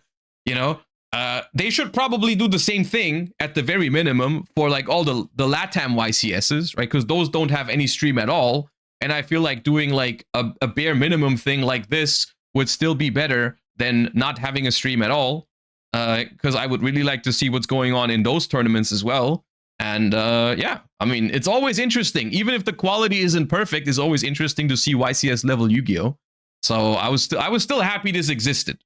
Just to get that out there, because I saw a lot of people complaining about the stream online. And I agree, when I tuned into the stream on Friday, in the beginning, it was pretty rough. You know, like the quality on Friday, well, Saturday, technically. For me, it was Friday because time zone difference. On that day, on the first day, it was pretty rough. But yeah, people were saying don't stream if it's like this. Yeah, exactly. That's what I mean. Like some people were saying like, oh, if it's this bad, then they should not stream it at all. And I disagree with that. Like, I agree it should be better. I would love it to be better, but this is better than no stream, always. It's always better to put attention even on the smaller regions that also play Yu-Gi-Oh, right? And if it means this is the stream we get, then I'll take it. But yeah. I felt that by Sunday, the stream got much better. Whatever we just watched was completely fine. You know, it wasn't a high quality production like the EU YCSs, but it was completely fine. You know? Okay. That was YCS Sydney. That was fun to watch. Okay. Now, this is normally where the stream would end, but we are not quite done because there is one thing that I want to take a look at with you guys, and it's something that we've been talking about for months now. And every time we're talking about it and we're guessing what's going to happen when it finally happens, and now it has finally happened, and we can actually take a look at some of the things that are happening, and that is, of course, the overframes. For months now, ever since they announced that they were going to do them, we've talked about like, oh, the collector's market for Yu-Gi-Oh might come back and it's going to save the game because now they've got cards that are worth chasing and people are going to open more product, and then the other cards are going to be cheaper and it's going to make Yu-Gi-Oh attractive for collectors again, and so on and so forth. And every time, I love talking about this sort of stuff. You guys know this. We've rambled about this on this stream like a bunch of times. But now these cards are actually out in the OCG. And we can actually take a little bit of a first look at what the response is of the Japanese players, the Japanese market, and so on and so forth. And maybe get a grasp, get an idea of what it'll be like when the game comes to when the cards come to the TCG, you know, because of course the structure of product in the OCG in general is a little bit different, but still I think it is going to be a great insight into like, is the product something that people want because of these overframes? Are people chasing the serialized cards? All this sort of stuff that could really help the quality of product in the TCG as well. So there's two things I want to take a look at. The one thing is a Sunny video on the new overframes. Actually, let me position my camera differently again. Hold up. Up goes here. We have a Sunny video. First look at the overframe raise and OCG non-engine discussion, as well as Rhyme, who's a fellow content creator who does a little bit of Yu-Gi-Oh as well, who's been constantly tweeting about the developments of the market of the overframes. And apparently this tweet was from like earlier, I think. I don't know exactly when it was tweeted. But he's been posting updates about like the overframes in the OCG. And currently, the Dark Magician Girl overframe, which is technically not even Dark Magician Girl, it's a spell card, but this is the most expensive one. And it's currently not being sold, but it's being bought by stores for 3 million yen, which is yen to euro. That's a lot of zeros. 3 million yen is 16,000 euros. Or, where's USD? 19,000 USD. Keep in mind, this is not the value of the card. This is what the stores are buying it for. And if a store is buying it for this much, then it probably goes for more, because the stores are buying it to probably make a profit on it somewhere, or at least they think they can turn a profit on it. So this is the serialized version. This is not every overframe. This is the one where there's 100 copies of it. Well, technically there's 200 copies of it because there is 100. There's 100 Japanese ones, and then there's 100 for the rest of Asia. So there's 200 of these in Japanese language, and there's eventually going to be more once they come to the TCG, Copium. This sort of thing, I can tell you one thing that this means. I am never going to own one of these. Because I'm not spending that money on a serialized overframe card. I would never. I could never. But I don't care. I don't need to own these cards because I think stuff like this existing is going to make Yu-Gi-Oh product so much more exciting. And this is what I've heard from some people in the OCG. I actually have a friend who's in Japan right now who's told me like it's sold out everywhere, right? It's sold out everywhere because people are excited for this, right? It's so exciting to open up product when you can pull stuff like this, right? And it's this is going to do a few things, right? It's going to make it so the other cards in the pack are going to be cheaper because people open up this product like crazy. So there's going to be plenty of all the other cards in circulation. This is just how the market works. If a product is being opened into oblivion because people are chasing these cards, then there's going to be a lot more supply of the other cards. So this is how this benefits the regular Yu-Gi-Oh player who isn't even looking into these cards. This is why Pokemon and One Piece are so affordable to play. Because they have chase cards, so people open the product, and then all the low rarity cards are cheap as hell, right? This is what we want from these cards, okay? I want these cards to be rare. I want these cards to be sought after. I never want to own any of these cards. I'm never spending $20,000 on an Overframe Dark Magician Girl, all right? Never. But I don't care. I don't need to own these. They look sick, of course. I would love to own one, but I won't, all right? I won't. But that's fine, because all I want for it to do is fix Yu-Gi-Oh in terms of like the price, you know, make it so that regular secret rares and lower rarity cards finally become more affordable because they're not only the only cards that have any value, right? So as a first look, this is looking promising. All right, we're gonna look into the Sunny video to hear from an OCG player directly. But yeah, the first things I saw from this are really cool. So this video will be separated into 3 parts. So I have 3 boxes here from the new set. My first box is by far the best, so I'm going to talk about the set, overframe rares, and thoughts about sustainability of Yu-Gi-Oh! The second one will be opening a Chinese exclusive product that I think the TCG could maybe take some inspiration from. And then I will finish off by doing a small meta rant with the last 2 boxes as B-roll. Just skip to the portion of the video you... Here are the prices from a shop if you want to look through. Maybe let's watch this first, and then we can take a look at that. Because of course there is more overframes than just the Dark Magician Girl. Yes. So to start off with the first box, I'm usually not a pack opening channel, and the card looks so good, man. I didn't even pay it. Man. Damn. So to start off with the first box, I'm usually not a pack opening channel, and I'm not going to be, but I felt like this was extremely important to talk about since it has to do with the sustainability of the game.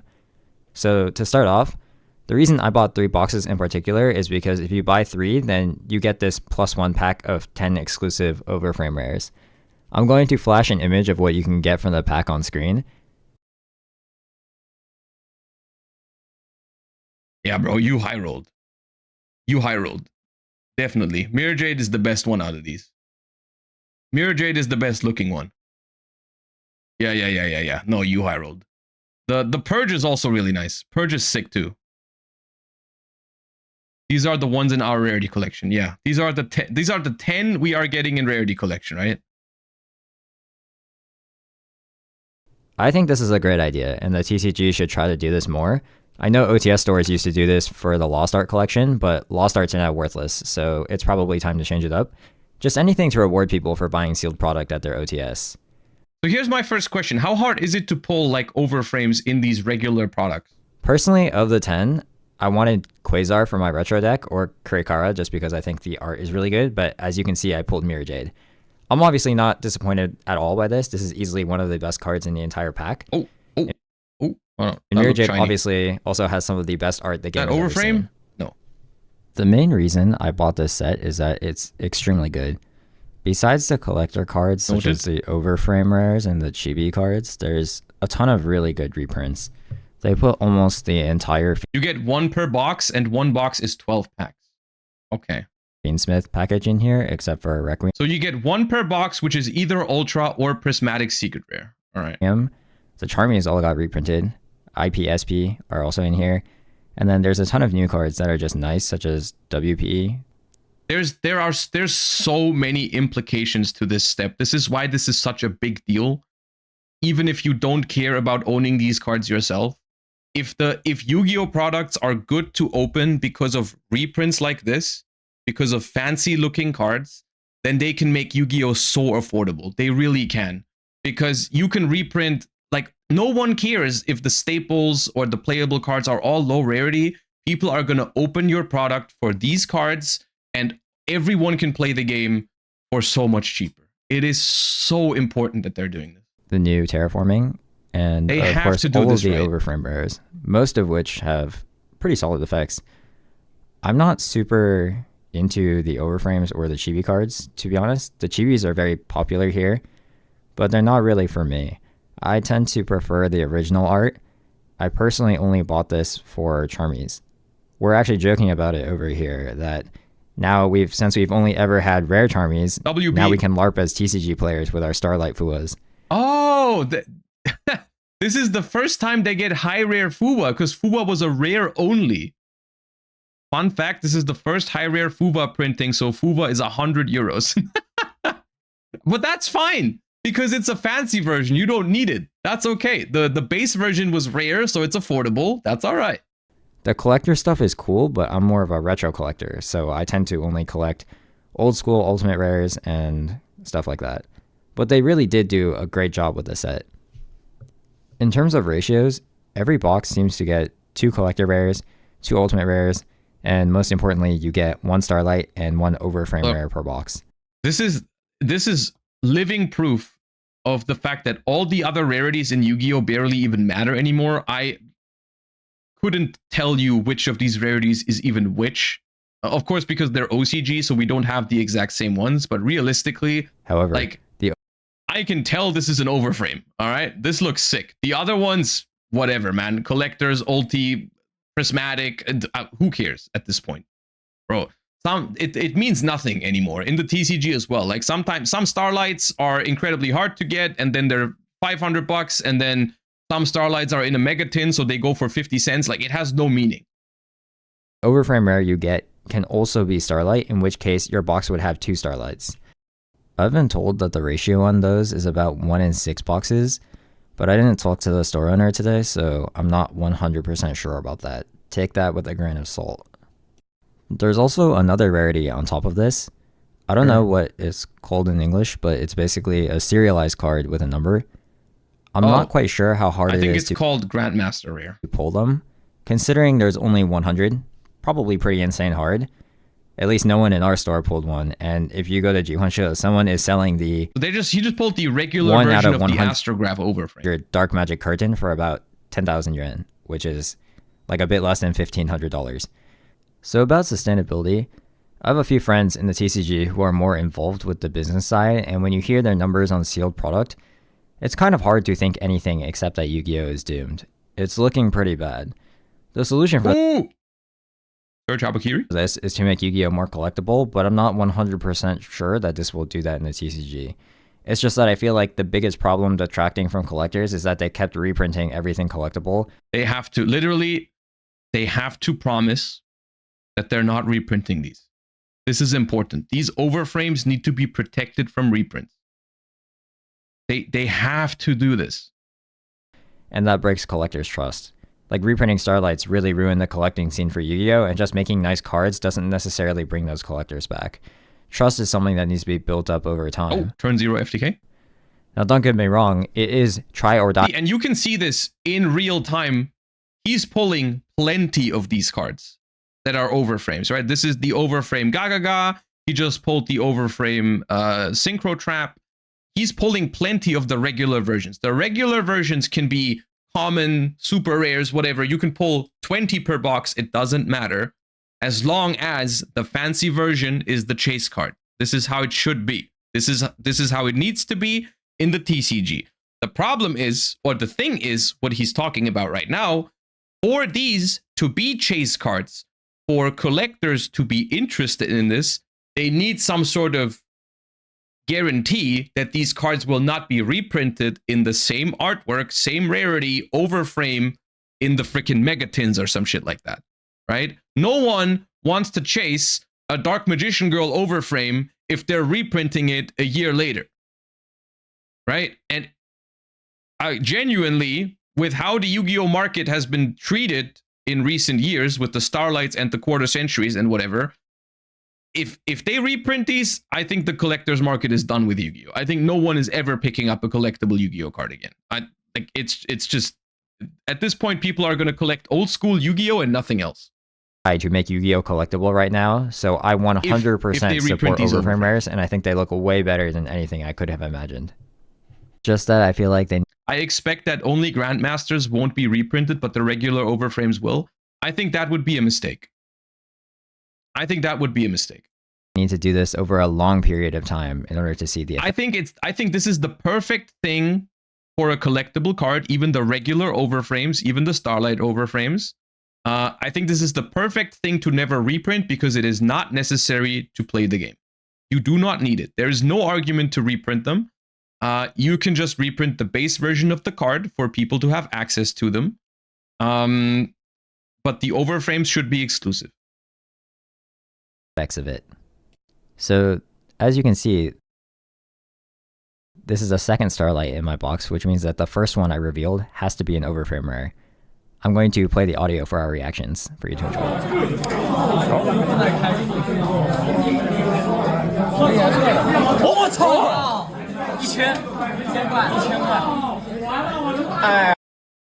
Sonny got lucky, dude. And it's Starlight too. Okay, so this is not the serialized one. This is not the 20,000 euro one that we just looked at earlier. That there's a difference. This is not serialized. It doesn't have it doesn't have the Grandmaster border. It doesn't have the serialized number. But this is actually, we can check what it's worth. We can check what it's worth. Hold up. Someone sent me, I don't know if this is a good place to go by when it comes to single prices, but someone sent me this from a store in Japan. 80,000. 80,000 yen. 500. $500, and it should be like I don't know, 450 euros or something like that. Which is still a lot, you know? It's still a lot. So like the chance to pull cards like this, right, is incredibly important for card games. And I know people have this sort of like idea of like, you know, fuck the collectors, who cares? Fuck the stores, who cares about the economy of the game? Who cares about vendors? You know, fuck them all. The game should just be cheap for no reason. The game should just, every card should be cheap. No one should be making money with this game. We just want to play the game for free. This is not how it works. There needs to be a reason for people to open the product. And the best way to do this is to make rare cards that are not necessary for tournament play, okay? This card is fancy looking. People want it. People are going to open boxes for it, but it's not necessary to play the game. You can just play the regular version of the card, okay? That's how it should be. This is why making these cards is actually good for players. These cards being so rare and so expensive that you and I will probably never have it is good for the game. It's good for the players because you can just play the cheaper version. This card being expensive makes the rest of the set affordable. That's what it's here for. That's what we need to understand, okay? And this is why they can't reprint it. Right? Do you think this card, do you think for future sets, cards like this will go for $500 if they start reprinting these in this artwork? They will not. They will not. 少点编号可惜，这个编号是10万吧？那个好编是10万。哎呀。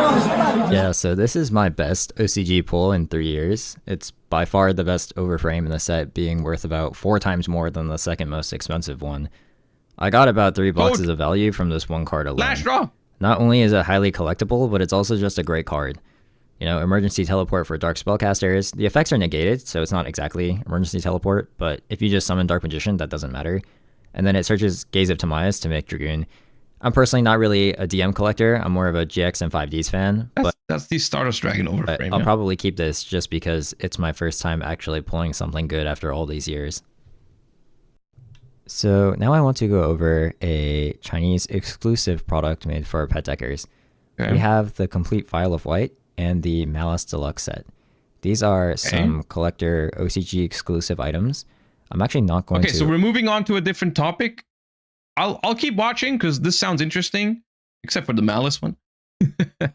But I feel like we've talked about this enough. I feel like I've made my points. I feel like we talked about it. I think it's good that this exists. The current demand on the OCG market shows that it's working.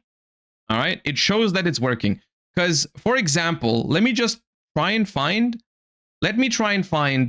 the same version of this card as a regular card. Where is it? Let me see. The regular version of this card is going for 2,480 yen, which is $15. The cheapest version of this card, which I think this one is the cheapest version. I don't know if there's another printing of it in another rarity. Let me just double check. There's collector's rares. There's ultra rares. Maybe there is another one. The UR should be cheaper. Wait, there's another version? You skipped it. Oh, my bad. UR card list. Oh, here it is. 1980. 1980. $12. $12. $12.77, which is like 10 euros. This is how it should be. All right? This is how it should be. If you care about the game being affordable, play the ultra rare version. $10. And if you want to be fancy with it, you can spend all the way up to 20k. I don't care. Right? This is living proof that this is a working concept. Even for Yu-Gi-Oh, it can work. And this is how they should do it even for main sets. And I think it's very easy to see that this is working and that this is good for both the collectors and the player base.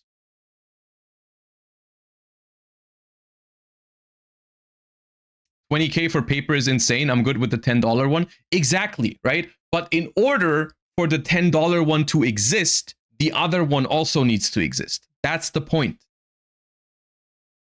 That's the point I'm trying to make, right? It works because they both exist. If the fancy one doesn't exist, then the other one is going to be more expensive because less people are opening the set. Because people are not opening the set to chase for this one. People are opening the set to chase for the Starlight Overframe or for the serialized even, right? That's what's making people open the set. Anyways, let's move on. I feel like it's pretty easy to see. Open the complete File of White today. I'm saving this for a really bad day, but I will be opening the Malice Deluxe set because this is a Chinese Malice Deluxe item, set, so Japan doesn't have it. This is not just a OCG exclusive product. So the Overframe cards are limited? No. There is Overframe Ultra Rare, which there's no limit to them. Then there is Starlight Rare Overframe, which are significantly harder to pull, but they are not limited as well. There are serialized Grandmaster Rares that are 1 out of 100. Those are super hyper hard to find. And those are limited to 100 copies. Overframes themselves are not limited to 100. The Grandmasters are limited to 100. So even within the full arts, there is levels. Specifically for us. I feel like pet deckers are something that need to be embraced more. The OCG obviously has way more of these, but I feel like it's partially because they have a lot more support from products. And it's more ingrained in our cultures. Like when you play TCG, Most people use color sleeve, but in OCG, it's like 99:1 ratio on art sleeve to color sleeve. So we have not only a lot more art sleeves, we have art deck box, we have figurines, playmats, merchandise, and I think that the TCG This product seems like my worst nightmare. could get some inspiration from this. It's not like the TCG has It's a sick deck box, though. I'm not gonna lie. It's no a good pet deck deckers. box. 2 examples you've probably heard of already that I kind of want to shout out This feels like an actual deck box too. This is not paper, right? are Kai and Sissy. I'll have their Twitters on screen.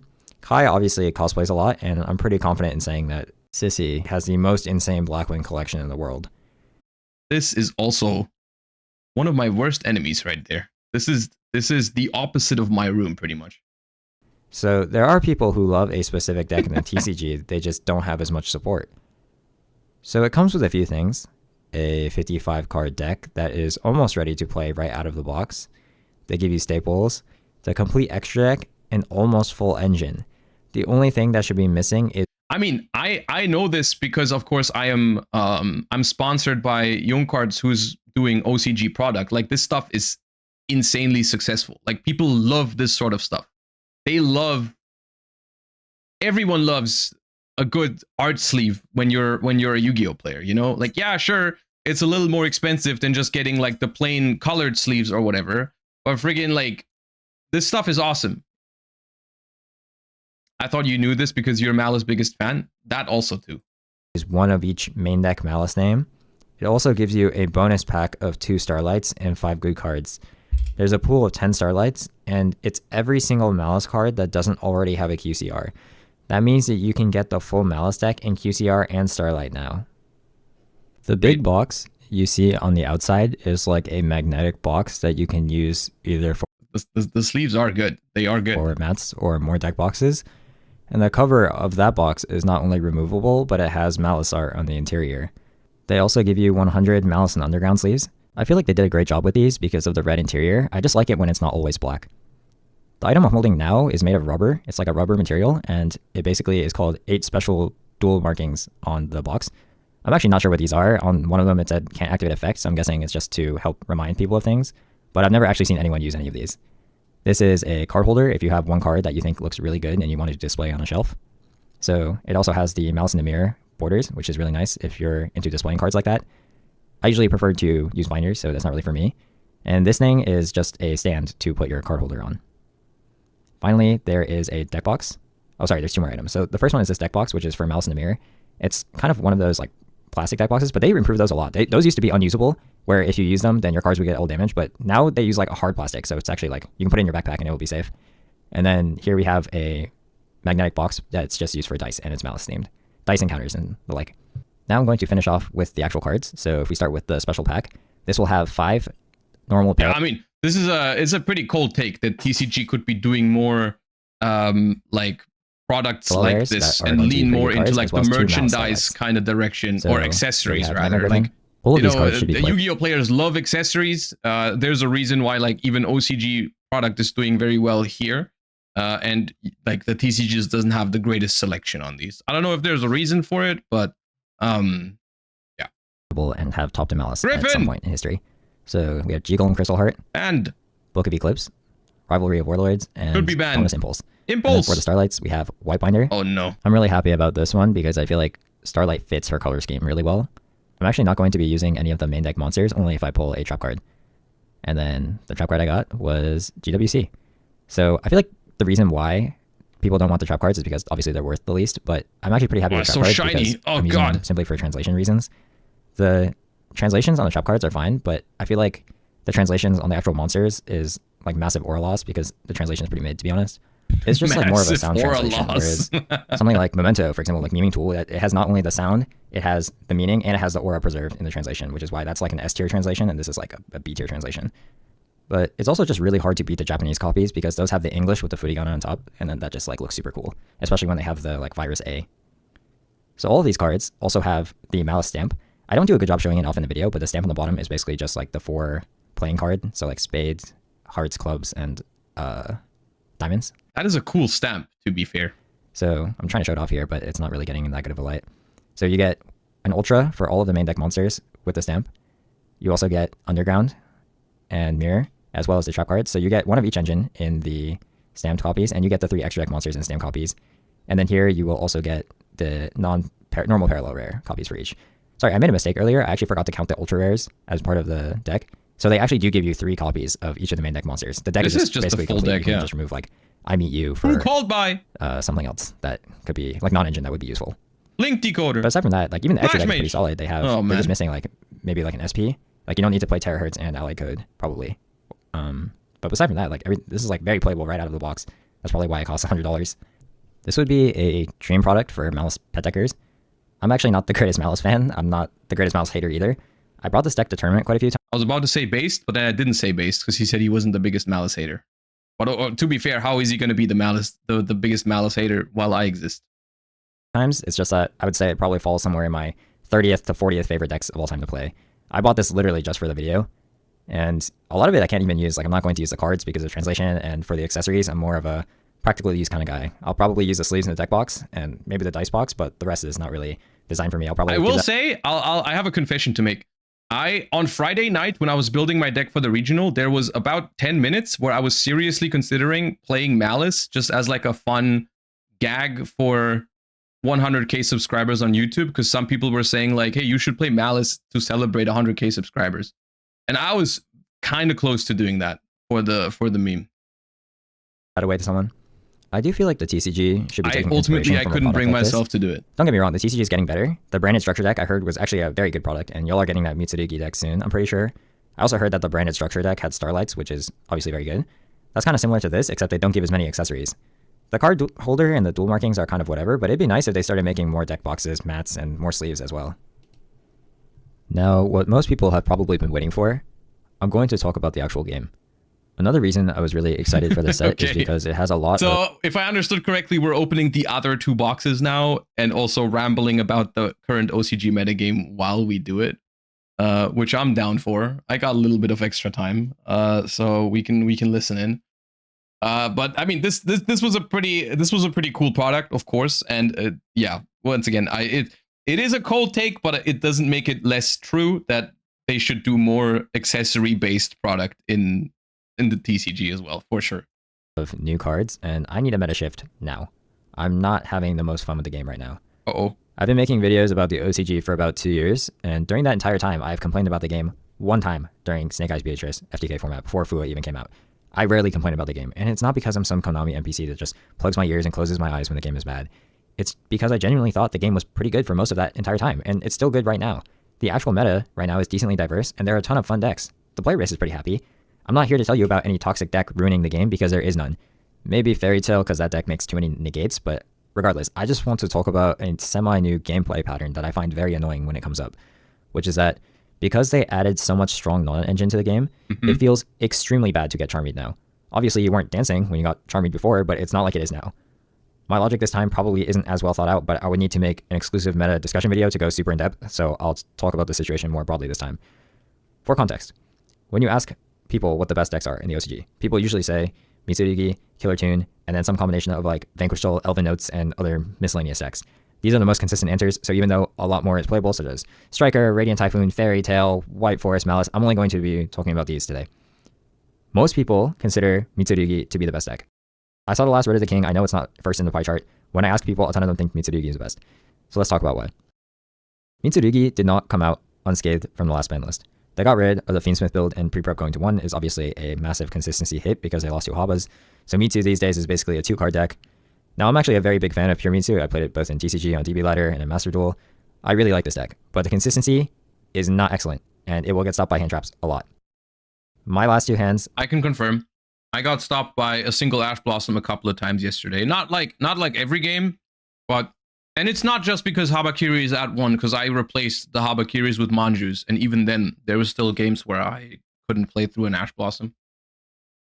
playing this deck got stopped by 1 Ash in one game and 1 Droll in the other. So how is this considered the best deck in most players' opinion? Is it the matchup spread?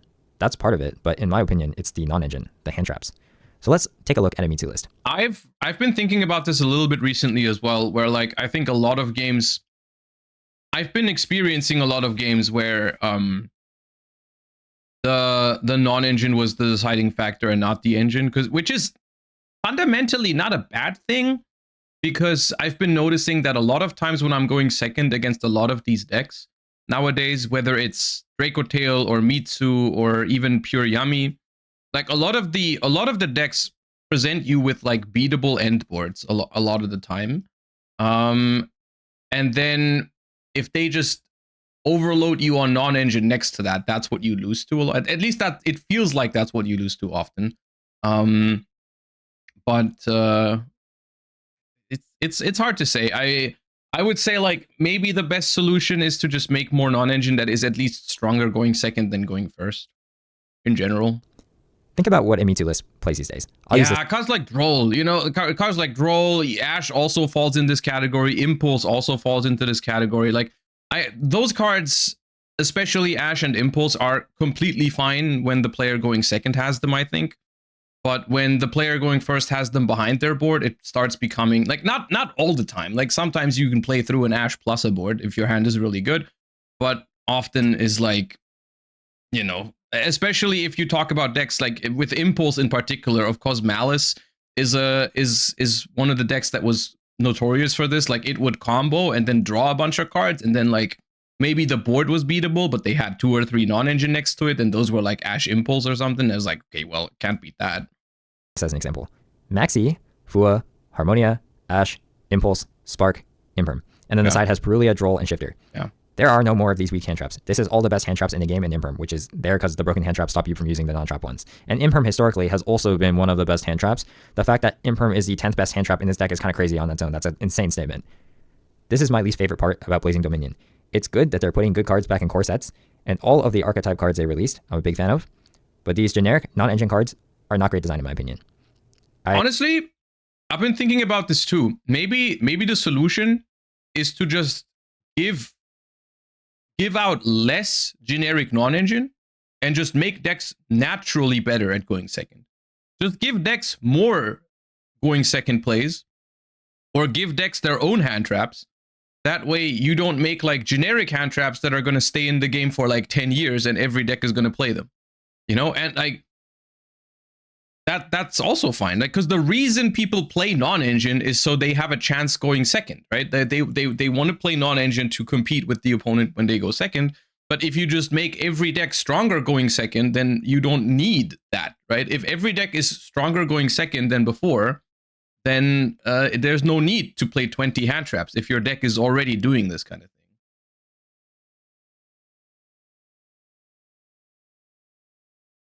Sounds like the issue isn't those hand traps, but rather that making stronger 1-for-1 trade hand traps while also letting every deck play 9 max C light leads to more non-games. Yes, I think it's a little bit of both, right?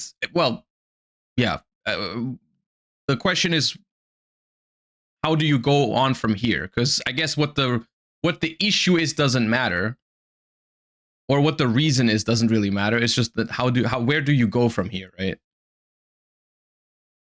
No, I was more optimistic about them in my last video. I changed my mind. The thing that Josh said reacting to my video was that removal is far more interactive than negates. I think that is theoretically true, and it's especially true when you go second into a board. For example, would you rather play against a 6 Omni Negate board or a Memento board with a million pops?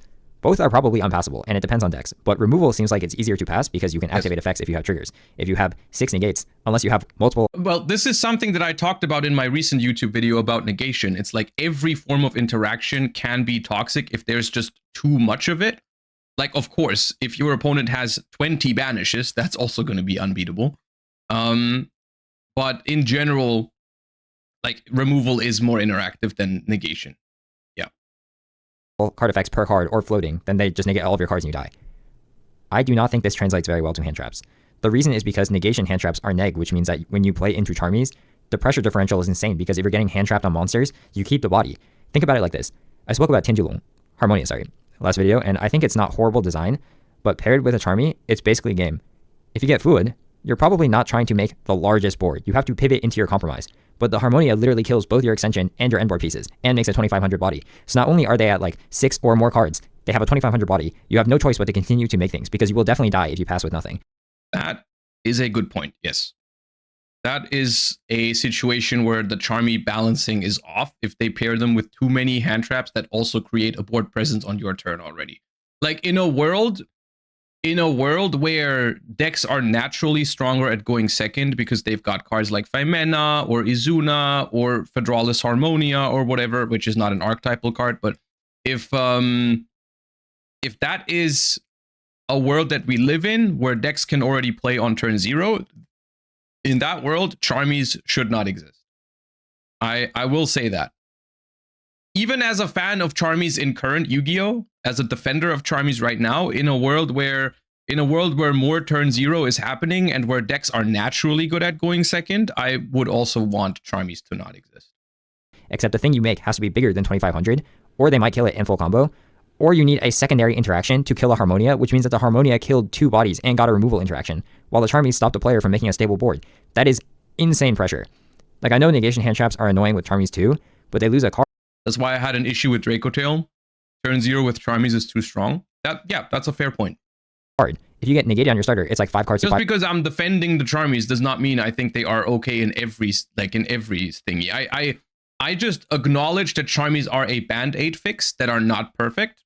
But I still think for now, I think we're better off with the Charmies than without. That's the only thing. Because I would want the Charmies to be not necessary, right? I would want decks to be fair to the point or capable at going second to the point where we don't need a solution like the Charmies.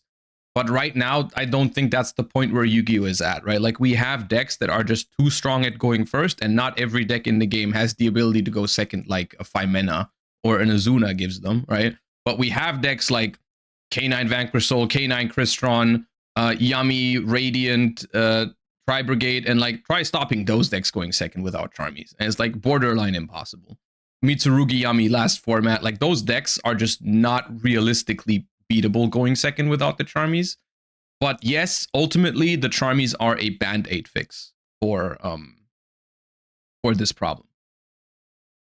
Cards, even if you triggered a Charmy. So then you use that information to now choose how much you want to let them draw for how big of a board. If they continue to interrupt you, they lose more cards. But with the Harmonia, there is no choice. You must make them draw 1,000,000 cards. But ultimately, Harmonia is fine. It's just very strong. It has to respond to something, so maybe you can chain block it if you're trying to play around it. It also doesn't feel that bad to get hit by it unless you're getting Charmied as well. That's why I actually think that Dominus Spark is actually the worst design between the two. So Dominus Spark. I'm a big fan of the Dominus cards, except for this one. I even liked Impulse. This is almost not even a hand trap. If you haven't read it, it has an Izuna activation condition where it becomes a hand trap, and then it targets a monster to banish.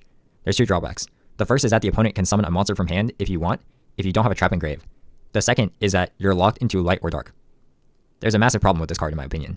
It's the first 3 words, during the turn. It has no phase restriction. The way people are using this is often not even as a hand trap. What people are doing is they are charming you make some compromise. Let's use Vanquish Soul as an example because I played that recently. If you start with K9s and get Fluid, obviously I can't go into Start Yugioh, so I do Ripper, Izuna, Force Release. I don't want to play into Harmonia or else I lose my Ripper negate and then I still have to deal with the Harmonia next turn. So I'm not making a second Exceeds. I go end phase.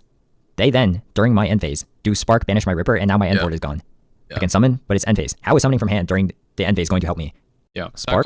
that card should have had a during the main phase clause. They put that on so many things. It's beyond me why that card is does not have that.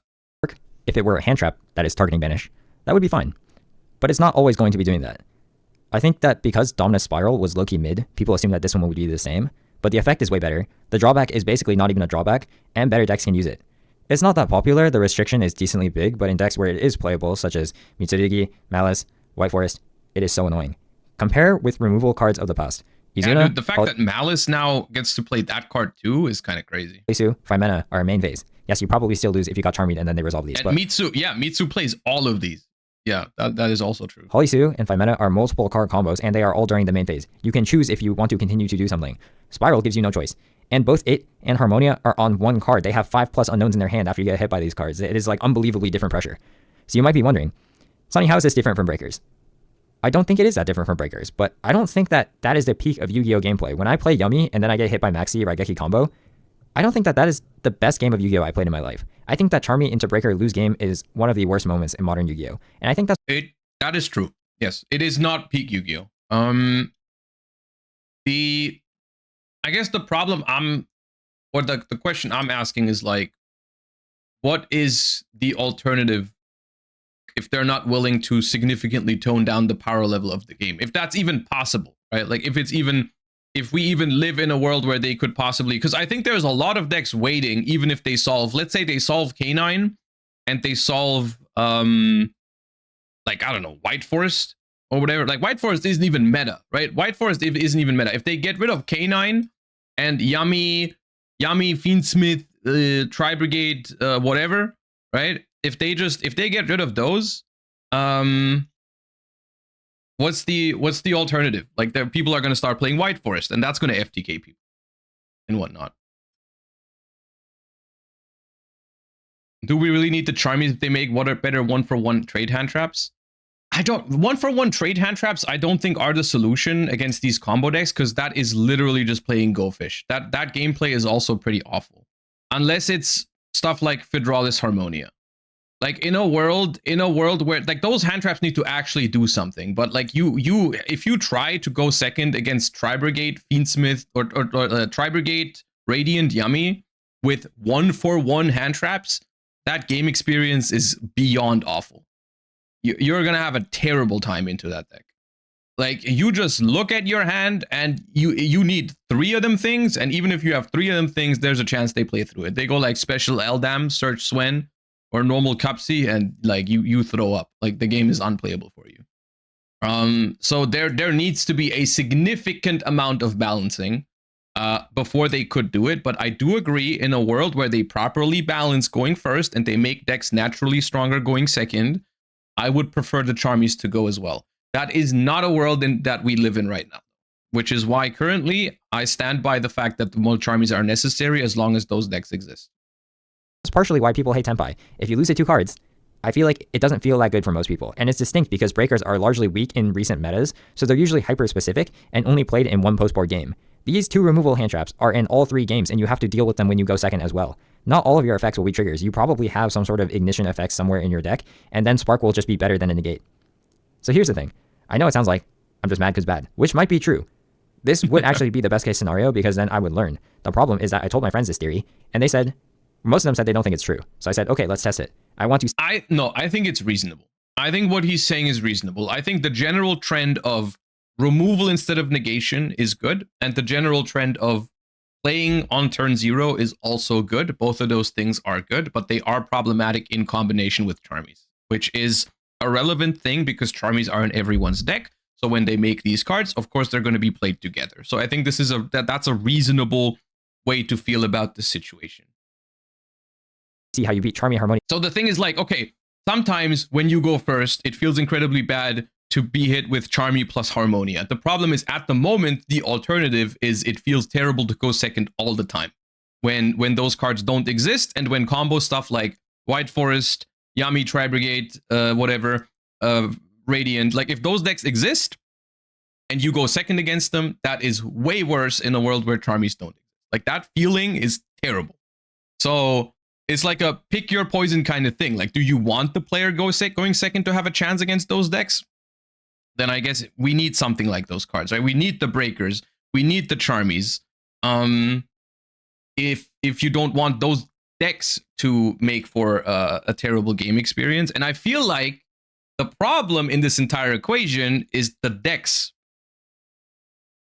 I think the decks are causing this, right? The power level of decks going first, the resilience to other non-engine is what's making Charmies the only viable solution.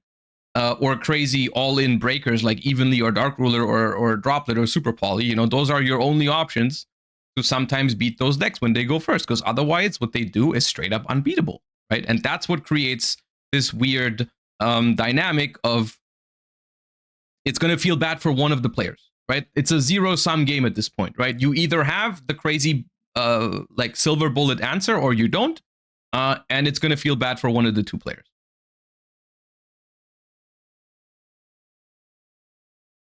Spark. None of them could do it either. It's great if I'm crying about nothing, because that just means you can all tell me the solution. I'm just saying I don't like it at all, and I sincerely hope they don't keep making more of these cards. So there's a debate to be had. There's 4 scenarios here. Either the Charmies are the problem, the new removal hand traps are the problem, both are problems, or the best case scenario, which is that neither are problems. The thing is, I feel like Charmies aren't the... They are problems, Or rather, I think in this specific scenario, I do think the Charmies are the problems, but they exist because the underlying problem is turn 1 being too strong. That is the premise, right? Going first in Yu-Gi-Oh! At the moment is too strong. So they've made, in order to counteract this, they've made some incredibly powerful tools for going second to kind of even it out. Because they've chosen to do this instead of lowering the power level for going first. Which is why they've created strong solutions for going second that then in return make it feel bad for the player going first. Right? That sums it up pretty well. Problem, because I like them up that's until how I Blazing feel Dominion about it. came out. And Yu-Gi-Oh! Is undoubtedly a very going first favorite game, so making your opponent make a half board against 6 engine cards, I think that usually produces some pretty good gameplay. Like, I usually think that those games end up being pretty good, but I just don't think that they're aging very well together. Finally, I just want to end off by talking about the meta decks briefly. I think that power, historically, is... I like how we pulled the Cyber's Ritual overframe, and we just slightly put it more away. important than consistency. This has usually been true across every Yu-Gi-Oh! Format. The exception is when the most powerful deck is also the most consistent deck. That rarely happens, though. China, in particular, is more of a combo OCG region. So typically the decks here that are considered the best are ones that are higher ceiling. That's why Vanquish Soul was rated super high here, and I think that usually it ends up being pretty accurate, except in this case. Vanquish Soul is the highest ceiling. I think it's trash. It's not inconsistent, but the Charmy compromises are garbage now, and it's comparatively quite weak to removal hand traps. Mitsurugi is 2 brick for me.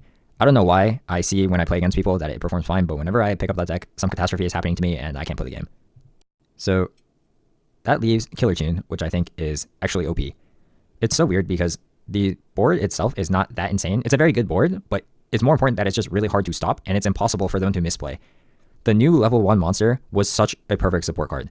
Yeah. So before, the problem with Killer Tune was you wanted to make the Synchro 4, but you can't do that unless you start with Q, because the others can't search a way to make a level 4. So you had to do something really awkward, like Synchro with a 3 with Effect Failure, or do a level 2 with Gamma or something. Now that Reiko searches a 1, you can then make the 4 really easily, and Reiko also comes off Synchro Overtake. So you now have 12 super high quality 1-card starters instead of 6, not counting any 2-card combos where you get to the 4. Basically, it's just hyper consistent now. Second, because the level 1 is basically Marshmallow, you essentially turned both Stratos into tour guides, which means that you cannot nuke the first body anymore. It wasn't even that easy to do that before, because I have 2 normal summons, 3 dodges that are twice per turn, 3 fusion deployments, but it sometimes worked. Now, it's like they have 3 normal summons per turn, and 3 of them... Was that 2 UR overframes in 1 box? No, he's opened 3 boxes. 1 Wink Karibo, 1 Cyber's Magician, and 1 Starlight Dark Magician Girl. ...play a second body, in addition to their 3 dodges and 3 synchro overtakes. You are not stopping them from making a synchro. They're a synchro deck that is not even weak to removal hand traps. Finally, this is the most OP part of the deck in my opinion, which is that they always play with perfect knowledge. The level 1 looks at your hand on synchro, and yeah, they see your hand, they see your top deck, they see your extra deck. And Q looks at and controls your top deck. If they know all of your cards, all 6 of your cards, they know exactly what they have to set up on their turn. It doesn't even feel like it's that oppressive to play against in terms of what they actually have, but if your opponent knows how to execute, that's a cool Starlight. Then you literally cannot win going second. But that's all I have for tonight. I'll probably be a bit late responding to comments this time because I stayed up all night making this video, and I hope you have some advice for me because I'm having a really hard time with Yu-Gi-Oh! Right now. All right, well, it sucks to hear that you're having a rough time, genuinely. I do think this feeling is reasonable. All things considered, I typically, the times that I struggle with Yu-Gi-Oh! Is when the dice roll is too important. That's, in my opinion, something that it really hurts my enjoyment in the game when like decks are too broken going first. So generally, even in games, like I feel like games where someone goes first and full combos and it's unbeatable, to me is a worse experience than, let's say, I get Charmied and then my opponent has a really good hand after the Charmy resolves and like maybe even punishes me for playing the game a little bit and then has like removal or like 5 mana. Like even, let's say against Draco Tail, when I go first, I get Charmade and then they have 5 mana after. That's like really hard to win, but it still feels like there's more Yu-Gi-Oh! Being played than when I get full comboed on when I go second. So I would take that problem that you're describing right now, I would take that problem over the alternative. But it still is a problem. You know, how about neither? Yes, ideally, in an ideal world, I'll tell you what happens, okay? in an ideal world, the power level of decks going first is toned down to the point where, or the decks going second are stronger in general to the point where you are not dependent on non-engine all the time when you're going second, right? Where boards become beatable with engine again. This is the ideal Yu-Gi-Oh! Is when engine plays versus engine, and it's actually playable for both players, right? When the player going first gets to play the game because they don't get hand trapped to death, because they don't get drolled, because they don't get charmed, because they don't get shifted. They play the game, they make a board, the player going second plays into it, and it's actually playable. They don't have to auto-concede because they didn't hand trap and the opponent made an auto-win board, right? That's when the best Yu-Gi-Oh! Happens, is when you go engine versus engine, and it's winnable for both sides, okay? In this world, we don't need Molcharmies. You can ban them. In this world, we don't even need to ban Ash Blossom, because who cares? If the Charmies are not necessary to beat combo decks, then I don't care about Ash Blossom, genuinely. Like, if the the only reason why I've been advocating against Ash Blossom is because I think at the moment decks are too strong going first. So if they Ash the Charmy, they auto-win the game, and I think that feels bad. In a world where decks are more reasonable when they go first, the Ash Blossom is completely fine. I don't care. There's a multitude of solutions to this. You can tone down the power level of the decks in general when they go first, you know, which is something that I feel like they've been trying to do. They've been trying to make the pure decks a little bit fairer recently. The problem is that apparently they missed the fact that every single deck is like splashable with 10 other decks. So instead of playing pure Yummy, people are playing Yummy Mitsu, and now they're playing Yummy, Radiant, Tri-Brigade, Fiendsmith, Dark Magician, whatever, all one deck, you know? And instead of making the pure board, they're making the everything anyways that you can't beat, right? But, you know, they could tone down the power level of going first. The best one, in my opinion, is just increasing Engine's power level for going second. We need more cards like Paimena, Izuna, Ketu Draco Tail, Incredible Ecclesia, Typhon, Zeus. We need cards that give the player going second a bonus effect, a benefit. We need more engines that are strong at going second. We need less engines that just fold to a single removal card, like a Yummy normal summon or a Malice normal summon or whatever. Like, we need less decks that are weak to removal. We need more decks with powerful bonus effects when they're going second. And in that world where going first is not that OP, we don't need to play the hand trap minigame. We don't need to play the Molcharmies. The Molcharmies don't even need to exist. This entire problem is only here because decks are too powerful when they go first. That's all there is to it. Genuinely.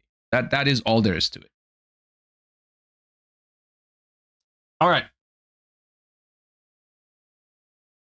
Cool.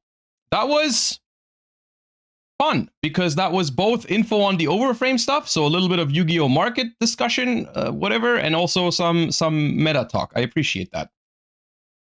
As always, make sure to subscribe to Sunny. The only reason this channel is not surprised is because I'm subscribed is because I'm logged in with the Plus channel right now. But okay, I'll subscribe twice. The main channel is already subscribed. I can show you. There you go. The link to the video I'm gonna throw in chat right now, so you can go subscribe to Sunny as well. That being said, that's going to be the end of today's stream. Thank you all so much for tuning in. Hope you enjoyed the YCS Sydney rewatch party. Hope you enjoyed the Overframe talk and all that good stuff. Hope you have a wonderful rest of your Sunday. And I'll see you guys on Tuesday for the next stream. Hope you all have a wonderful rest of your day. Thank you all so much for watching. Let me see if there's someone to raid real quick. I'll find someone. Hold up. Who's playing Master Duel? Oh, we raid some Master Duelist. We've got... Who's playing a base deck? Let me try and see. Ooh, Salamangrade. All right, we have a Salamangrade Duelist. I'll send you to the Salamangrade Duelist. You guys have a wonderful rest of your day. Thank you for watching. Hope you tune in again on Tuesday.